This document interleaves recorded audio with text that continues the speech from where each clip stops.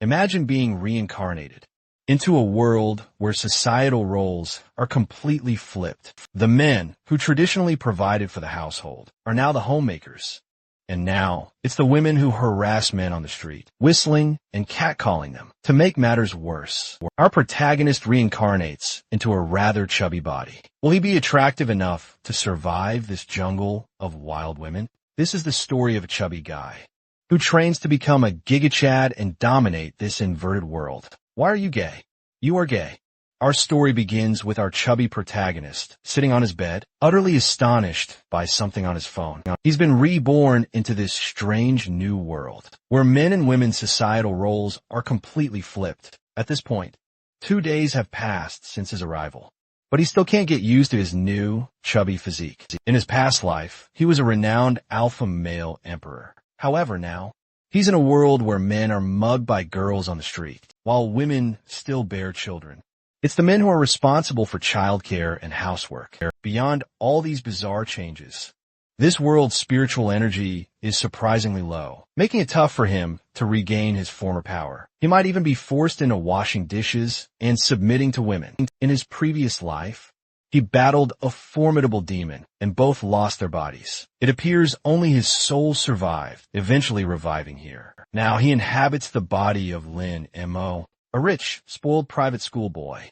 Deep in thought, he wonders if that demon also revived. He must live as Lin M.O. until he regains his full strength. That's why even an emperor needs to attend school. Looking around, he figures his new family isn't too terrible. Still, this house is smaller than his last fish tank. His memories suggest his parents died in an accident, and his grandmother is in the hospital with advanced Alzheimer's. After he was abandoned, his distant aunt became his guardian, and his family moved along with her. Before he knew it, everything he owned was already in his aunt's possession, and his quality of life had significantly decreased. As he walks through the house, the boy approaches a table. The one with the hair that looks like a cow licked it is named Ingjun, and the other is Zishuan. The boy's aunt suddenly appears, saying he arrived just in time to discuss his studies, and that Yin Hui was absolutely right. He even mentioned that school was a complete joke. Hearing the name, his aunt casually dropped. The boy's demeanor turned thoughtful. Deep within his body's memories, his grandmother had arranged a wedding before her Alzheimer's, and the girl's name was shockingly identical. However, she was completely shocked when she learned about it, disdainfully asking how he dared to go out looking like that. As he crossed the street, he was tragically struck by a truck. When that happened, his aunt immediately canceled the wedding, thinking that it was absolutely incredible because the emperor of his generation will have to marry someone from this world, and all by another woman's decision. Still in the kitchen, his aunt asked if he was even listening. The boy simply stated it was nothing, telling her not to arrange any more marriages for him. Observing Lin's expression closely, the woman mused that he seemed strikingly different. Unexpectedly, an inexplicable sense of tyranny emanated from him. Then, Lin took his seat at the table, thinking he hadn't had an appetite since starting his diet, but for this body not to starve. He decided to take it easy, picking up a piece of food. He thought it smelled surprisingly good. Then his cousin asked why he wasn't going to study abroad, since his classmates knew how much he expressed his love for others. Lin wondered why he would ever need to talk to those mere insects, when this emperor had reigned for thousands of years. Yet, he now had to play the role of a normal person. He said he wouldn't go now because he was happy with that school. The boy declared it didn't matter which school he attended, as long as he achieved good grades. Continuing to eat, Lin thought he didn't want to talk to him. An hour later, the protagonist was in a car, and the driver informed them that they had arrived. His cousin, in turn, asked Lin not to get out with him. With a look of pure disdain, the protagonist watched him leave. The boy, visibly scared by that look, then got out of the car, utterly frustrated. Next, Lin found himself in front of a grand building, mentioning that the architecture of this world was truly excellent. However, there were certainly some issues. Each of those men stood out far too much, flaunting their pale legs and even making gestures like girls. But at least the women seemed relatively normal. In the background, 2 girls were teasing the protagonist's brother, exclaiming that his legs were absolutely beautiful. With utter disdain, the boy found it so repulsive he nearly vomited, but he decided to put out of his mind. After all, he didn't know if that demon was still alive. Plus, he needed to fortify his body before she reappeared. As he strolled through the school, Lin spots his classroom in the background. Someone seemed to be mocking our protagonist, saying his fiancée was right there. His wife was sitting at a table, chatting with two other girls, observing our protagonist. She didn't seem too pleased by his presence.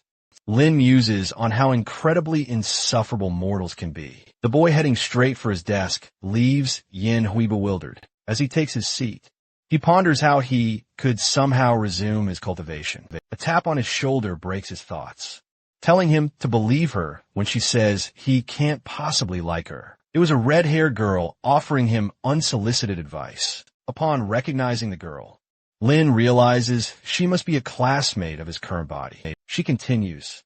The girl questions how he could possibly like someone from class 2. Seeing Lin remain silent, she figures she's talked too much, suggesting there was still a glimmer of hope with Yin Hui, who might like him if he shed a few pounds.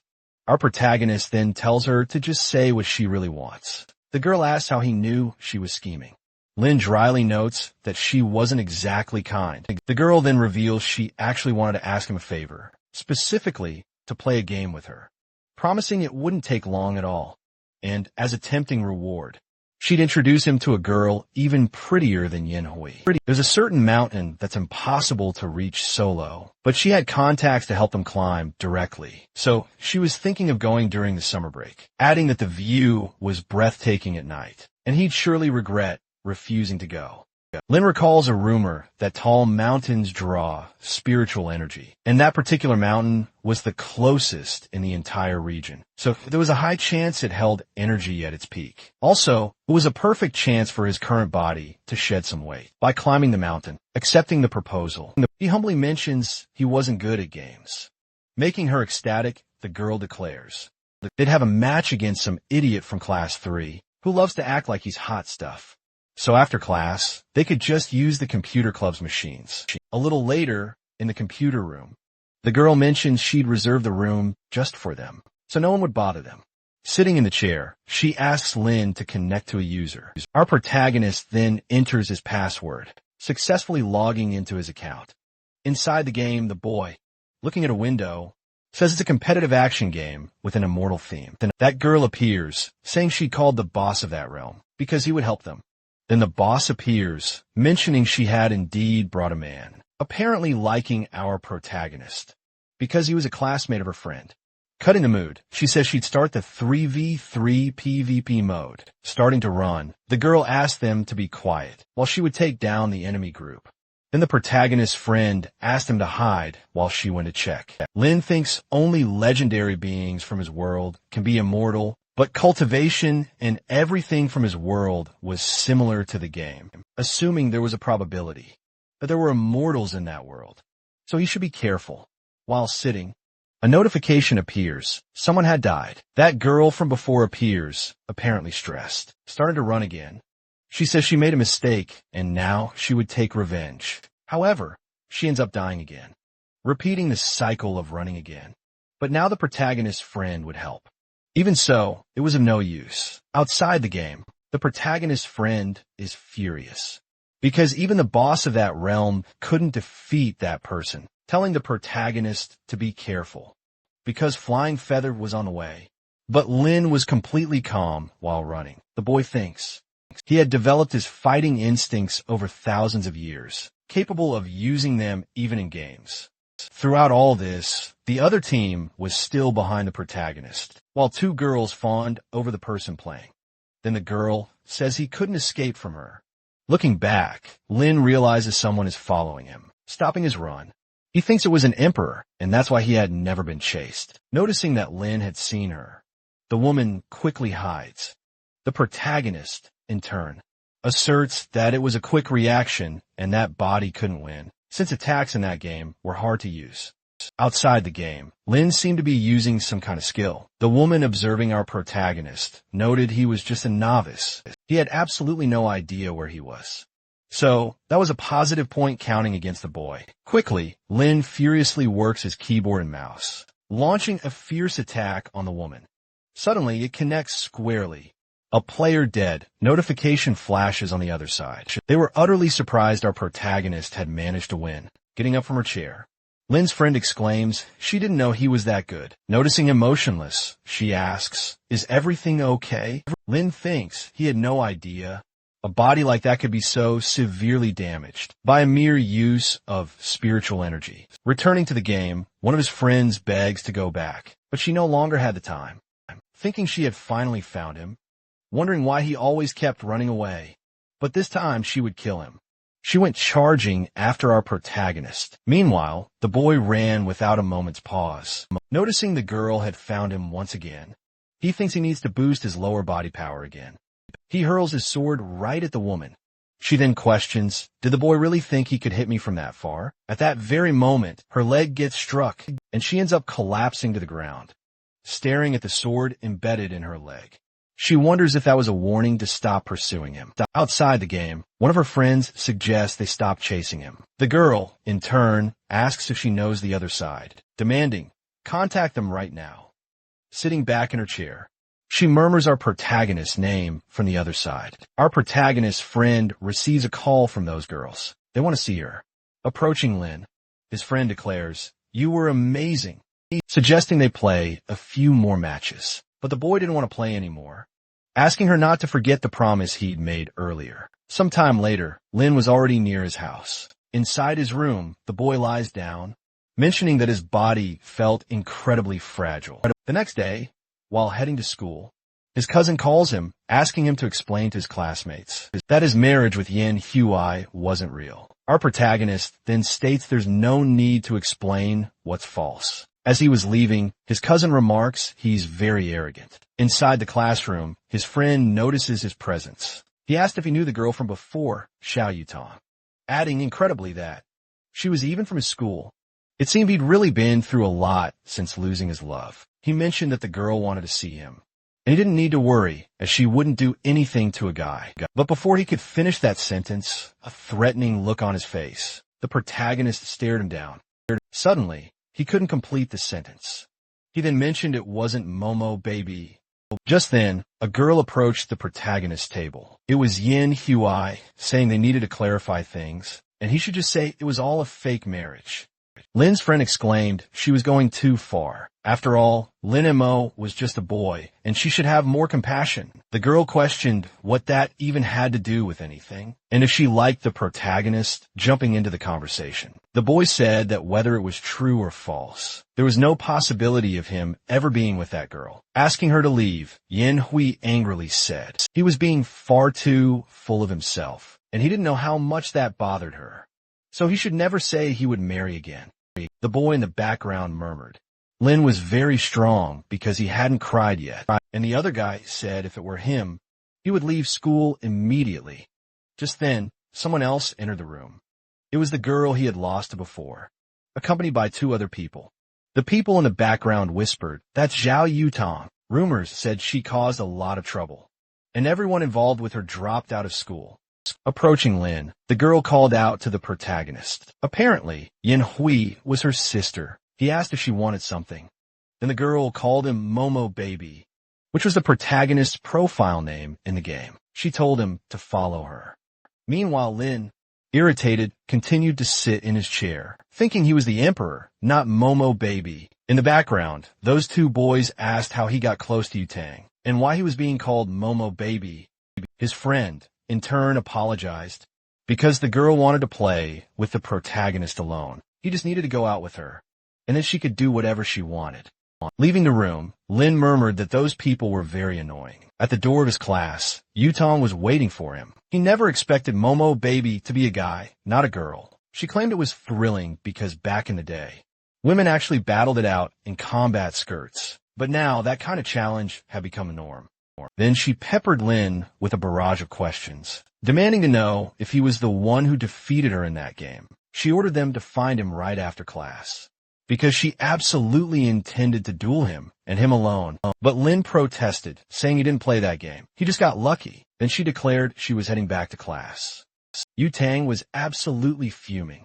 She wondered if that boy had no idea who she was. Then the other girl chimed in, saying it was no surprise. Lin wasn't scared of her at all, since her heart had been hardened by being abandoned, devoid of love. Yu Tang, in turn, commanded her to bring the boy at noon. Back in the bustling classroom, a group of curious boys immediately pestered him about what Yu Tang had said. His friend suggested that girl was totally smitten with the protagonist, so she just wanted to play with him and him alone. He told him not to worry his head about it, because she would personally take him to Wuzhou Mountain on the weekend and even arrange for some girls to be there. With a sharp, warning gaze, Lin told her not to bring anyone else, imagining all sorts of supposedly illicit activities. The poor girl felt utterly mortified. She blurted out various excuses, insisting he shouldn't be interested in her. Just then, the other girl suddenly appeared, announcing that Yu Tang was impatiently waiting for the protagonist. However, Lin was nowhere to be found in the classroom. Meanwhile, in the bustling cafeteria, Lin was devouring his meal, while people in the background teased him relentlessly, chiding him for eating far too much at the reception. The boy then asked the man to wrap his food up for the journey. As he left the noisy cafeteria, the protagonist mused that he still hadn't quite gotten used to this clamorous world, and that he really shouldn't let it bother him.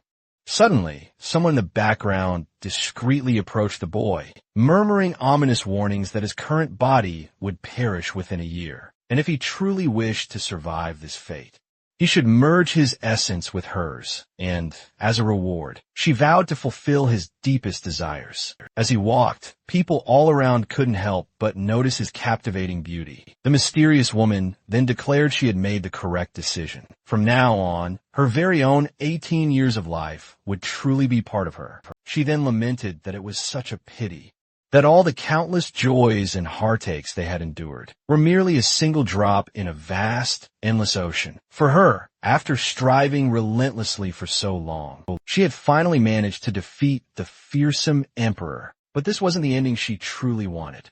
Now, her only option was to resurrect the demon world. However, the emperor always had countless tricks hidden away. He wouldn't be so easily defeated. Therefore, she had to proceed with extreme caution. He might have already slipped into that world. Apparently, he found that world quite intriguing. In the demon world, she had never earned her father's approval, no matter how relentlessly she tried.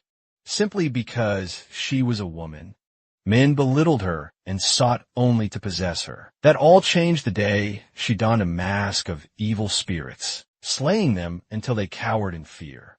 Yet in this new place, men were at a disadvantage, and her cultivation wasn't half bad, even if spiritual power was a rare commodity.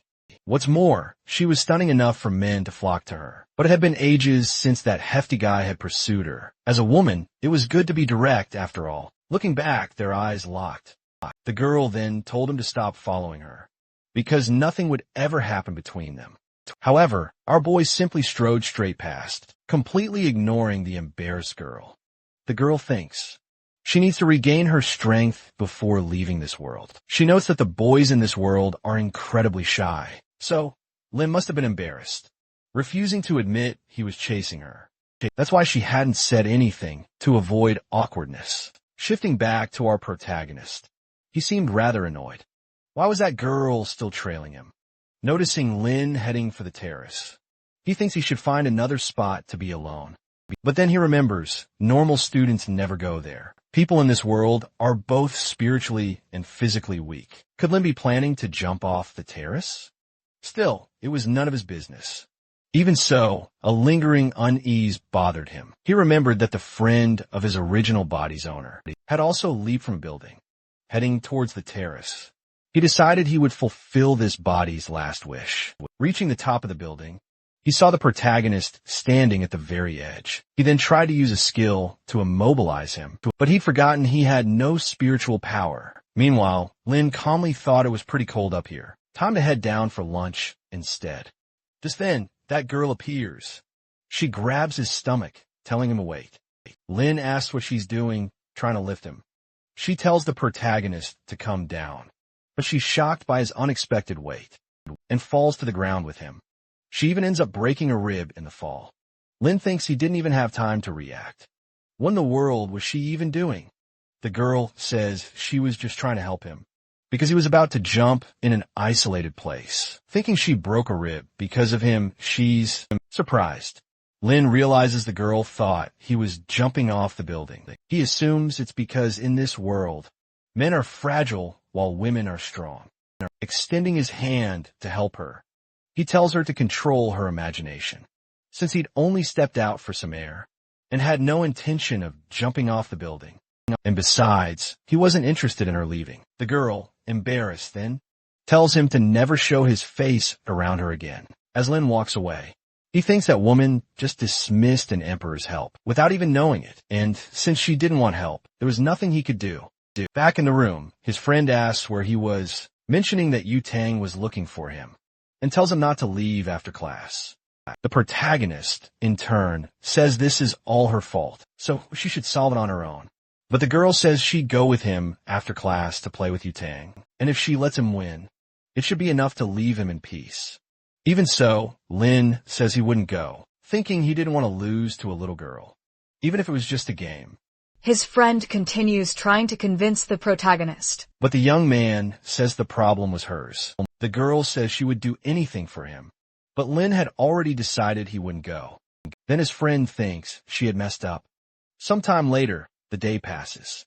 Getting up, the protagonist says it's time to leave, and shouldn't forget his promise on Wuju Mountain. As he leaves, Lin remembers something, recalling that he had fallen on that girl, wondering if she was okay.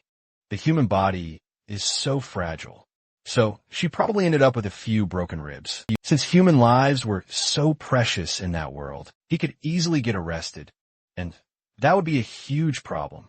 Looking for the girl, Lin thinks he should check on her. Meanwhile, she was still stuck on the terrace, claiming her body was incredibly weak and she couldn't get up. Moreover, it was super windy and she was starving. She even considered screaming for help, but she wouldn't do that, even if it killed her. She never expected this to happen. An invincible demon who once defeated the emperor was brought down by some random fat guy. Just then, someone approaches the girl. Realizing it's Lin, the girl questions why he came back, kneeling. The protagonist observes her closely, thinking she clearly wasn't doing well. Then he places his hand on her back, telling her she'd broken a few ribs, and mentioning she was very weak and needed to exercise. But the girl insists that only happened because of him. While Lin takes off his suit jacket, the Empress, utterly embarrassed, asks what the protagonist intends to do, covering herself. The young man mentions how windy it is on the terrace, asking her to wear. Making a call, he says he's going to summon an ambulance. But the Empress says she doesn't need his jacket. The protagonist already knew she didn't want to wear his jacket because she was self-conscious, but reminds her body was fragile and she could take it off when the ambulance arrived. However, for the girl, it wasn't for that reason at all, as she didn't expect the protagonist to be so kind. This world has a unique beauty standard for men, thinking she didn't know why Lin had helped her, but she'd keep a close eye on him anyway. Sometime later, the ambulance finally arrives. While the Empress was being loaded onto the stretcher, two girls noticed the commotion. Embarrassed, the girl thinks she'll never forget that day. That night, the protagonist was already entering his house. His cousin asks why Yutong had come to talk to him. Then Lin says he's only going to say this once. Zixuan, in turn, thinks that fat guy had a sharp look, mentioning he'd been more aggressive lately, saying that Yutong must not have gone after him of his own will, and must have gotten into some serious trouble. Because of that, he'd ask his mother to kick him out of the house. Then Lin questions what exactly he's talking about. He declares this is his house. Zixuan raises his hand, ready to slap the boy. He claims the boy was practically begging for it. Lin catches his hand, squeezing his arm tight. He scoffs, thinking Zixuan is incredibly weak. So pathetic, it's not even worth his time. Collapsing to the ground, the boy wails in pain. He threatens to tell his father Lin hit him. Suddenly, his father storms into the kitchen. His father demands to know how he dared hit his cousin. He vows to deal with Lin himself, but Lin effortlessly blocks him. The protagonist also catches the man's hand, and shocked that Lin Mo stopped him so easily. Lin, in turn, offers a piece of advice. Never mess with him. The man starts crying. The guy sobs, calling Lin an abuser. He immediately calls the protagonist's aunt, complaining that Lin is causing trouble. The aunt arrives in the living room. She immediately tells them to quiet down. Gazing at Lin, she senses something different about him. She declares she doesn't want to know and simply tells Lin to apologize to her uncle. Lin, however, thinks she's the first to demand an emperor apologize. He wasn't wrong, so he won't apologize. She counters that if he doesn't apologize, he won't receive his vacation allowance. But the boy scoffs, saying he doesn't need it. Entering his room, Lin wonders if she was talking about money. He recalls that without money, there's no way he can go to Wuju Mountain. There's nothing to sell in this house. Plus, he has no savings. He considers selling some clothes and shoes. Lin opens his computer, surprised a buyer appeared so quickly. 3 girls in the comments are asking personal questions, and if his clothes still had a smell. Shocked, the protagonist thinks he's never been afraid. Not even of demons, but these women genuinely scare him. Even so, he'll sell them to make money. He wonders why money is his first problem. He should be focusing on recovering his strength. The body is the foundation of cultivation. And if he could just absorb spiritual energy, money wouldn't matter. A few minutes later, the boy is completely exhausted. And without spiritual power, his body simply can't take it. So he must forge his body from scratch. Then he gets a call from his friend, who wants to discuss Wuju Mountain. She mentions her friend plans to go there, and wonders if another day would be better. Lin assures her it's no problem. They can go anyway. The girl then reminds him the bus leaves in the morning, so they better not be late tomorrow. Our protagonist heads to the table for breakfast. Zixuan asks why he's up so early, and if Yanhui didn't invite him out. However, the boy remains completely silent. His cousin, lost in thought, questions his silence, wondering if he's plotting something. She tells him he can keep eating like a beggar, because his bus has already arrived. Near the bus, Yanhui calls out to the boy, saying she's scared and they need to get in quickly. Inside the bus, she claims Lin has been different since she rejected him, mentioning that just last night, she even pushed him while arguing with her father. Yanhui, in turn, declares she always knew bringing Lin to Wuju Mountain was a bad idea. She claims he'd go too, and the other girl retorts, he looks like a whale's pacifier, so he wouldn't be able to climb at all. Then, our protagonist's friend appears, reminding them they're in the same class, and shouldn't talk about him like that. The girl thinks she didn't expect Lin to show up, but he wasn't afraid of Yanhui. So, she decides to stay with him, so he won't feel alone. Just then, Lin appears on the bus. As he heads to his seat, Yanhui stops the protagonist, asking why he pushed Zixuan, and interfering in the conversation. The protagonist's friend quickly interjects, saying it must be a misunderstanding, because Lin is such a calm person. She calls the boy to come to the front of the bus, because there's a beautiful view there. She asks the driver to stop at the next spot, to pick up one more person. Our protagonist, in turn, hopes that once they reach Wuju Mountain, he won't be disappointed. Looking to the side, he notices a girl riding a motorcycle. She abruptly stops her motorcycle right in front of the bus. Suddenly, the bus is forced to slam on its brakes. Removing her helmet, it's none other than Yu Tang. The protagonist's friend immediately gets nervous, fearing she stopped the bus just to go after Lin and Mo. Getting out of her seat, she says she'll talk to her. She questions what she's doing there. And Yu Tang says she was looking for that chubby guy. Noticing Lin, the girl mentions that if it weren't for his size, she never would have noticed him. Then everyone starts laughing at the protagonist. Yu Tang tells him not to go to Wuju Mountain, and that it would be better to go with her to play video games. If he does that, he could even get his girlfriend back. But the boy didn't want to hear it. He asked her to leave him alone. Then Yu Tang asks if she was bothering him, thinking that if it weren't for him, she would never have lost even once in her life. She questions whether he'll go with her or not. Then Lin seems surprised.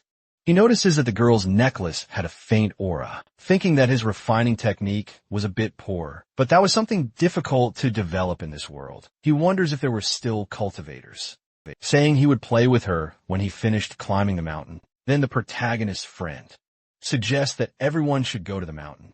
Yu Tang asks if Lin was really willing to climb that place. It seems he wasn't popular besides being fat, so she would watch him try to climb that mountain. Meanwhile, another guy appears, saying he had space in his seat, suggesting she sit next to him. But the girl didn't want to know, calling one of her friends to watch her motorcycle. She questions if Lin had that game to play with her. Now, however, the protagonist says that if he won, He wanted something in return. Accepting the offer, Yu Tang says that if he lost, he should be her servant forever. She ignores another guy while talking to Lin. Then the other man asks Zishuan if Lin was good at games, and why Yu Tang insisted on playing with him. Zishuan, in turn, thinks he had no idea what was happening, and that the protagonist was a nuisance. Returning to Lin, the boy was playing that game with Yu Tang from before. Noticing an opening, he prepares an attack. Yu Tang is surprised because he was trying to attack him at high speed, receiving the attack head-on. The system informs them that the victory belonged to Momo Baby. Out of the game, Yu Tang still couldn't believe he lost, questioning how he managed to have such incredible precision. But the protagonist says that every movement he made was calculated. And this game? It's incredibly easy. The girl immediately thinks he's a genius. But little does she know, he's secretly using his cultivation to boost his brain power. Since Lin won, she's told to ask for whatever she wants. Lin, in turn, asks for a whopping 10,000 in cash. Yu Tang asks if that's all, boasting he can always just force his ex-fiancée to come back to him. He even suggests Lin become his training partner. From today, completely ignoring the girl. Lin still insists on the transfer, thinking she's secured the money to forge that body. Taking out his phone, Yu Tang makes the transfer. And get this, in addition, he adds his phone number, demanding she answer if he calls. But she absolutely must not call him or give his number to anyone. The protagonist thinks, even as an emperor, he'd never encountered arrogance quite like hers. Getting up from her chair, the girl declares there's simply too little space. She orders Yin Hui to move forward, leaving the other girl incredibly nervous, thinking he's doing this after all her effort to sit next to Zishuan. Getting up, Yu Tang tells her to hurry up. Yin Hui considers reprimanding her sister, but can't do it in front of everyone. Then Zishuan says Lin wanted to tell her something, and that she should really see what it is. Getting up, the girl walks toward the protagonist. In his thoughts, the boy is thrilled because he gets to sit next to Yu Tang. He tries to introduce himself to the girl, but Zishuan is sharply cut off by Yu Tang telling him to shut up, thinking that if she'd known that boy was so unbearable and wore so much perfume, she would have preferred to sit with the protagonist instead. Arriving at Wuju Mountain, the students are utterly shocked by how incredibly high it is. Then, the protagonist's friend instructs everyone to follow and not fall behind. Half an hour later, Lin Mo observes those boys, thinking they're much worse than him. When he eventually recovers his powers, he vows to punish them every single day for centuries. The protagonist's friend, noticing no one is helping him, thinks she can't help because if someone saw her with him, she might just end up getting strange looks. 20 minutes later, Lin Mo is still struggling up the mountain, thinking he just can't go on because he has the least stamina in the entire group. Those boys seem quite delicate though, but were actually in surprisingly good shape. Noticing Lin was really hitting his limit, his friend thinks that, since she was the one who dragged him to this place, she should help him, questioning if he needed a hand. But Lin Mo tells her she can continue on her way, because he could still keep pushing forward, thinking this exhaustion was absolutely nothing, compared to what he endured in his previous life. The protagonist's friend wonders why she was putting in so much effort for this. She says she'll go ahead, and if he can't climb anymore, she could let her know. The people in the background are surprised, because the protagonist had already made it halfway up. The other boys, already completely exhausted, couldn't continue their climb up the path. While contemplating giving up entirely, Lin Mo, with unwavering determination, continues his relentless climb. Near the top, the protagonist notices a group of people coming back down. The other girl is utterly surprised, because he managed to get there alone and was so incredibly resilient. The protagonist's friend, saying it's incredibly high, thinks they should go back and head to a restaurant instead. However, Lin says they can go because he will reach the top. Irritated, his friend questions if he has a death wish, but the other girl tells her to just let him go. 20 minutes later, the boy finally reaches the top of the mountain. Yu Tang, who is already at the top, is surprised that he actually managed to climb it. But it was a pity he fell behind most of the time, and by the time he finally managed to climb, the others had already come back down. Besides, he was alone the whole time. Looking up, the boy observes the twinkling stars, thinking that up here, there was an abundance of chi. Although it was little to fully recover his power, at least he could start his training. With that, he would already be ahead of that venerable demon, as long as there was an opportunity to train. No matter the time, he would always go back up there. Then Yutong puts a hand on his shoulder, asking what he was doing, and the protagonist says he was just looking at the scenery. The girl thinks he's very annoying, besides speaking so little, and the protagonist, in his thoughts, affirms that in his world as an emperor, he would have killed her several times over. Then, Yutong tells him to get down because that place was hers. Now Lin mentions that he's very tired, so she should help him get back down. Yutang declared she wouldn't bother him again that day. She then handed a snack over to our protagonist, and from that moment on, she'd be his companion. Feeling bored, she decided to head down first. As he opened the paper, he realized it was just leftovers from the girl's snack. He mused that in his previous life, he'd consumed countless beast corpses, so this was absolutely nothing special. Sitting down to meditate, the boy thought he should begin by cleansing his marrow. Sometime later, as dusk began to fall, the protagonist's friend called him, asking if he was really not coming back. Lin Mo replied that the place was quite pleasant, and he'd be staying there for the holidays. While playing with his phone, he decided to inform his aunt. He called her without any ceremony, immediately stating he'd be gone for a few days over the holidays. After hanging up, the attendant asked how he could assist our protagonist. Our hero then asked how much a single room would cost for 2 months. The man quoted him 8,000 yen. And so, Lin Mo continued his rigorous training throughout the holidays. Day after day, he tirelessly climbed the mountain. The training was intense, but the rewards would be well worth it. 2 months quickly flew by. The protagonist's friend informed him she was arriving and asked if his bags were packed. She thought about how she hadn't been able to reach him at all during the holidays. Because of that, Yutang had constantly bothered her. That's why she had to take him to Yutong, no matter what. Meanwhile, Lin Mo gazed at himself in the mirror, reflecting that after 2 months, the spiritual energy in his body remained surprisingly weak. Despite looking like a total Giga Chad, he resolved to continue acting as a mediocre student. A little while later, the protagonist's friend exclaimed she'd finally found him, but when she actually looked at the boy, she was stunned by his sheer beauty. She instantly assumed she'd mistaken him for someone else. She even started picturing a family with this dazzling man. With a look of slight remorse, the protagonist noticed the girl staring at him. Embarrassed, she began to back away. She thought the protagonist must surely think she was a total pervert. Then Lin Mo called out, asking where she was going, because she hadn't made a mistake. The girl then asks if he was a friend of Lin Mo's. However, he claims he is Lin Mo. Still, she can't bring herself to believe him, assuming it was just a coincidence of names. But the protagonist simply says he'd only lost some weight, asking why she looked so shocked. But the boy had changed so much. He was completely unrecognizable. Picking up their bags, Lin declares it's time to leave. The girl then realizes from his cold gaze and demeanor, this was undeniably Lin Mo. She wasn't dreaming, and he'd changed so much, affirming that it had all been worth it, since she hadn't treated him poorly in the past.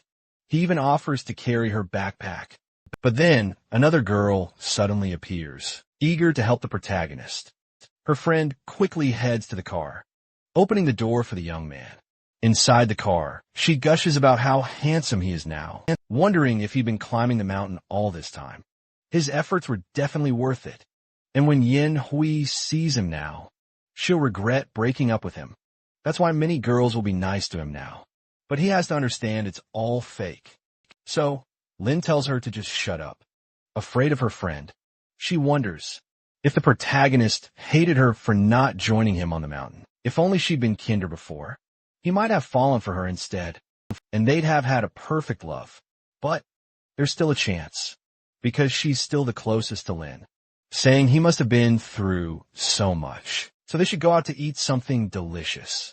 But the boy just wants her to take him home. Sometime later, the young man is already home, and his friend says she'll see him in a few days. Then the other girl asks, aren't you taking the protagonist to see Yutang? But Yin Chu says she won't take him anymore. thinking she couldn't lead a beautiful lamb to the wolf's den. The only thing she needs to do is use Lin's account to play. Then Lin Mo finally enters his house. His whole family is shocked by his appearance, asking who he is and how he got inside. But the boy says he's Lin Mo and just lost weight. Even so, Zishuan can't believe it's him, even after losing weight. He shouldn't be this handsome. Then his mom tells him to stop shouting. She even asks if the boy got any surgery done. The boy quickly points out that she had all his money, so there's no way he could have done that. He then asks if he'll receive his money this semester. His aunt says she'll cover all his expenses and even buy him a brand new uniform. But if he ever does anything bad to his cousin or uncle again, she won't give him another single cent. Lin stands up, declaring he's already satisfied. His aunt thinks he truly is the protagonist. The very next day, the young man is in a car with his cousin, heading to school. Zishuan asks why the driver is going so slow this time. Then the girl says she'll go faster, thinking she just can't help but stare at the protagonist, because he's so incredibly handsome. That's why she just wants to keep watching him. Then Lin steps out of the car. Everyone around is instantly captivated by his beauty, wondering who is that boy. His cousin, feeling a pang of jealousy, questions why Lin is attracting so much attention. She notices girls are even taking pictures of him. The young man thinks something isn't quite right. Soon after, he enters his classroom, heading straight for his chair. Another girl wonders if he's a new transfer student. Lin, for his part, thinks he's simply just lost weight. But just from that, he's already a bit better than usual. However, normally, he wouldn't attract this much attention. He questions if it's because of his aura. At the classroom door, a commotion is already brewing. Yutong, holding the protagonist's friend, says she'll give them 3 minutes to bring that fat guy to her. But Yinshu says there's no fat guy anymore. The girl warns she'll regret continuing to lie. Then Yinshu says she'll tell them where Lin is, pointing her finger directly at the protagonist. She declares he's Lin. He just lost weight over the holidays. Observing the boy, Yutong seems completely unconvinced. Curious, she states, that guy could never be Lin, but Yinshu is telling the truth. The protagonist, for his part, confirms the girl isn't lying, saying he can train with her whenever she wants. And to meet after class, Yutong then asks, "Who are you again?" Yinshu declares he's Lin, and he lost tons of weight over the holidays, all from climbing Mount Huzu. In her head, Yutang wonders if he's truly the same boy, questioning if he was really that chubby kid. Meanwhile, the boy begs her not to call him that ever again. Yet, noticing his voice and mannerisms are identical, she confirms it really is Lin. She proclaims it doesn't matter if he's fat or thin, because he'd better wait for her after class. Yinshu clarifies someone else played with her before, and Lin just joined to complete their group, which is why the protagonist wasn't great at games. With a menacing glare, Yutang stares her down, asking if she dares claim Lin can't play. She mentions that just yesterday, she used Lin's account to try and trick her. And for that, she's the most arrogant person to ever try that. As she leaves, Yinshu demands an explanation, thinking Yutang will never let her live this down now. Two girls pop up, asking how she knew it was Lin, even if it is the boy. There's no way he could have gotten so handsome. He totally must have had plastic surgery. Then the teacher arrives, telling everyone to take their seats, because she's about to start class, saying she's curious about their holidays. However, she ends up utterly stunned, questioning who that student in the back is. Yinshu, raising her hand, declares it's Lin, who lost weight over the holidays. The surprised teacher says he's changed so much and must have worked incredibly hard, asking if the boy doesn't want to sit in front this semester. A girl quickly shouts no, mentioning Yinshu promised they'd switch spots with her. The other girl adds she grew a lot during the holidays, so she should also go to the back. Yinshu thinks they're trying to steal her seat, but she won't let that happen. The teacher, telling them to stop arguing, says the first person to change seats will be Yinshu, as two girls pull her from her seat. The protagonist's friend pleads to let her stay put. Another guy asks Yishuan if Lin got plastic surgery to become so handsome. And the boy replies, there's no other way it happened. The teacher says odd numbers will stay put, and even numbers will switch with adjacent ones, announcing that Li Zhong will sit with Lin. Another girl asks if Zhong would really sit with our protagonist. Then, the girl states confidently, it was fine, as she couldn't let Yun Su snatch him away for herself. Peering at his classmate sitting beside him, our young man realizes this classmate is a bit chubby, but also calm and quiet. Because of this, no one would be around to disturb him. Meanwhile, Yin Su sits up front, crying her eyes out for leaving her seat. Suddenly, Lin Mo stands up from his seat. A whole gaggle of girls immediately starts flattering our young man, claiming they'd be absolutely exhausted if they had to climb that mountain every day, and another even asks if he could give some advice to her brother. Yin Shu thinks they're all fakes, remembering that when Lin was chubby, absolutely no one talked to him, claiming that unlike her, she had never treated our protagonist badly when they first met. Lin, in a chilly tone, tells them to get out of his way quickly. The girls quickly make space, and the other girl blurts out, our protagonist looked incredibly handsome when he had that attitude. Noticing Zi Xuan looking stressed, the girl smirks, mentioning he was jealous. But it wouldn't matter, because they all preferred Lin anyway. Cutting back to our protagonist. Our young man is now inside the bustling cafeteria. A girl waves at him cheerfully, saying he could sit in her place since she had to leave. But Lin quickly declines the offer, thinking he wasn't sure if it was truly safe near those mere mortals, and even mentioning that the eyes of those women were nothing less than utterly deceitful. In the background, Yanhui questions if he was really the protagonist. Zi Xuan asks if she regretted breaking up with him, now that he was so incredibly handsome. And the girl coolly replies that she wasn't that superficial. Then another girl appears, declaring she wanted to go after Lin Mo, asking if she could possibly help him, mentioning that it didn't matter if he had surgery or not, because she always liked him for his personality.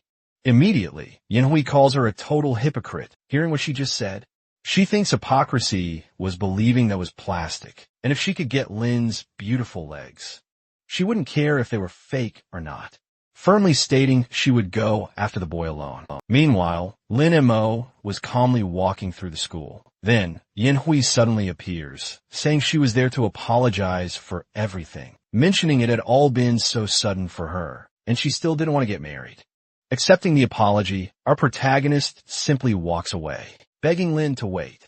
The young man coolly questions if there was anything else to say, affirming that he truly felt sorry for everything he had said. Lin, continuing to walk, makes Yanhui wonder why he had that cold reaction, supposing she must have been the reason for his change. Outside the school, Lin Mo hopes there is no one on the rooftop. While walking, he encounters the girl who had broken her ribs, wondering if she wanted to steal his spot on the terrace again. Looking back, the girl realizes Lin had been following her for some time, mentioning that he resembled the protagonist, but that man was more handsome.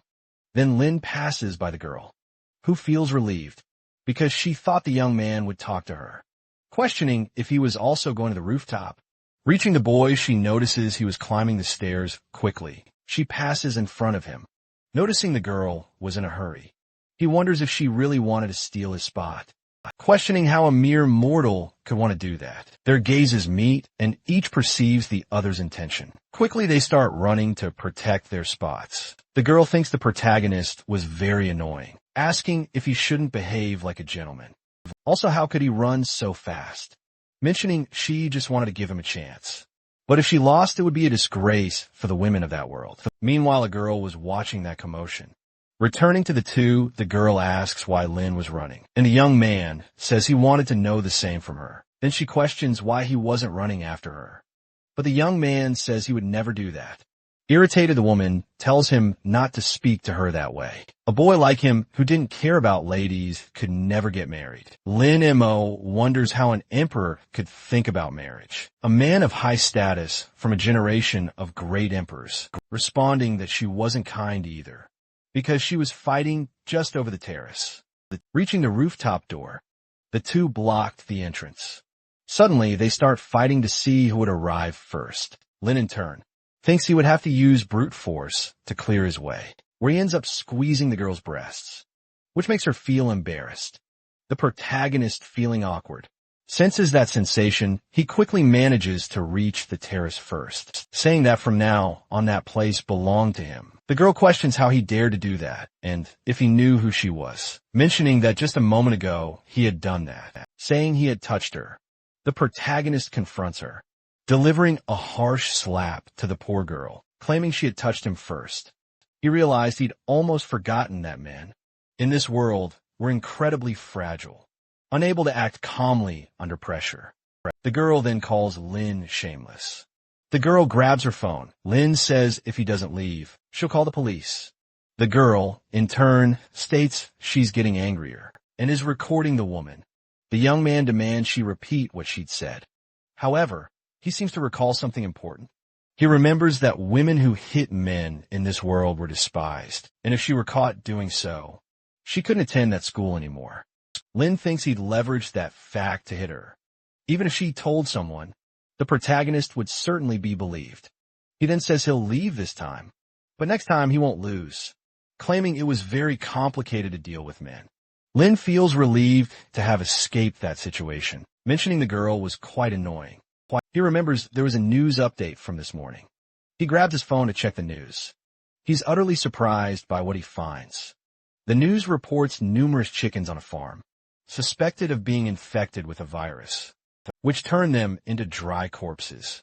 Upon seeing the chicken, Lin Mo seems to recognize it. He recalls that the demon from before had a sword that would drain any creature that touched it, leaving nothing but bones. But in his final battle, that sword had exploded.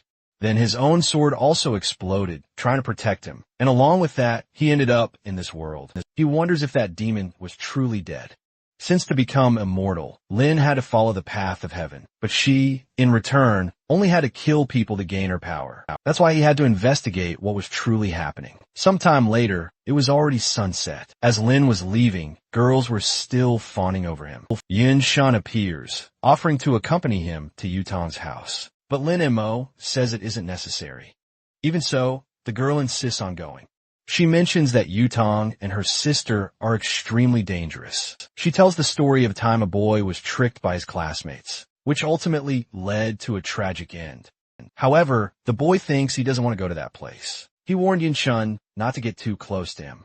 But the girl claimed he was totally misreading the situation. She enters, clearly surprised, asking if he wasn't planning on meeting Yutong again. He retorts that he had more important things to do. Yin Shu confronts him, asking if he didn't know she'd been looking for him all vacation. The young man dismisses her, saying they'd discuss that later. The girl, in turn, tells him not to worry, because she'd explain everything to Yutong tomorrow. She remembers that if she helped him now, Lin might actually end up thanking her. Meanwhile, the young man was already inside a car, thinking that farm was located outside the city.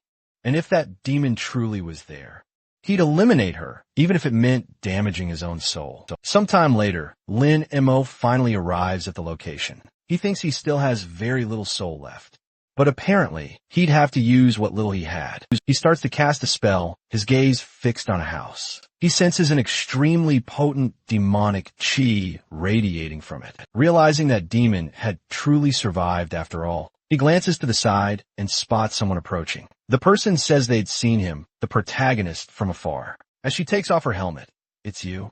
Tong, who immediately asks what he's doing out in the middle of nowhere. Lin, in turn, inwardly wonders how she even got there, thinking there's no way this could just be a coincidence. Meeting like this, out in the middle of nowhere. She explains she'd called a taxi to take her home. But halfway there, she realized it was driving her out of the city, so she decided to just get out of the car. Clearly irritated, the girl asks if he still thinks he's that ugly, fat guy from before. Now that he's handsome, he'll end up meeting plenty of girls who only think with their lower brains. She mentions that handsome young men are often the biggest targets when it comes to human trafficking, and he shouldn't forget to warn someone if he ever gets into trouble. She asks him to hold her helmet, saying she's going to call the police. She then asks if he remembered the car's license plate, but the boy replies that he didn't. With that, the girl says she'll deliver some messages and be right back. Lin, in turn, thinks that Yutong is just a mortal, but she can also track demonic energy. He then notices that she's already returned. mentioning that losing weight was causing her all these problems. She asks him to hand over her helmet. Donning it, she declares she'd rather not stir up any trouble. Still, a wave of embarrassment washes over her. She can't help but think the boy is way cuter than those bikers. Meanwhile, Lin online wonders if that was a protective helmet, and the girl herself thinks he really was quite handsome. She questions how he ever came up with such a ridiculous idea. She mentions it's his personalized helmet, and if she broke it, he'd just give it away as a prize to those mean girls. He says it only ever gives him headaches anyway. Peering at where the girl was headed, he realizes it's precisely where the demonic energy is strongest. Worried, he decides to check out what's going on. Back to Yutang. The girl appears to stumble into a place she absolutely shouldn't be, where an old lady quickly takes notice. She quickly demands to know who the girl is searching for. Yutang swiftly draws a weapon. She declares the old woman has a lot of nerve not running when she saw her. Desperate, the old lady insists she shouldn't be playing these kinds of games, because it's completely against the law. Then Yutang questions if she's familiar with the law of the demon cultivators. But the old lady claims she's just a simple chicken farmer. Stealthily, she whips a dagger out from her sleeve. Yutang, realizing the woman's true intent, fires her weapon, leaving the old woman's arm bleeding. The old lady immediately begs for her life. The girl remarks that she's quite the actress, but she'll need to be much better to fool her, using a spell that transforms her weapon into a shining sword. Even so, the old lady insists she's no demonic cultivator and has absolutely nothing to do with this incident. Yutang scoffs, saying now she's only capable of refining chickens, but in the future, it could easily be people's turns. She mentions that she's had little cultivation time, but she's still better than any monk. Then the old lady questions how she hadn't noticed that, saying she would go even further if Yutang refined her. Yutang declares that's quite encouraging, quickly advancing straight toward the demon, asserting that the outcome will not change. She plunges her sword deep into the monster's chest. Lin M.O., observing the situation from the background, thinks that energy seems to belong to a demonic sword. Yutang, in turn, seems utterly surprised as her sword has no effect. The girl thinks this energy is completely different from any demonic cultivators she's ever encountered before. Questioning what exactly this creature is, in a matter of moments, the monster lunges viciously at Yutang. She barely dodges, certain that one hit would spell her end. One hit, and she'd be gone for good. The monstrous creature charges a spell in its fist. Then, Yutang quickly whips out a piece of paper. It's a spiritual talisman, hurled right at the monster, but it has absolutely no effect. The demon strikes at the girl once more. Suddenly, she's slammed against the wall, spitting blood. She can't believe she's lost, thinking it's all over. Just then, our protagonist appears to defend the girl. She demands to know what he's talking about, insisting he should just leave this place. Lin curtly tells her to mind her manners, but Yutang just orders him to leave now. The young man uses a skill, and the demon freezes. A surprised Yutang asks why it suddenly stopped. Lin casually replies it's nothing special, just because he's here. As it tries to flee, the demon collapses to the ground. Before the monster, a colossal aura engulfs our protagonist. The girl gasps that the pressure is overwhelming. She can barely breathe, wondering who Lin truly is. Meanwhile, in another place and time, GUI Wan is in the city of Luo Bay. A man declares that Tao gave birth to heaven and earth, encompassing all things. Then, the man looks surprised, questioning why the great bell is ringing. He wonders if this shouldn't be happening, as it only rings for world-changing events. With their master kneeling, his subjects ask if he's all right. The man then reveals that the father of Tao has just reincarnated, returning to our protagonist. The boy asks where the demon went. However, the creature has already lost all its spirit, merely a fragment of the sword, he muses. Still, that doesn't really matter.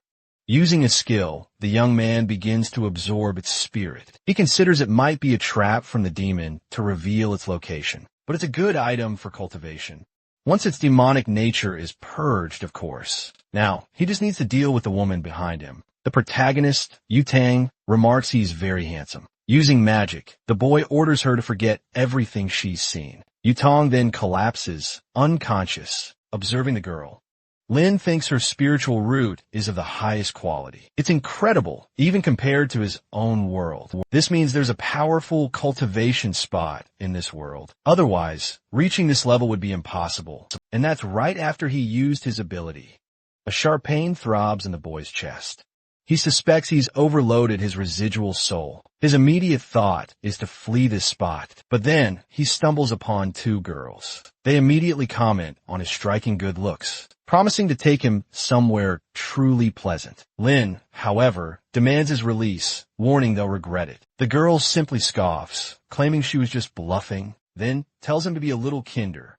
Annoyed, the protagonist realizes his damaged soul means he can't use his full strength touching his face. The woman, meanwhile, boldly declares he must obey her. Suddenly, Yutong appears right behind the duo, sharply telling them to get out of her way. She unleashes a punch at one of the women, who barely dodges. The other woman lunges at Yutong, but the girl skillfully evades and swiftly counterattacks, delivering a powerful kick to the second one, completely knocking both of them out cold. Approaching Lin, she sternly asks why he didn't defend himself, explaining that when facing people like them, he should strike with all his might at their weakest point. The boy, puzzled, asks what exactly a vital point is. Yutong replies it's the chest, then scoffs, asking if he doesn't even know how to defend himself. As she prepares to leave, the girl declares she'll take the young man to her house, just as she's about to remove her helmet. Yutong curtly asks why she'd even take it off, telling her simply to get on the motorcycle. Climbing onto the motorcycle, the two set off towards Lin's house. The protagonist muses that in his past life, grabbing a girl without being in a relationship would be considered complete indecency. But in this world, people don't seem to mind much. Still, this vehicle is incredibly fast. He notes that with his sword, he could actually go even faster. Through the quiet of the night, the two finally arrive at their destination. Lin thanks her for the ride, then asks how much she owes her. The girl just stares, confused, wondering what she's talking about. Then she calls him fatty. She remarks that just moments ago, the boy was terrified. The protagonist instantly asks her not to call him that, but Yutong points out that before, Lin never cared when people called him that. Mid-conversation, the girl suddenly remembers something important, accusing the protagonist of tricking her once more and leaving her hanging, but the boy explains his family taught him to return home right after class since he couldn't walk alone. He reminds her he'd waited for her before. However, Yutong claims he had an emergency. Just then, his phone suddenly rings. Answering, Yutong asks if everything's been handled. They affirm the target possesses incredibly powerful evil chi. Hopping onto his motorcycle, he states he has something important to do as he speeds towards his destination. Meanwhile, the girl pauses at a corner, finding the protagonist's shampoo scent quite bothersome. Back with Lin, the boy realizes he needs to recover. That's when Zixuan gives him a call. She questions if he's stirring up trouble with Yutong again. Yin Hui, chiming in, says the boy just doesn't know how to pick his words, and was trying to imply Yutong was simply stressed. Lin, completely ignoring the two, continues making his way towards his house. Inside his room, the boy settles down by his door, pondering that if he kept using his power, he could potentially damage his foundation. At least, though, he did manage to get a sword fragment he could use for cultivation. Soon after, a knock sounds at his door. Yin Hui appears, claiming she wants to speak with him. Noticing she isn't with Zixuan, he suspects she wishes to be alone. Yin Hui then admits it's not just about his looks, but the more time she spends with her cousin, the more she realizes she likes the protagonist. That's why she wants to apologize for everything she's done, then asks if his grandmother wouldn't want them married. Before she can continue speaking, Lin slams the door shut, begging. The girl desperately asks him to believe her, claiming they would surely get married. However, Lin, as an emperor, didn't want to lower himself to that level.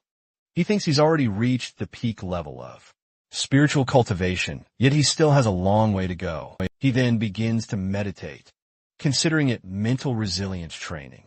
The next day, at Lin's school, a girl invites the protagonist to eat.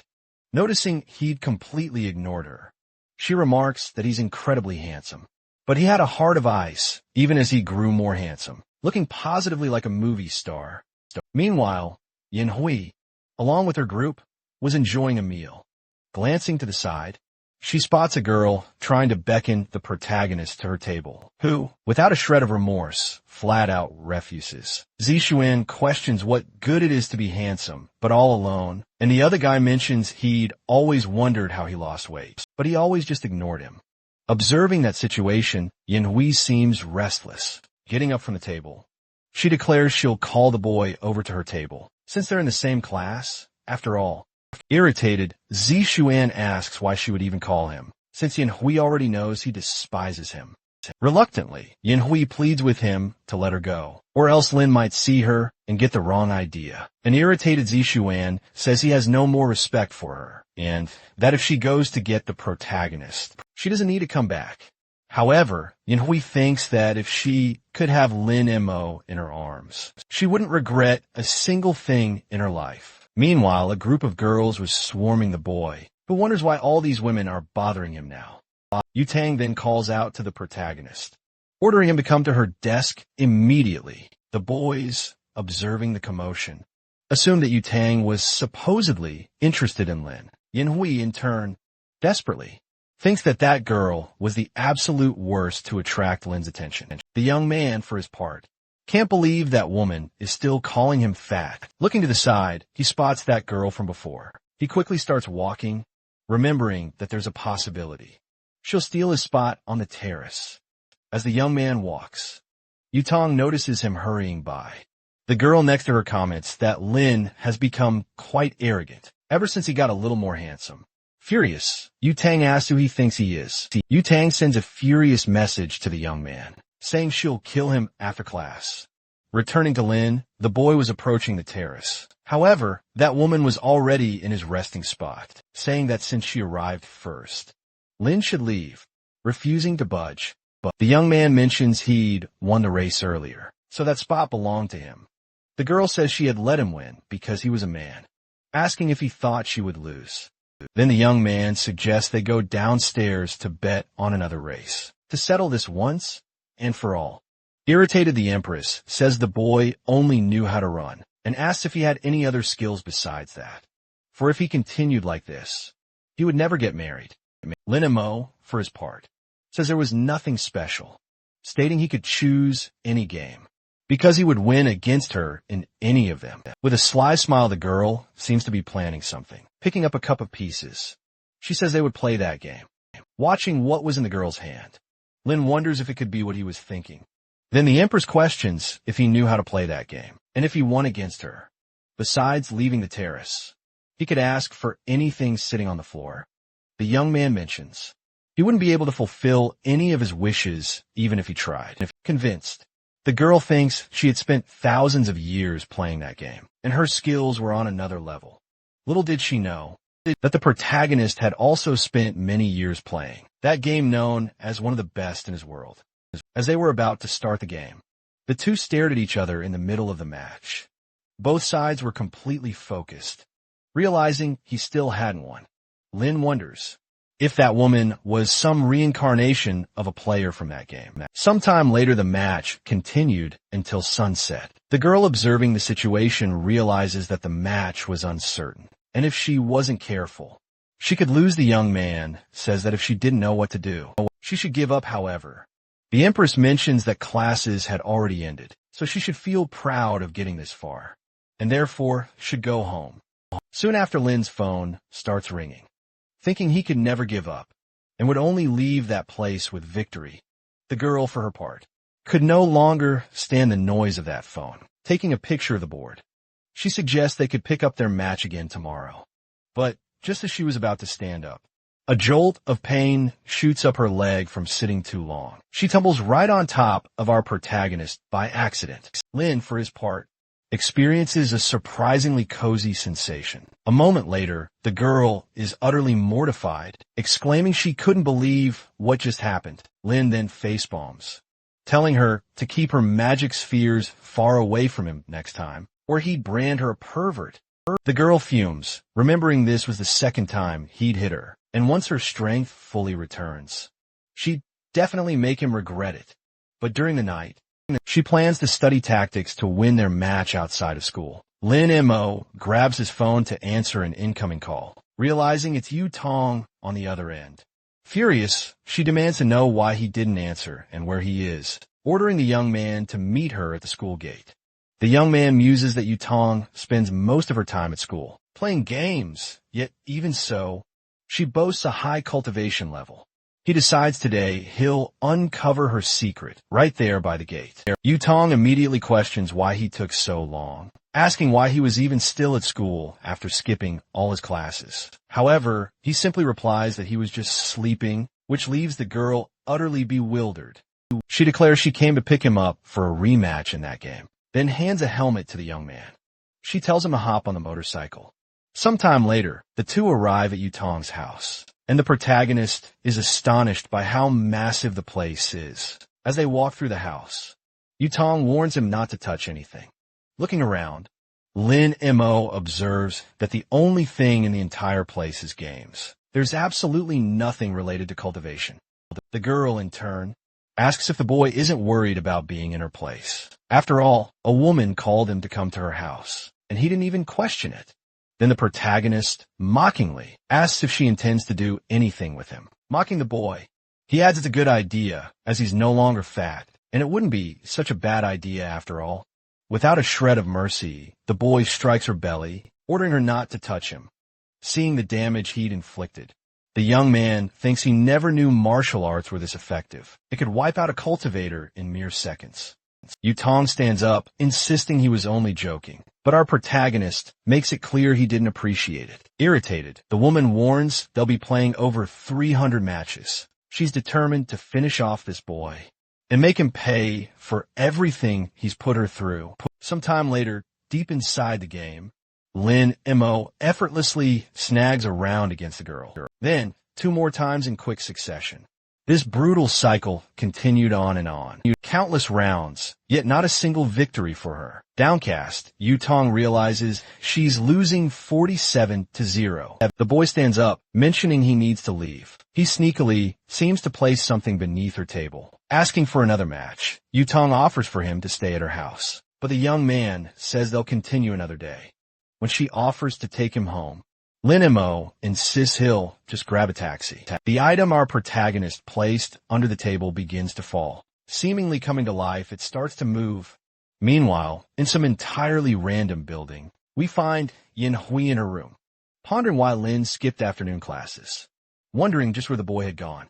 Then she gets a call. Someone tells her to check the message group because something absolutely unbelievable has happened. Glancing at the messages on her phone, she spots a photo of our protagonist with Yu Tang. Enraged, the girl begins knocking everything off her desk. How dare she take her Lin Mo to her house? She even wishes for a motorcycle accident to befall the woman. However, cursing her out wouldn't help one bit. Then, a purple crystal asks if she by any chance wants revenge. She looks around the room, questioning who's there, demanding they show themselves.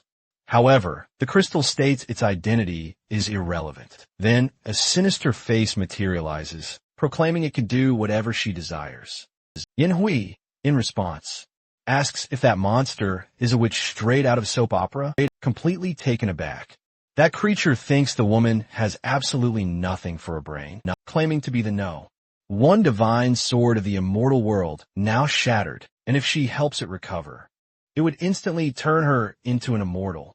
Yin Hui readily accepts the proposal, asking for help to finally become an immortal. At that moment, the creature seems to cast magic upon the girl. A purple crystal materializes on Yin Hui's forehead. The monster then commands her to open her mind, letting it merge completely with her body, asking why she senses no power. The spirit probes her deepest desires. Suddenly, the girl requests to be taught hypnosis. The monster then reveals there are countless similar skills within her mind. Yin Hui speculates that with such a skill, Lin Mo would become entirely hers. Meanwhile, our protagonist is riding in a taxi, thinking he can't just carelessly use his powers. He believes Yu Tong should quickly spill her secrets. The boy appears to make a hand signal at Yu Tong's house. That doll then receives a signal. Observing her, the girl realizes she was just playing, questioning if Yu Tong is a false cultivator. She wonders how Yu Tong managed to reach that level. Furious, Yu Tang can't believe she lost to a stinky fat guy. Lin Mo, in turn, gets irritated by the girl's words, declaring he'll now crush her in every single game. Then, Yu Tang remembers she has something to do. Watching her leave the room, Lin Mo wonders where the girl is headed. In her room, Yu Tang is changing clothes, donning a suit. She says it'll work, opening a closet. Inside, numerous combat weapons fill the space. The protagonist thinks that even if all of it is low quality, it's still incredibly hard to obtain in this world. And starting to run, the doll leaps into the girl's clothes, thinking that this time he'll finally uncover her secrets. Sometime later, Yu Tang arrives at a building, thinking she should find out what shampoo the protagonist uses, because he smells so good. Inside that building, the girl approaches a door. Meanwhile, someone announces, "Let's raise our glasses to celebrate the newlyweds." A wedding is currently taking place there, and the woman mentions the bride will give a speech. Taking the microphone, the woman thanks everyone who came, even on short notice. Meanwhile, Yu Tong sits in her seat, thinking that now she just has to wait for it all to end. After a while, the other woman declares that the wedding ceremony between Lin, Yu, and Shu Chu has officially ended, and now they can start the party. Returning to the two newlyweds, his wife asks if he's very tired, but the man tells her not to worry, because he just needs to change clothes and grab a drink. Just as they were chatting, an unexpected guest approached the two lovebirds. It was none other than Yu Tong, standing right before them. The young man's face contorted in desperation as he recognized Yu Tong. His bride, completely oblivious, gently asked if something was amiss. Yu Tong then declared, "Now that your wish has been fulfilled, it's time to depart," he stated, beginning to transform right before their eyes. The man snarled, "Did you really think fulfilling wishes would be that easy?" In that very instant, the young man howled, transforming into a terrifying werewolf, just as he was about to launch himself at the girl. Yu Tong swiftly deployed a talisman, dodging the beast's attack with an incredible leap. He drew his spiritual sword, striking down at the wolf from above. With a single decisive blow, the beast was slammed to the ground. As Yu Tong held its neck, the creature offered a silent thanks to the girl, and just moments later, its head was brutally severed from its body. In utter desperation, his bride rushed to the man's aid. In her frantic thoughts, she mentally apologized to the woman, knowing they would never meet again, but thinking that dying in such a monstrous form was a truly pathetic end. Once he returned to his human form, his distraught wife collapsed into his arms, desperately begging him not to die. She frantically ordered them to call an ambulance to save his life. Furious, the woman screamed that she would kill the girl. Yu Tong, in turn, revealed that the bride truly didn't know her husband at all, because he was a master at draining life energy from women, effectively turning them into his unwilling slaves. He then coolly stated he was just doing his job and it was nothing personal. He then deployed a powerful talisman to erase all memory of what they'd just witnessed. Immediately afterward, the bride completely collapsed into unconsciousness. Making a call, Yu Tong announced that his task was complete, and now they could handle the rest. Meanwhile, a small doll slipped from the unconscious bride's grasp. It then surprisingly began running towards the man's lifeless body. Lima quickly realized it was a rare metamorphic fox, which could be incredibly useful. Without hesitation, Lima decided to save this valuable fox, and thus he began to perform the Forbidden Soul reincarnation spell. A brilliant golden aura from his paper doll began to stream directly towards the fox. The former foxman's body then began to have its very soul extracted. The soul floated directly towards the small doll, which stood with its arms crossed, and, with a flash, completely entered it. The doll's form completely shifted, transforming into a figure with long, silver hair. The transformed figure then began to run, desperately fleeing the scene. A mere 20 minutes later, it reached the outstretched hand of someone patiently waiting. This someone was none other than our protagonist, waiting outside the building. The man's soul, now trapped in the doll, thought its end was near, but at least it had managed to exact its revenge. Still, it lamented not being able to stay with its beloved. Suddenly, a voice called out, uttering its name, Chun Su Chu. and demand to know if the fox truly wishes for death or chooses life. As he opens his eyes within that crushing abyssal darkness, the man confesses this cannot be the end of his journey. He still has so much left unsaid to Zhou Linyu, and he's resolved to live no matter the price. Our protagonist declares he will bestow a new life upon him, but in exchange, he must serve him for 10 long years. And so, the little one's purple eyes flutter open, revealing the adorable form of a young foxman with long, gray hair. He glances around the ritual circle, where our silent protagonist stands. Shu-Chu has never witnessed such potent magic before, and wonders if this young man truly summoned him. He then looks up, realizing this is the most powerful man he's ever encountered. In his entire life, the little one promptly kneels within the ritual circle and introduces himself as Chun Shu-Chu, ready to serve his new master.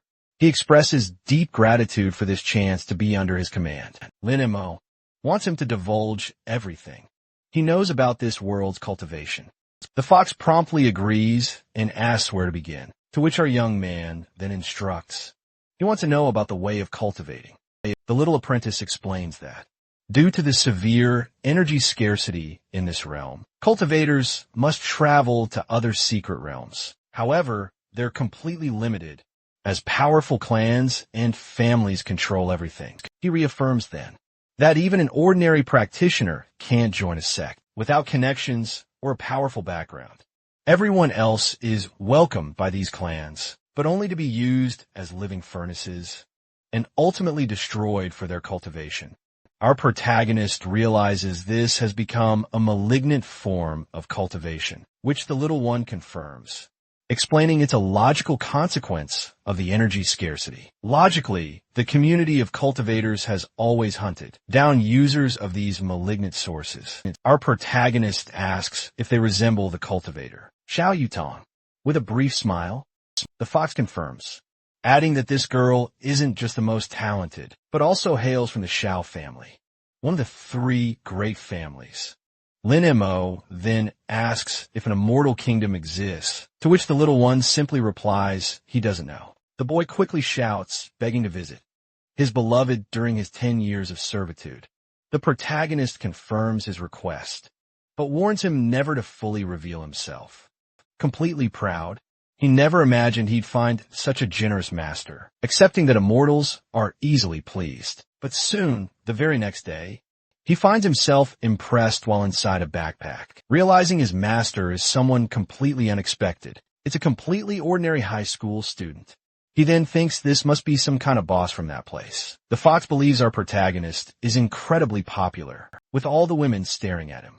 He assumes our hero is the best kind of person, even thinking he'd pursue him if he were a woman. But completely ignorant, he wonders what the young man has in mind, as he can't go a minute without thinking illicit thoughts. Soon, our protagonist reaches his chair, but he ends up noticing something strange. There are some snacks lying at the bottom. Lin Mo wonders if it's from his annoying friend, his ex, Song Yin-Shu. Then, he and Hui approaches, saying she remembered his favorite snacks and bought them. Lin Mo can't believe it's her. Our boy's cousin approaches, asking what she's doing and getting extremely angry. She claims our hero is her fiancé, so pampering him a little is normal. This leaves the man completely irritated, tears in his eyes. He prepares to slap her face, calling her a bitch. Yinhui grabs his hand with extreme strength, telling the boy to stop it. Our protagonist is impressed.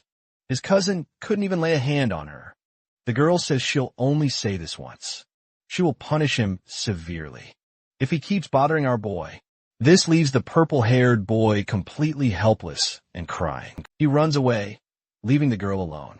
She says that if anyone bothers him, he can just call her, and she'll come back to sort everything out for him. The other girls think it's ironic that she's suddenly showing interest in the protagonist, now that he's become handsome and more daring. Soon, noon arrives, and we see the school cafeteria. A girl with blue hair calls out to the blonde, claiming that a young woman named He Yin Hui is stealing her man. But the president just scoffs, calling them all idiots. He casually claims the girl can have the fat one. After all, he doesn't interest her in the slightest. Soon, a familiar presence catches her eye. It's none other than the protagonist's ex. She appears with a smug, wicked smirk on her face. She dramatically shouts Lin Mo's name, our protagonist, being summoned to eat with her. Suddenly, the blue-haired girl suspects she's trying to provoke them, so she tells Yu Tong not to take it seriously. But with surprising brutality, the blonde declares if the protagonist annoys her, she'll beat him to pulp. Immediately, anger flares on our hero's face. He ends up storming out with his ex, who's clearly convinced she can have him. He can't believe he lost his cool after years of cultivation. He realizes he still has so much to learn. In his pocket, the little fox muses that his master is truly amazing. Even someone like Zhao Yutong gets jealous over him. Furious, the girl asks if the boy really complained about her. But the blue-haired girl just tells her to ignore it. She can't hit a boy. She decides to forget about the fat one, then ponders how incredibly bold the other girl is. Our protagonist finally arrives at the school's ground floor. The dark-haired girl, munching on a pastry, tells him to hurry up. He immediately senses the immense hostility. He realizes she must still be fuming from yesterday. He sits down, making his first move in their game. She knew our protagonist would make things difficult, but even so, she'd already planned a solution long before this started. Impressed, he admits she's genuinely good at this game. But then suddenly, his stomach lets out a loud growl. With a bag in hand, he stares at her with a slightly vacant expression. He opens it, revealing a packed lunchbox. Inside, he soon breaks his chopsticks, ready to dig into his meal. The other assumes this is a matter of respect, eating instead of playing the game. But our protagonist simply excuses himself, stating it's lunchtime. She thinks if he keeps this up, he'll be fat again soon. But then suddenly, a question pops up about the fat guy on the terrace. Our protagonist replies, he's never seen anyone matching that description around here. Angrily, she admits that just thinking about that boy makes her ribs ache because of his weight, but her expression quickly shifts. To surprise when she spots something on her phone. It's a photo of our protagonist, shared right in the girls' group chat. That's when she realizes our protagonist was the very same chubby guy she'd met earlier. Her eyes blazing, she declares she has a question. Recalling and showing the photo of our protagonist, she asks if he really didn't know the person in that photo. And with extreme shamelessness, he replies that he's never seen anyone so incredibly fat, to which the girl gets visibly annoyed, calling Lin Mo a terrible liar. But she understands he doesn't want to talk about the past, and tells him he doesn't need to worry, since she hadn't asked about that in the first place. Soon, she ends up rummaging through her bag, revealing she washed his jacket, but thinking it won't fit someone of his current physique anymore. A mischievous light shines in her eyes. Perplexed by this unexpected gesture, he collects the clothing, still completely stunned. Quickly, the young woman stands up, accepting that it was a tie after all, and admitting he's indeed very good at the game. Our protagonist informs her that few people can truly match him, but she was one of the rare few who managed to surprise him. The girl admits that from today on, their fight is over, but ending it this way leaves our protagonist in stunned silence. Quickly, and with a burst of conviction, he calls out to her, saying it'd be better to have a best of 3 to truly decide a winner. With a cheerful smile, she accepts his proposal and then reveals her name is Han Shin-yi. Our protagonist is surprised by this name at first, but then he reflects a bit. His little fox jumps out of her bag, startled. The fox is surprised that he's so powerful that all the women throw themselves at his feet. But our protagonist reveals he has a very important question, which is, where do her resources for evil cultivation come from? Promptly, the little one replies that they come from the Dark Door Network. The items are protected by the formidable Shadow Clan, which is primarily responsible for the protection of both demonic cultivators and members of other families. But they can sell them to good-natured people. If you have the money, that is. Our protagonist is surprised, then asks, how did he make money? The little fox proudly declares he's completed numerous assassination missions. But then, he drops a bombshell. The quickest way to get rich is to find a sugar mama. He figures his master won't even have to lift a finger. A sugar mama would be the absolute best option for him. But in a flash, the protagonist's hand darts right at him, snatching him up as he squirms, warning him he absolutely shouldn't have said that. Lin Mo then casually tucks him into his pocket, informing him that once they get home, He'll be examining all the materials, especially how to craft spiritual amulets. As night falls, the school grounds grow silent, just as they're about to leave. The blonde mistakenly calls him by the name of some chubby guy she knows, but our hero simply ignores her, making Zhao Yutong utterly furious and demands he stop pretending he didn't see her. She then explains that earlier today, her ex-girlfriend provoked and tried to humiliate her. But our protagonist clarifies that Yin Hui isn't his ex-girlfriend. The girl simply doesn't care, but she tells him she's a respectable person, and therefore, he should just cooperate, proposing they go for a motorcycle ride together. Silently, the protagonist keeps his face impassive, deep in thought. With a mischievous grin, the girl questions if Lin Mo can mount the bike on his own, or if he'll need her help getting on. When he finally agrees, they both walk to the motorcycle, and she calls him a good boy. Hidden behind a post, someone watches the blonde and curses her for daring to go out with his precious Lin Mo. A dark voice then asks, why don't you just hypnotize Lin Mo? But the younger one chooses to reveal that she wants the protagonist to surrender his body and soul completely voluntarily. Both end up leaving the school in a reckless manner. The protagonist notices and exclaims Yutong is pushing it too far. Sporting a mischievous grin, she teases that he's very naive for believing a woman's words. In a very suggestive tone, the protagonist asks if she truly likes him, leaving her a blushing, confused mess. The motorcycle suddenly screeches to a halt, her face bright red.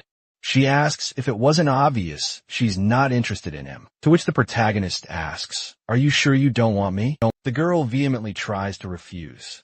Yet, the protagonist simply brushes it off. He states they're just classmates, and she shouldn't get too involved. Yutang reveals she has a whole line of guys eager to be her boyfriend, and even then, if it weren't for the games, she'd never even spare our protagonist a glance. In our young man's pocket, the little fox marvels at how truly surprising her master is. It wonders when he put that paper doll on her, and on top of that, how he did it with just a regular A4 paper. Sometime later, we get a glimpse of our dear protagonist's home. He ponders the shadowy door network. Soon after, he calls his little companion, who promptly jumps onto the table. With rapid clicks on the keyboard, he confidently declares he'll enter the shadow network as quickly as possible. He then repeatedly hammers the enter key and successfully gains access. But the little fox ends up landing on a site with highly suggestive content, a site for renting a lady of the night, or even books with explicit adult content. Lin Mo then wonders if this is even the right site, to which the little fox replies that it is the right site. He just needs to go to the treasure page. He thinks he's finally found the real world of cultivation, but even a lower level spiritual weapon from the immortal realm is a superior treasure. In this world, the most important things he'll need are 1,000-year-old ginseng and immortal stones, but they cost over $100,000. His little companion still tries to convince him to sell his photos to rich, older women, but with a stressed face. The protagonist asks if he looks poor or something, to which his little apprentice finally understands. Our protagonist then demands the money the little fox has, but the tiny one says he only has 30,000 in his account. Grabbing the mouse along with his computer, he declares that will be enough. The young man with white hair decides to question whether his master really intends to make talismans. Soon, Chun Shushu tries to suggest the boy look for something else. While talismans can fetch a good price, they are hard to make, and their materials are of low quality. Our protagonist informs him that he will only make low-level talismans to sell, so he tells her not to worry about anything. He then distances himself, telling her to get back to her training. His little apprentice believes that with these materials, he'll only be able to craft trash and useless items. The very next day, we see Lin Mo now sporting an outfit that completely hides his identity, complete with a mask and glasses.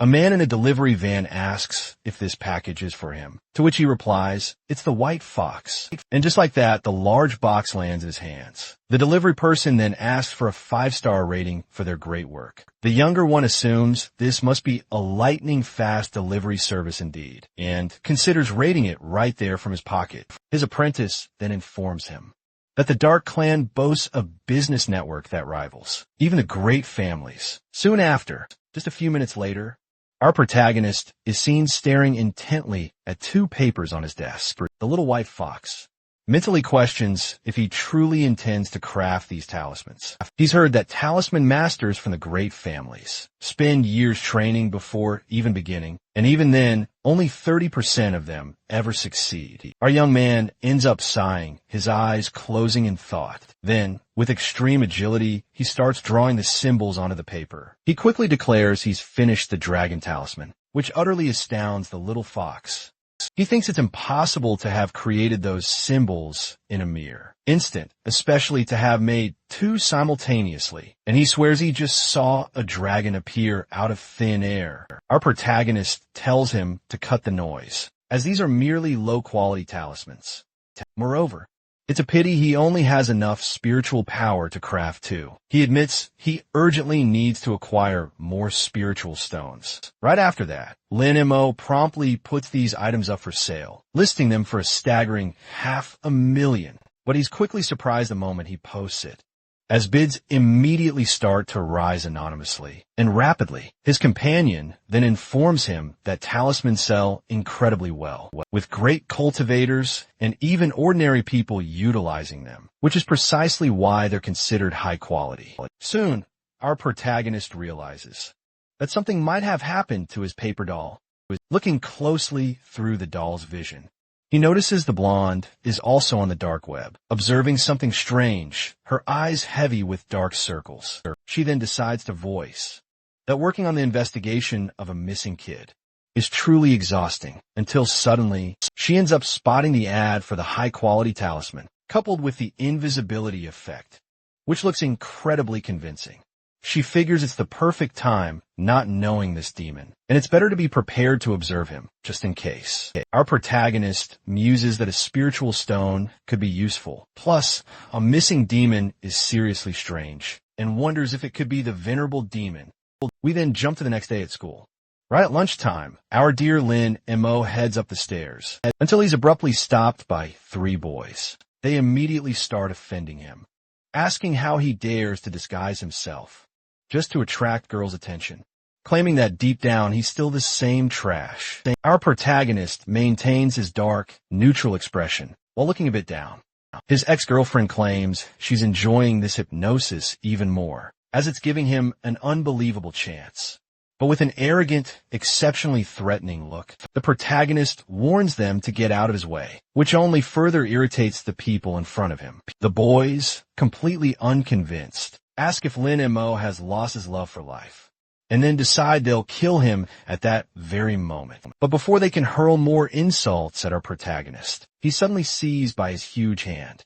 Our young man shoves him against the wall in one swift, brutal motion. The impact was so powerful, it instantly knocked him out. Then, with an irritated look, our protagonist glances to the side, spotting the two horrendous henchmen.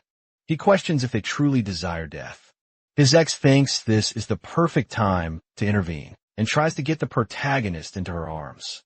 But quickly, a black-haired girl steps in front of her. She ends up shouting for them to stop tormenting him. This is the board game colleague the protagonist recently met, who then questions what exactly is happening here. The beaten and crying boy then lies, claiming they just wanted to be friends.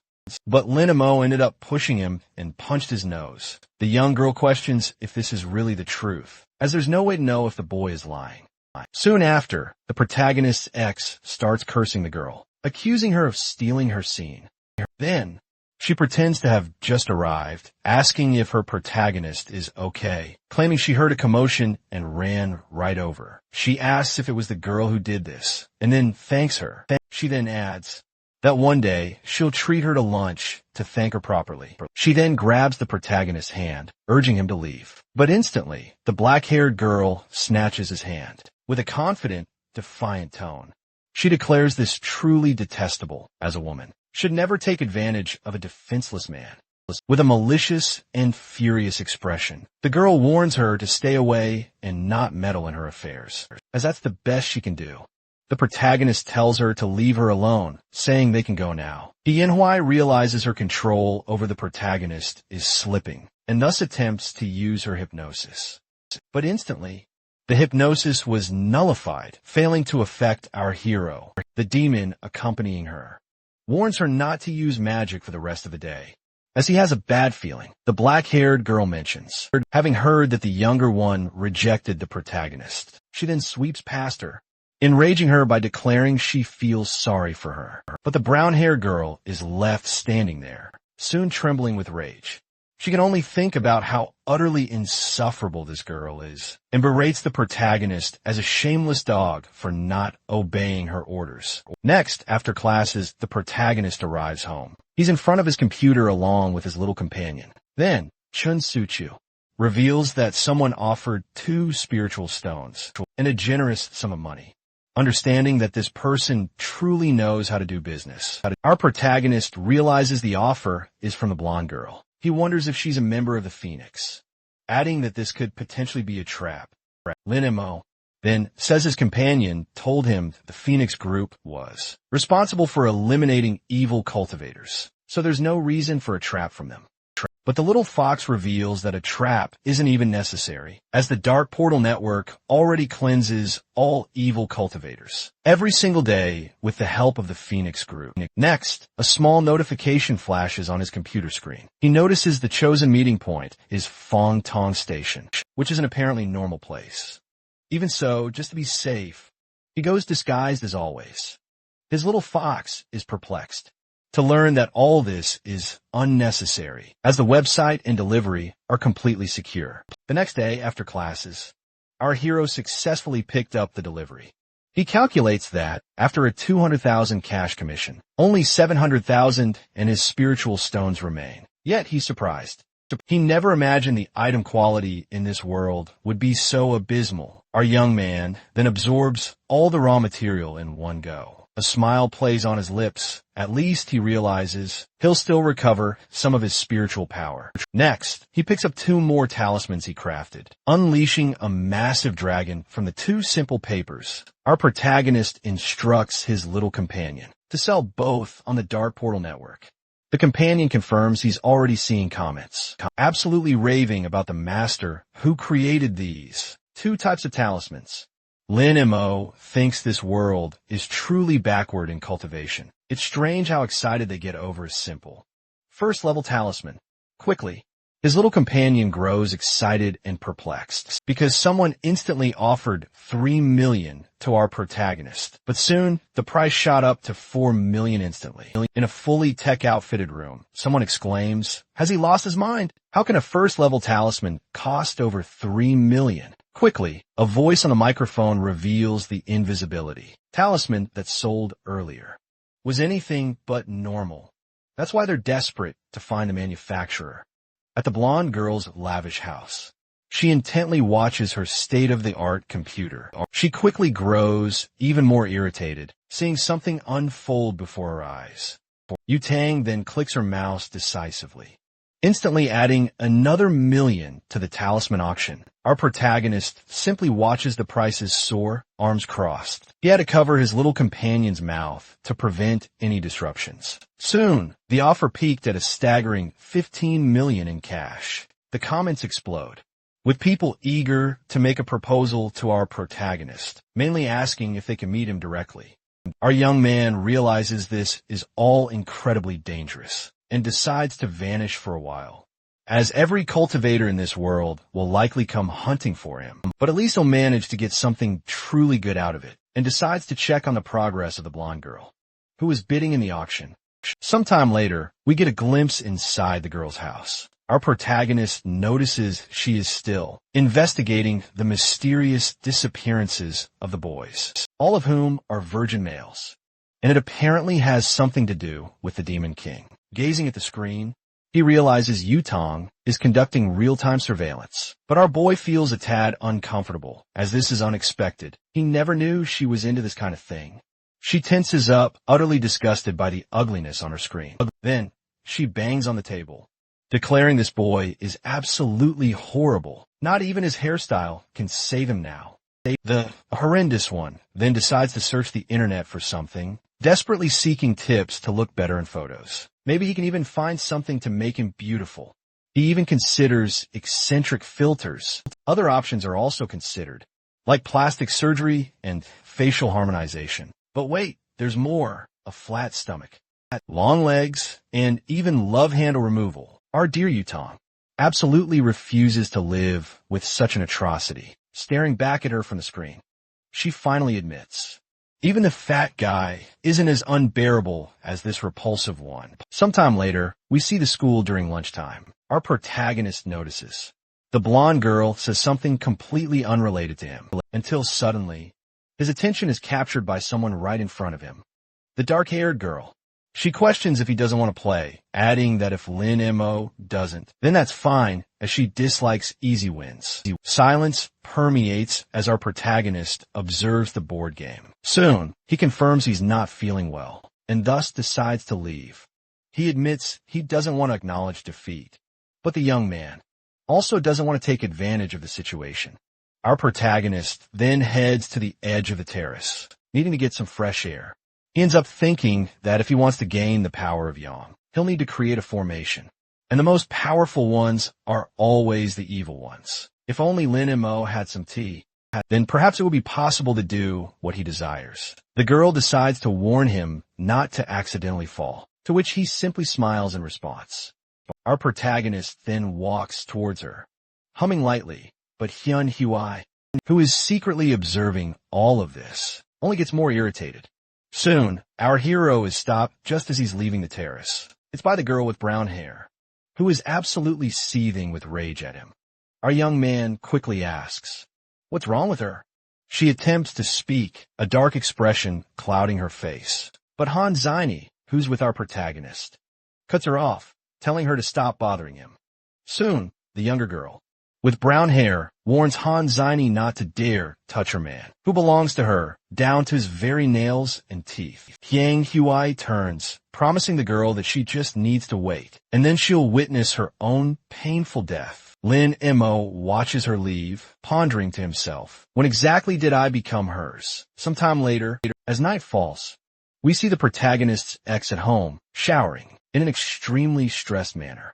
She thinks, admitting she completely underestimated our hero. Yin Hui muses that she should have sought him out from the very beginning of all this chaos. But she ultimately concedes that this time, he will belong entirely to her.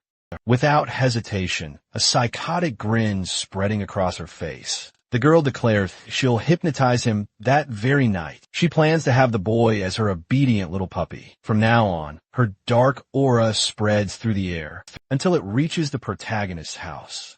The purple energy approaches him while he's enjoying his morning beauty, sleep, but a barrier, a result of his own powerful energy, holds back all that negative impact. His little companion wakes up, realizing something just happened, and even wonders what could have caused him so much torment while he slept. Lin Mo quickly realizes this is a remote hypnosis technique, and he never thought anyone in this world would ever use something like that to hypnotize this emperor.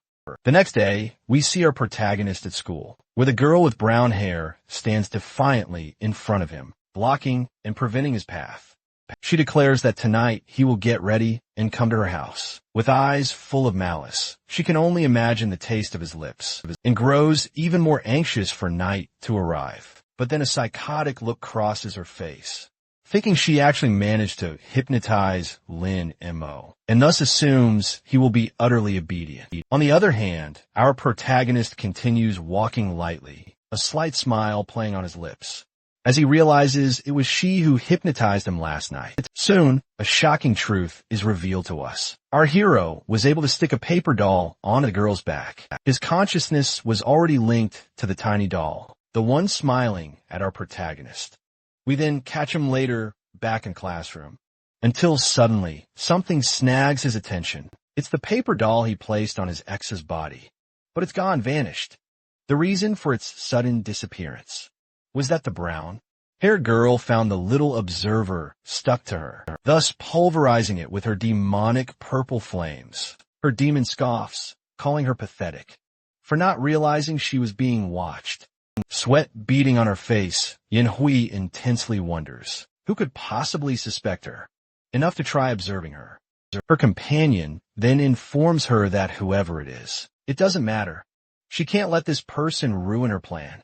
After school, as the afternoon begins to fade, we see our protagonist making his exit and thinking it's possible that whoever destroyed the paper doll is connected to the venerable demon.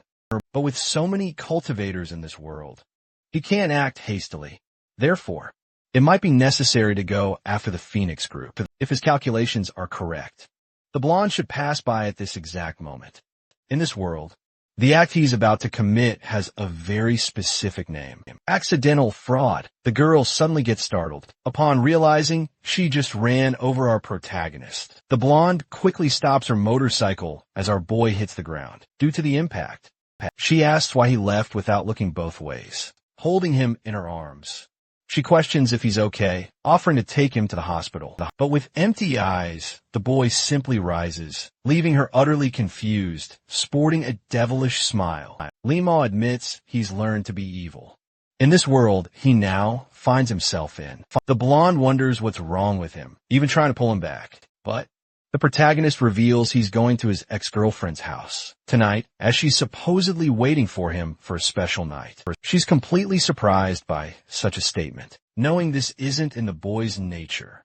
Suddenly, surprise settles on her face as she realizes one more thing. She tries to call out to the protagonist, telling him to come back to his senses. Yet, he completely breezes past her, leaving her utterly speechless. Yutong questions if this big guy truly got hypnotized. With a swift hand gesture, she attempts to break the spell, tracing a star in the air with her fingers. She then places her hand on the boy's forehead. The sparkle in his eyes, once dim, slowly begins to flicker back, only to quickly vanish again. She realizes her attempt was useless and questions if the one who cast this spell is really that potent. Before long, our beauty decides to use the Ghost Redemption seal, slapping a heavy, magical palm onto our protagonist's forehead, forcing him back to his previous senses, which of course he was just faking. Clutching his face, he feigns confusion, asking what's happening and why he's there. The blonde retorts she was about to ask him that. She then asks if Lin Mo has ever met his ex-girlfriend. He reluctantly admits he has, but wonders why it matters, as she's about to see her fiancé. Blushing profusely, the girl stutters that the young man appeared right in front of her and was run over by her motorcycle. Therefore, he must follow her to the hospital. Yutang wonders how our hero can even say that after being hit, but he bluntly admits he doesn't want to. If she feels bad, she can just pay his medical expenses later. The girl furiously grabs his collar, leaving him completely gasping. She then shoves the paper in his face, stating she'll give him a check at the bank, as she doesn't want to worry about a lawsuit from him. She tells him to spend it on whatever he wants, but warns him not to use it against her in the future, or he'll regret it. Our dear Lin Mo then wonders if a mere few thousand zeros will be enough to exchange for a few hundred spiritual storage units. The girl then speeds off on her motorcycle. Yutong then states that she needs all the intel on the protagonist's ex, as she's a suspect, a fact someone on her helmet communicator confirms. Soon, she arrives at the house of the girl who is our boy's suitor. Gracefully removing her helmet, she extends her hand, which sports a special ring, unleashing her magical sword. In one swift motion, she makes dozens of cuts on the doorknob to force the door open. The cuts were so precise that the entire door simply fell, but the doorknob, strangely, remained fused into the door's shape. She steps inside, spotting several family photos, but these aren't her family, it seems.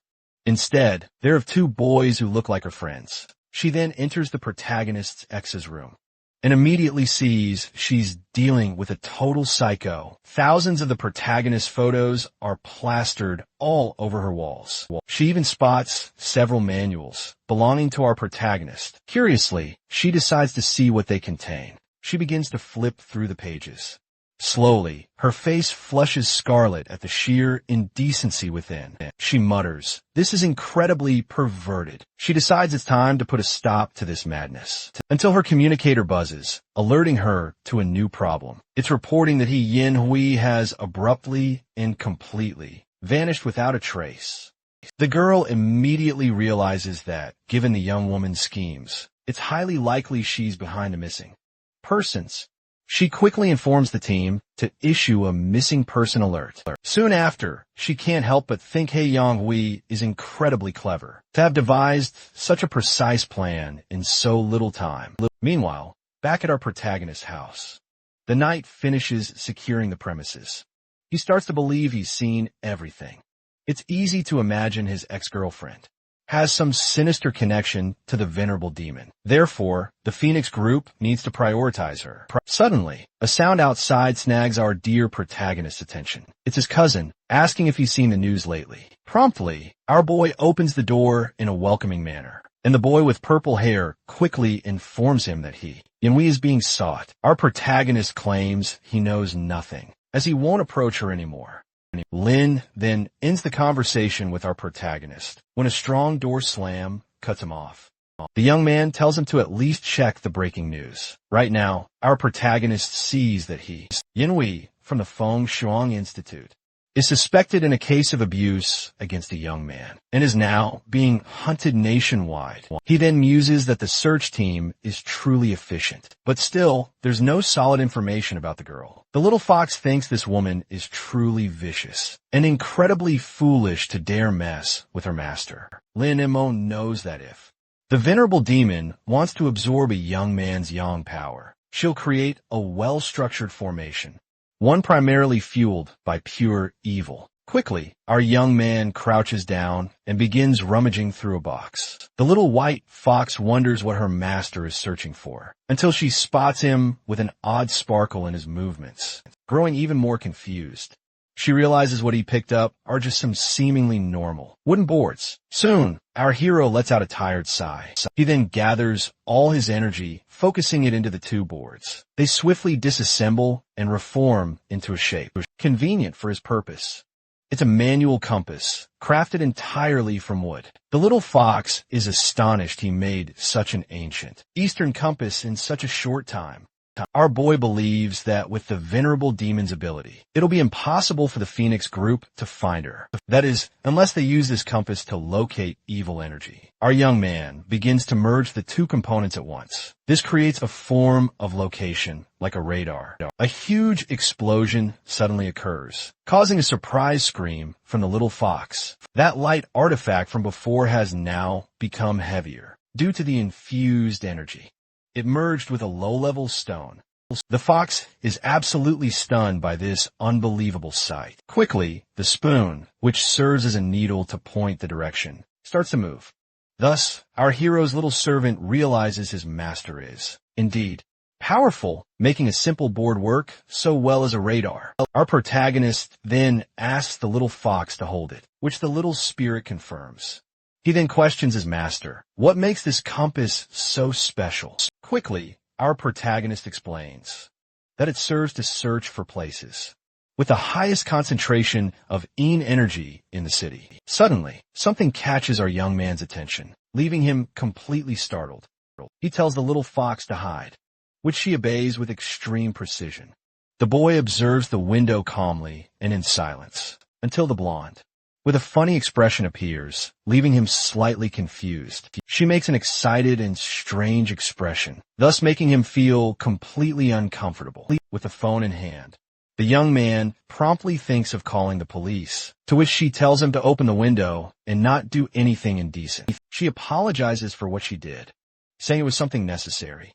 Our protagonist promptly asks, "What are you doing in a place like that?" To which the girl tells him not to say nonsense, and asks where he got hurt.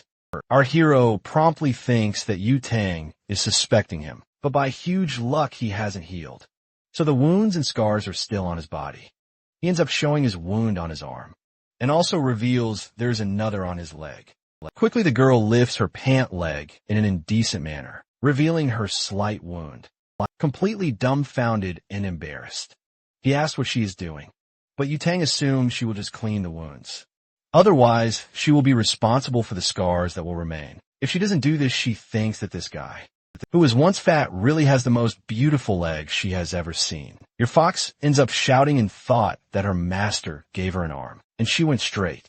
Great for his legs, so the girl is completely taking advantage of him. Our protagonist lowers his pants and says, he never imagined someone like you. So Tang would come for such a trivial reason. But the girl reveals she has a question, which is about him being one of the last to see he. In Hui, and therefore she asks about what he was told. Our boy reveals he doesn't remember anything that happened after seeing her. The girl then crosses to the other side of the window and says that all of this was useless, and therefore she will leave. But our boy wonders why she doesn't just go out the door. Soon after, Lin Mo, being completely cautious, ends up asking her to wait. He finishes by informing her that he can act as bait to help her if she wants quickly. The girl ends up with her face red from embarrassment for having seen something apparently indecent. This being the completely defined chest of our boy that is on display due to his t-shirt. She ends up jumping from the balcony and says she will accept this offer. But our protagonist realizes she agreed a bit too quickly. The next day, the sun rises at school. Our protagonist promptly arrives in his classroom. With extreme flamboyance, the girls approach him, completely worried as they heard that Yin Hui is an abuser, and therefore they're concerned about what she might have done to him. Our protagonist, being completely cold, reveals he is fine, and wishes for the two of them to get out of his way. Suddenly a girl arrives and tells everyone to go see, as a very handsome guy has just been transferred to their class. All the girls quickly move, heading to the spot to learn more about this new face. The girls quickly crowd the new green-haired boy, asking his name. He introduces himself as Shun Letian, and since they're in the same class and now acquainted, they can call him Lale. Suddenly, an unexpected flash of blonde hair catches his eye. The girls convince him to go with them to a spot by the main entrance, which he promptly agrees to. The young man, with his ulterior motives, reveals he transferred to this school to investigate the He Yin Hui case, but he never expected to find a beauty like this. But suddenly, he's impressed as she jams her foot in the door. She then delivers a powerful kick that completely rips the door off its hinges, right after shouting for her companion not to leave the school, since he shouldn't leave before her. The green-haired boy is utterly confused by this display and starts calculating the chances of her being a complete lunatic despite her beauty. As school lets out, the sun starts to set over the campus. Our protagonist makes his exit, still maintaining his flamboyance. As always, the blonde waits for him outside, telling Lin Mo to follow her. They both start walking down the school corridor, which becomes completely silent. We see he was taken to the infirmary, so they could be alone together. He ends up saying he's already healed, and if she touches his leg again, then he'll have to retaliate and immobilize her until the police arrive. But the girl reveals she couldn't care less, and then asks our hero to look at a document. She ends up revealing she has a police relative who found a diary on how to take care of our protagonist at He Yin Hui's house, a clear lie. Even though the boy has read this before, he's still surprised to see certain details of somewhat questionable fetishes on the pages. The girl, blushing, says her plan involves observing men and taking them home. And apparently, Lin Mo was one of those men, but the protagonist reveals he never thought she'd be a pervert and should have discovered this earlier, so he could have prepared in case something like that happened. The blonde explains they've searched the entire country for her, but not a single trace of her was found, not even in her usual haunts. Our protagonist then dramatically removes his glasses and reveals a sudden realization. He and Hui always had a fondness for creepy places, ever since she was a child, so she's probably hiding in one of those spots. And as for why no one found her, she must have used some kind of disguise or makeup. He delivers this deduction while striking an incredibly cool pose, to which the girl retorts that our hero doesn't need to be a school detective. Yutong quickly realizes this all makes perfect sense. She must have used some clever disguise to hide. She notes that He Yin Hui really loves dark, shadowy places, and therefore must have lured many young boys to practice her dark arts, using the bodies of those defenseless kids. The girl then declares that's all she has to say for today, and our hero needs to leave this very instant. He responds with a sly, devilish smile. Soon, we cut to his house, where he appears completely defenseless. He's already given her the vital clues. And next time, Xiao Yutong will head to the darknet to buy a magical weapon to help her find the elusive Yin energy. The boy then calls for his trusty little apprentice, who quickly materializes. Our protagonist asks him to put something up for auction on the darknet, the powerful compass he made incredibly quickly. The fox promptly understands and begins furiously typing on the keyboard. He sets the starting price at 10,000 in cash and then publishes it for all to see.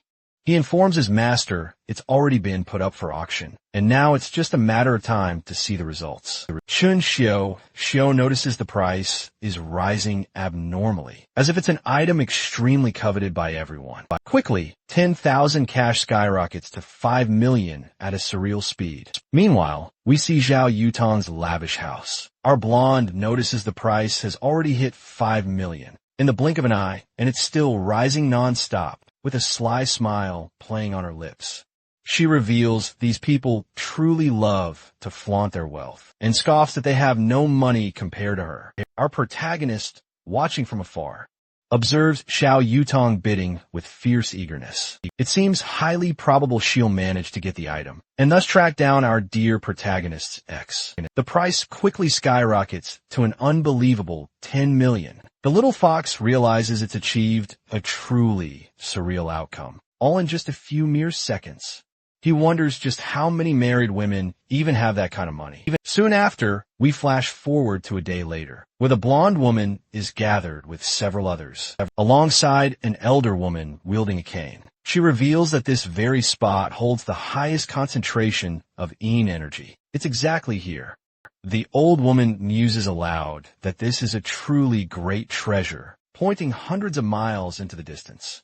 She reveals the strongest Yin energy and declares it must be incredibly rare. Our girl realizes this woman is a specially invited expert by the group, brought in specifically to aid this mission. She knows it's no easy feat to receive compliments from this woman. With a tug of her cane, the old lady reveals a hidden weapon. She then declares she'll explore the path ahead, and they should wait right there.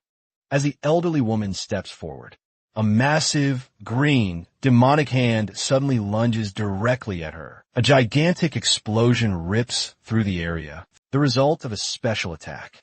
The woman unleashed at precisely the right moment. Our protagonist, watching everything unfold, with his paper doll by his side, can only feel an immense tension regarding this situation. He recalls there was no known way to break the formation, wondering if this could be some modern weapon she pulled from her ring. He realizes this is something unprecedented in their world, assuming it's an incredible power he never could have imagined. Suddenly, his wall shatters.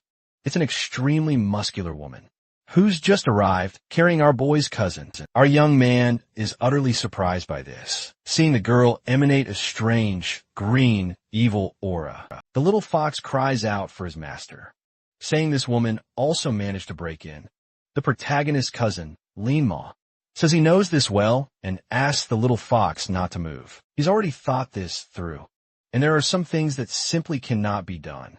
Apparently, Yanhui has hypnotized them to want to kidnap him, but since the Phoenix group is still battling, it's unlikely his ex will personally make the effort to come. Here, as the fist flies towards him, he keeps in mind that there might be a deeper meaning to all of this. This could be a trap set by Yanhui to capture the Phoenix while simultaneously kidnapping him. All he has to do is simply wait for Yanhui to regret this. Unfortunately, he managed to use his aura to protect his body and stay awake. The woman ends up taking both cousins to a white van that is outside, waiting for them suspiciously. She abruptly and violently throws the two, who have bags over their heads, into the car. Quickly, she leaves the location, and drives through the streets without a care in the world. Soon the one who was driving arrives at an abandoned factory, where the protagonist's ex is likely hiding. The woman then removes the bag from our hero's head. In a sadistic manner, she is impressed that it is him who is there, clearly being a facade. She asks if he is surprised to see her again in this place. With a devilish smile, Lin-Ma admits that he is indeed surprised by all of this. Thus insulting her, she becomes extremely stressed due to the arrogant tone that is laden in our boy's sentences, throwing the boy against the wall. She can only assume that he has a big mouth and is bold to speak to her that way. Lin-Ma advises her not to get close to him, unbuttoning her shirt. She says that he is still pretending to be arrogant, and wonders if it was Zhao Yutong or Han Sini who took his virginity. Her demon informs her that the blonde has broken the formation and is quickly coming to this place. So it's better for he and we to hurry up and get the job done. With a devilish smile, along with a wicked expression, she says it's true, since the Emperor is waiting for his next special move. She assumes that the protagonist should stay there and wait, as she will return after testing the Emperor. Our boy becomes tense at the possibility of the demonic sword, or the venerable demon, communicating internally with the girl in a dark cell, where water can drip. We see sometime later, where the protagonist's cousin is sleeping soundly, even in a situation like this, until he wakes up desperately and begs not to be killed or abused. Looking around, he asks to be spared from this cruel fate and, above all, wonders where he is in another place. We can see the crater made by the old woman who broke the formation. They all gather to see this enormous location. The blonde realizes that he Yin Hui was, indeed, clever enough to use this formation to turn this place into one, with an extreme amount of Yin. Now, they must head in the next direction that the compass is pointing to. They must hurry, as everyone in the area might already be dead. A green demon appears, cackling menacingly. He then mocks, asking where these women think they're headed. Suddenly, a massive explosion erupts. It sends everyone flying, as the demon laughs with wicked glee. This flame demon declares that everyone here will perish. He makes his intentions brutally clear. Meanwhile, we cut to the forest where the demon first appeared. A deer grazes peacefully amidst the vibrant greenery. It suddenly senses something amiss. The animal is instantly startled. A gigantic explosion of green energy rips through the ground. Thick smoke billows outwards, accompanied by an immense and terrifying aura. The demon, conjuring multiple spectral blades, roars that none shall escape his fury. His attacks home in on the blonde woman, as he screams for her to go straight to hell. Amidst his maniacal laughter as the attacks close in, the old woman shields the girl just before impact. The elder declares she'll take on the demon herself, while the others escort Miss Zhao to safety. Her importance is simply too great to let her perish at the hands of this ghost.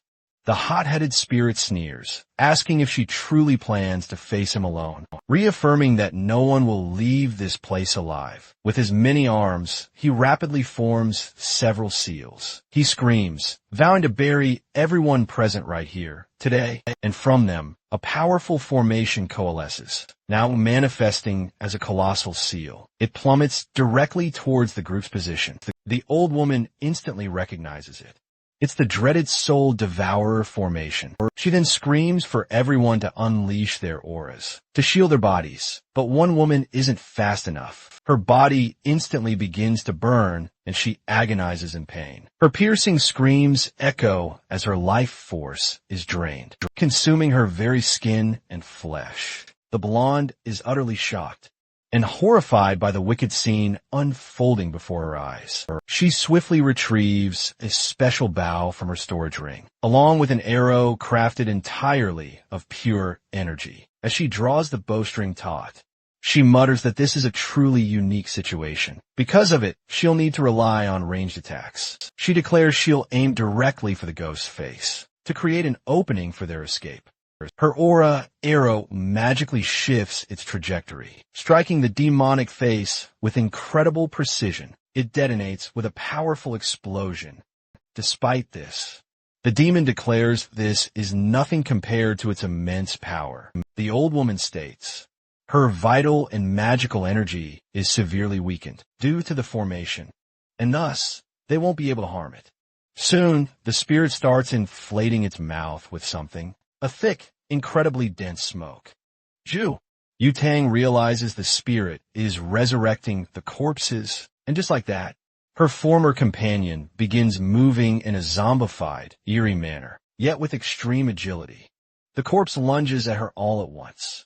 With quick thinking, the blonde pulls something from her storage ring, a sword to cut the zombified woman in half. The old woman then assumes she'll control the poison gas, and therefore, the girl must handle the blood puppets as quickly as possible. This reveals there's no salvation for any of her companions, but in the blonde's vision, she can see remorse, and parts of the faces of those she once called friends. Still, with a quick slash of her sword, she manages to finish off the monster, but with the other adversaries still there, she decides to perform an aerial maneuver to finish it off. Unexpectedly, Yutang hears the dead body call her name, causing her to hesitate attacking her former friend, who seemed to have regained consciousness.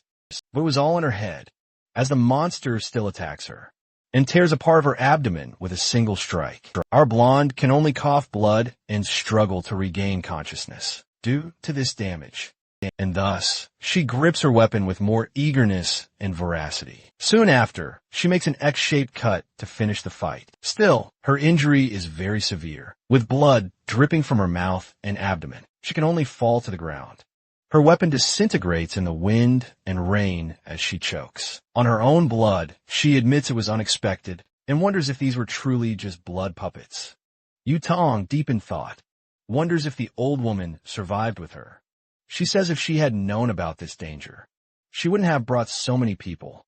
The two hypnotized individuals who arrived at the scene watch her, as one of them pulls out a knife.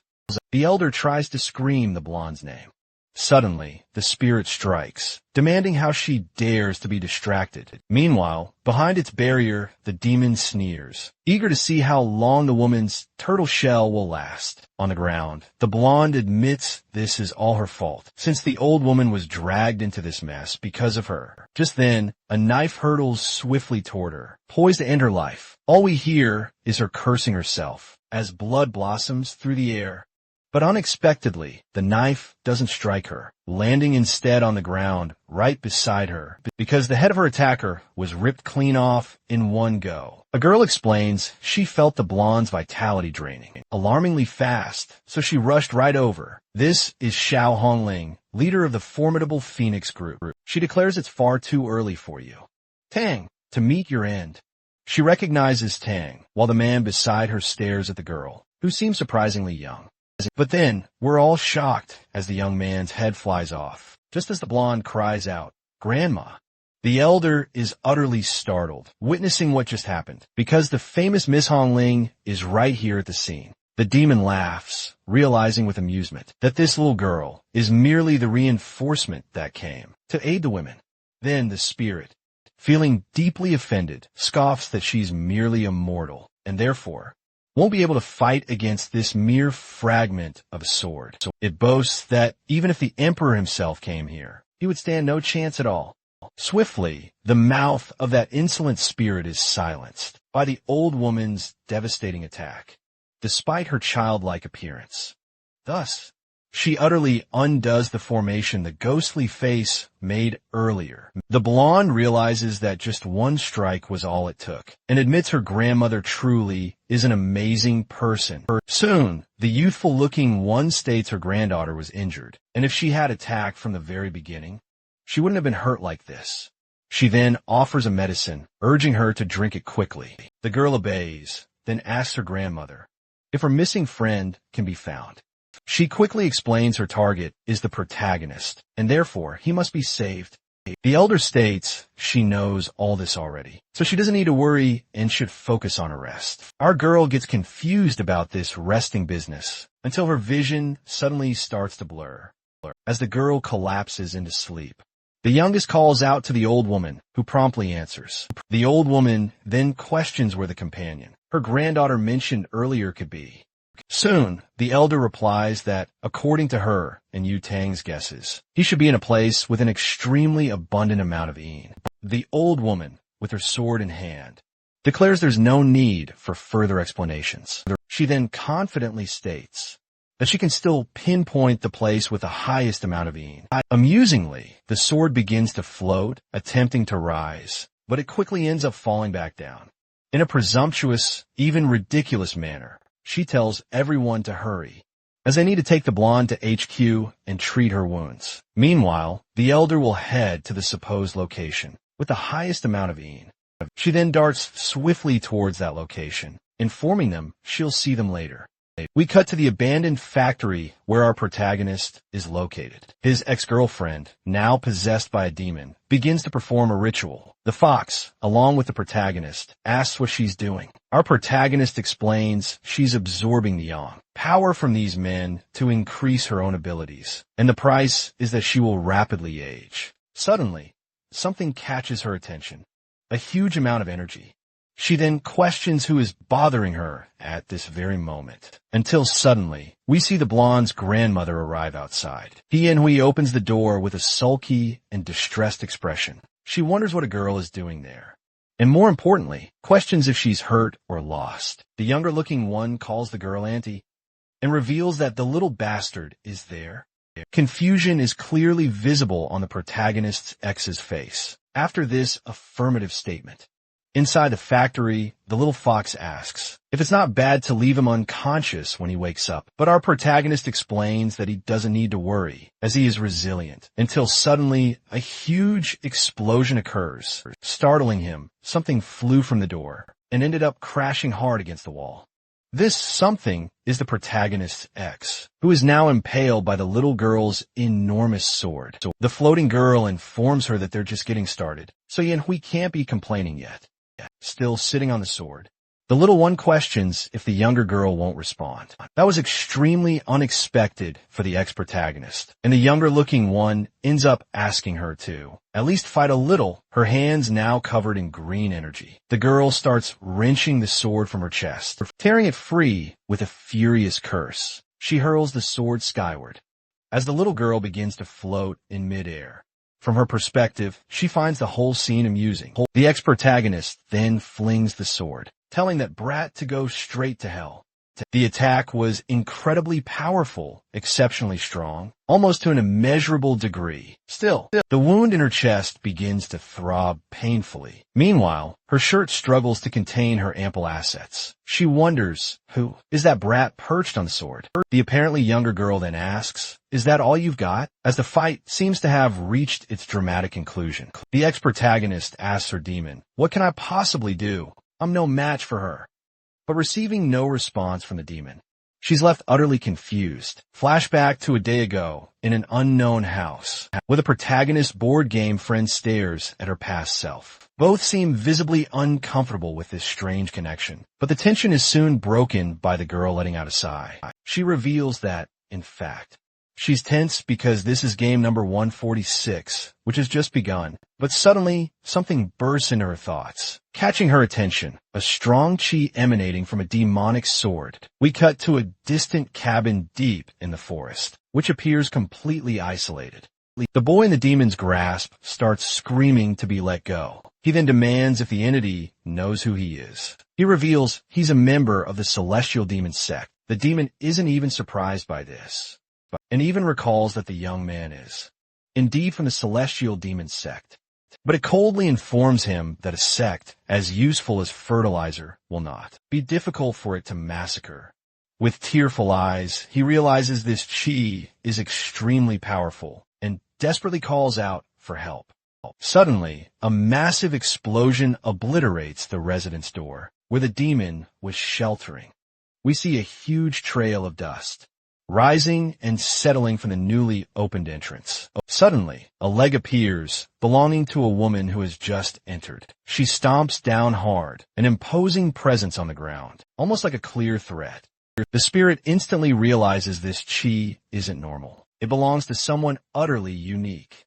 The one before him is, in fact, his long-awaited mistress, crying and with a flushed face. He starts shouting for her, running straight in her direction. The girl promptly pushes him away with her foot and orders him to stop making such a fuss, to which he quickly agrees. The girl recognizes him as the demon allied with Hei Yanhui. He confirms, admitting she's right. He thinks this familiar feeling of being stepped on is indeed his master. Meanwhile, the girl hears someone asking to be saved. It's the same boy from before, who then explains, "I'm the son of the celestial demon, Sex Patriarch. Therefore, you must let me go. Then I'll do whatever you want." Next, the young man explains that his sect specializes in cultivating magic and is no less powerful than the Phoenix group. The girl seems surprised by his claim, then approaches him. She soon sits on the demon, declaring she lacks men, only dogs to obey her. She tells the flame spirit to keep the boy alive, deeming him a good lad, to which the spirit confirms. The green-haired boy thanks her for saving his life, but with a vacant look. He states that now that his life has been spared, he will be her slave. However, he quickly ends up falling asleep, infuriating the demon, who scolds him not to be foolish and disrespectful to his mistress. Soon, the spirit decides to explain his plan, which is to take Hyun Highway as his host to regain his strength. Currently, he's hiding in an abandoned factory, and at the current pace, the demon estimates he can regain his strength in less than 10 days. The girl then asks if Hei Yanhui is completely under his control, to which he affirms she's a lustful woman, and therefore easily manipulable. Our young lady states this isn't one of the best plans, but it will still work. And anyway, she has to go after a certain someone named Lin M.O. In the end, Han Shinny reveals she has a game that's not over yet, and therefore cannot allow anything to happen to her other challenger, to which the demon confirms. The spirit then says, "It's better for my mistress to come get the fragments as soon as possible, since the matter is getting much bigger and worse by the second." But the girl asserts there's no need to rush, as the emperor has also come to this world, leaving the demon completely perplexed. The young woman reveals that the memories between the fragments of the demon's sword, they don't communicate with each other. But some time ago, she managed to sense a trace from one fragment. But just as she was about to arrive, the sword's energy was completely dissipated by a much stronger power, one she had only ever seen from the emperor in 1,000 years. The demon thinks he should use a Yanhui, merely as bait to lure the emperor. He then tells her to go and kill that brat. She wonders how she could possibly kill that girl, as she hasn't been in a major battle since childhood and knows absolutely nothing of martial arts. Soon, the younger girl decides to unleash her secret sword technique, and the protagonist's ex-lover scoffs. She doesn't even know how to fight or enter combat, and thus, the demon assumes the other is utterly useless and will now take full control of the body. Then her pupils dilate, transforming into a bizarre shape, as she declares this moment truly unique. Since the old woman is nothing but a waste, he cannot let her live another second. Amidst chilling, macabre laughter, the spirit begins to advance, controlling the girl's body, towards the younger girl, until suddenly a sword flies and strikes his back while he maintains a bizarre smile. Quickly, the spirit manages to deflect the sword with a swift side kick. Laughing, he claims that weapon as his own to use as he pleases. Tossing the blade, he asks if Grandma enjoys playing with flying swords. Soon after, he launches a second sword, while declaring he will return it to her, since she enjoys such silly games. The little lady swiftly protects herself, using a shimmering purple spiritual barrier, deflecting the attacks in another direction. The demon then invokes a sinister artifact and announces he has another little gift for her, which turns out to be this: a gigantic viper lunging towards the little grandma all at once. The girl seems impressed that it's a long-lost secret technique, but unfortunately, its power is much less than what's written in the ancient book. Then the snake prepares a deadly attack. But the girl says that since Yin Hui is now angry, it will soon be much easier to dispatch her with a sword in hand. She says that if she weren't always crying, then she would be ashamed to kill her in one swift blow, due to her immense weakness. The snake ends up biting, yet receives a direct cut to its mouth. It is then split clean in half by the girl's gigantic blow. Suddenly, she snaps her head up. The enormous energy blast, launched from the serpent's mouth, flew skyward, its form already beginning to dissolve. Its powerful technique had been utterly nullified. High above, someone observes the entire scene unfolding. It's the protagonist's board game companion, and she's watching it all in her terrifying demonic form. We see the protagonist's ex's face contorting in agony as the powerful spirit abandons her body. The vibrant purple energy, completely expelled from her, coalesces into a single, intense point. And just like that, it forms a fragment of the demonic girl's long-lost sword. Soon, the old woman, now appearing much younger, declares she finally decided to abandon her host, deeming her useless. She never imagined it would be a sword, let alone a mere broken sword.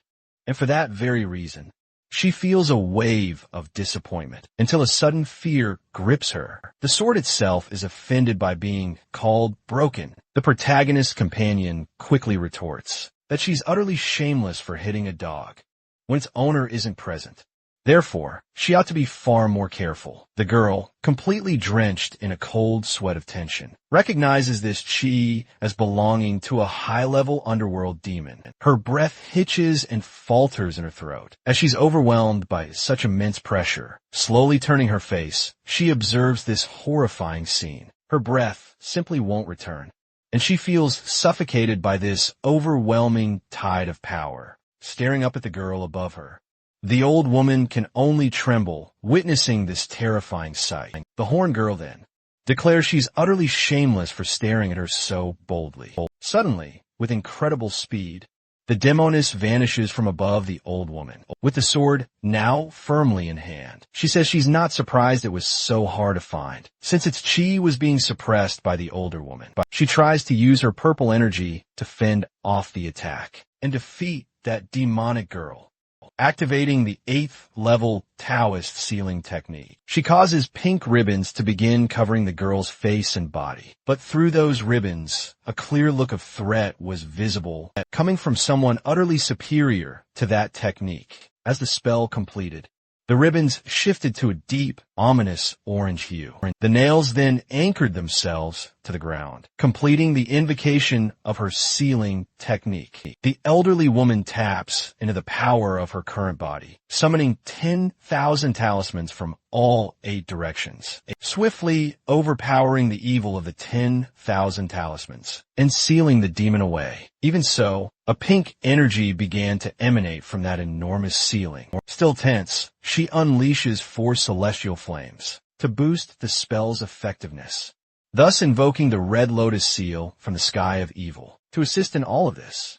Completely enclosing the girl and sealing her away, she begins to recite a powerful vow, declaring she will use the law of equality to make all demons tremble and hide. Thus, she decides to combine her techniques for her final spell, the Buddha made of pure energy. It clasps its hands in prayer, as its tears suddenly fall. Suddenly, a crack appears. The enormous statue, which had just emerged, begins to shatter deeply, due to the immense power of the one sealed within. This was not the result she expected. It simply shouldn't be possible. A strong red light begins to radiate from the figure. She'd heard that Hong Ling is the strongest fighter, and that no one can surpass her. But she is not impressed with the strength of the one said to be the strongest. It's time to end this brat's fun. Even apprehensive, she says that things are still not over. The strange woman is already by her side, curious to know what hasn't ended yet. At that moment, the girl realized she was in serious trouble, as her belly had been sliced without her noticing. The demon woman says that when she says it's over, it really is over. She then continues on her path, while the struggling redhead falls to the ground. She laments to her master because her current body is very weak, and even with total control over it, she would be unable to use a fraction of her strength. Sweating cold due to bleeding, the wounded girl struggles to reach for something. She needs to retrieve her blade to try to do something after all this time. She must have surely realized, though, that even with her there, it still hasn't appeared. The well-endowed friend looks back, seeing the blade approaching her. But this does not impress her. She simply prepared to deflect it with her own weapon. That metal seemed like butter compared to the blade she possessed. What she really wanted was to use Yutang. No one knew what this one truly intended. But what a pity, she's utterly useless. She can't even serve as a decent test subject. This makes her let out a frustrated sigh. Frustrated by how effortlessly she's clearing her challenge. Breaking the silence, she roars for the immortal Emperor. Surely he's seen enough already. He can finally come out from wherever he's hiding.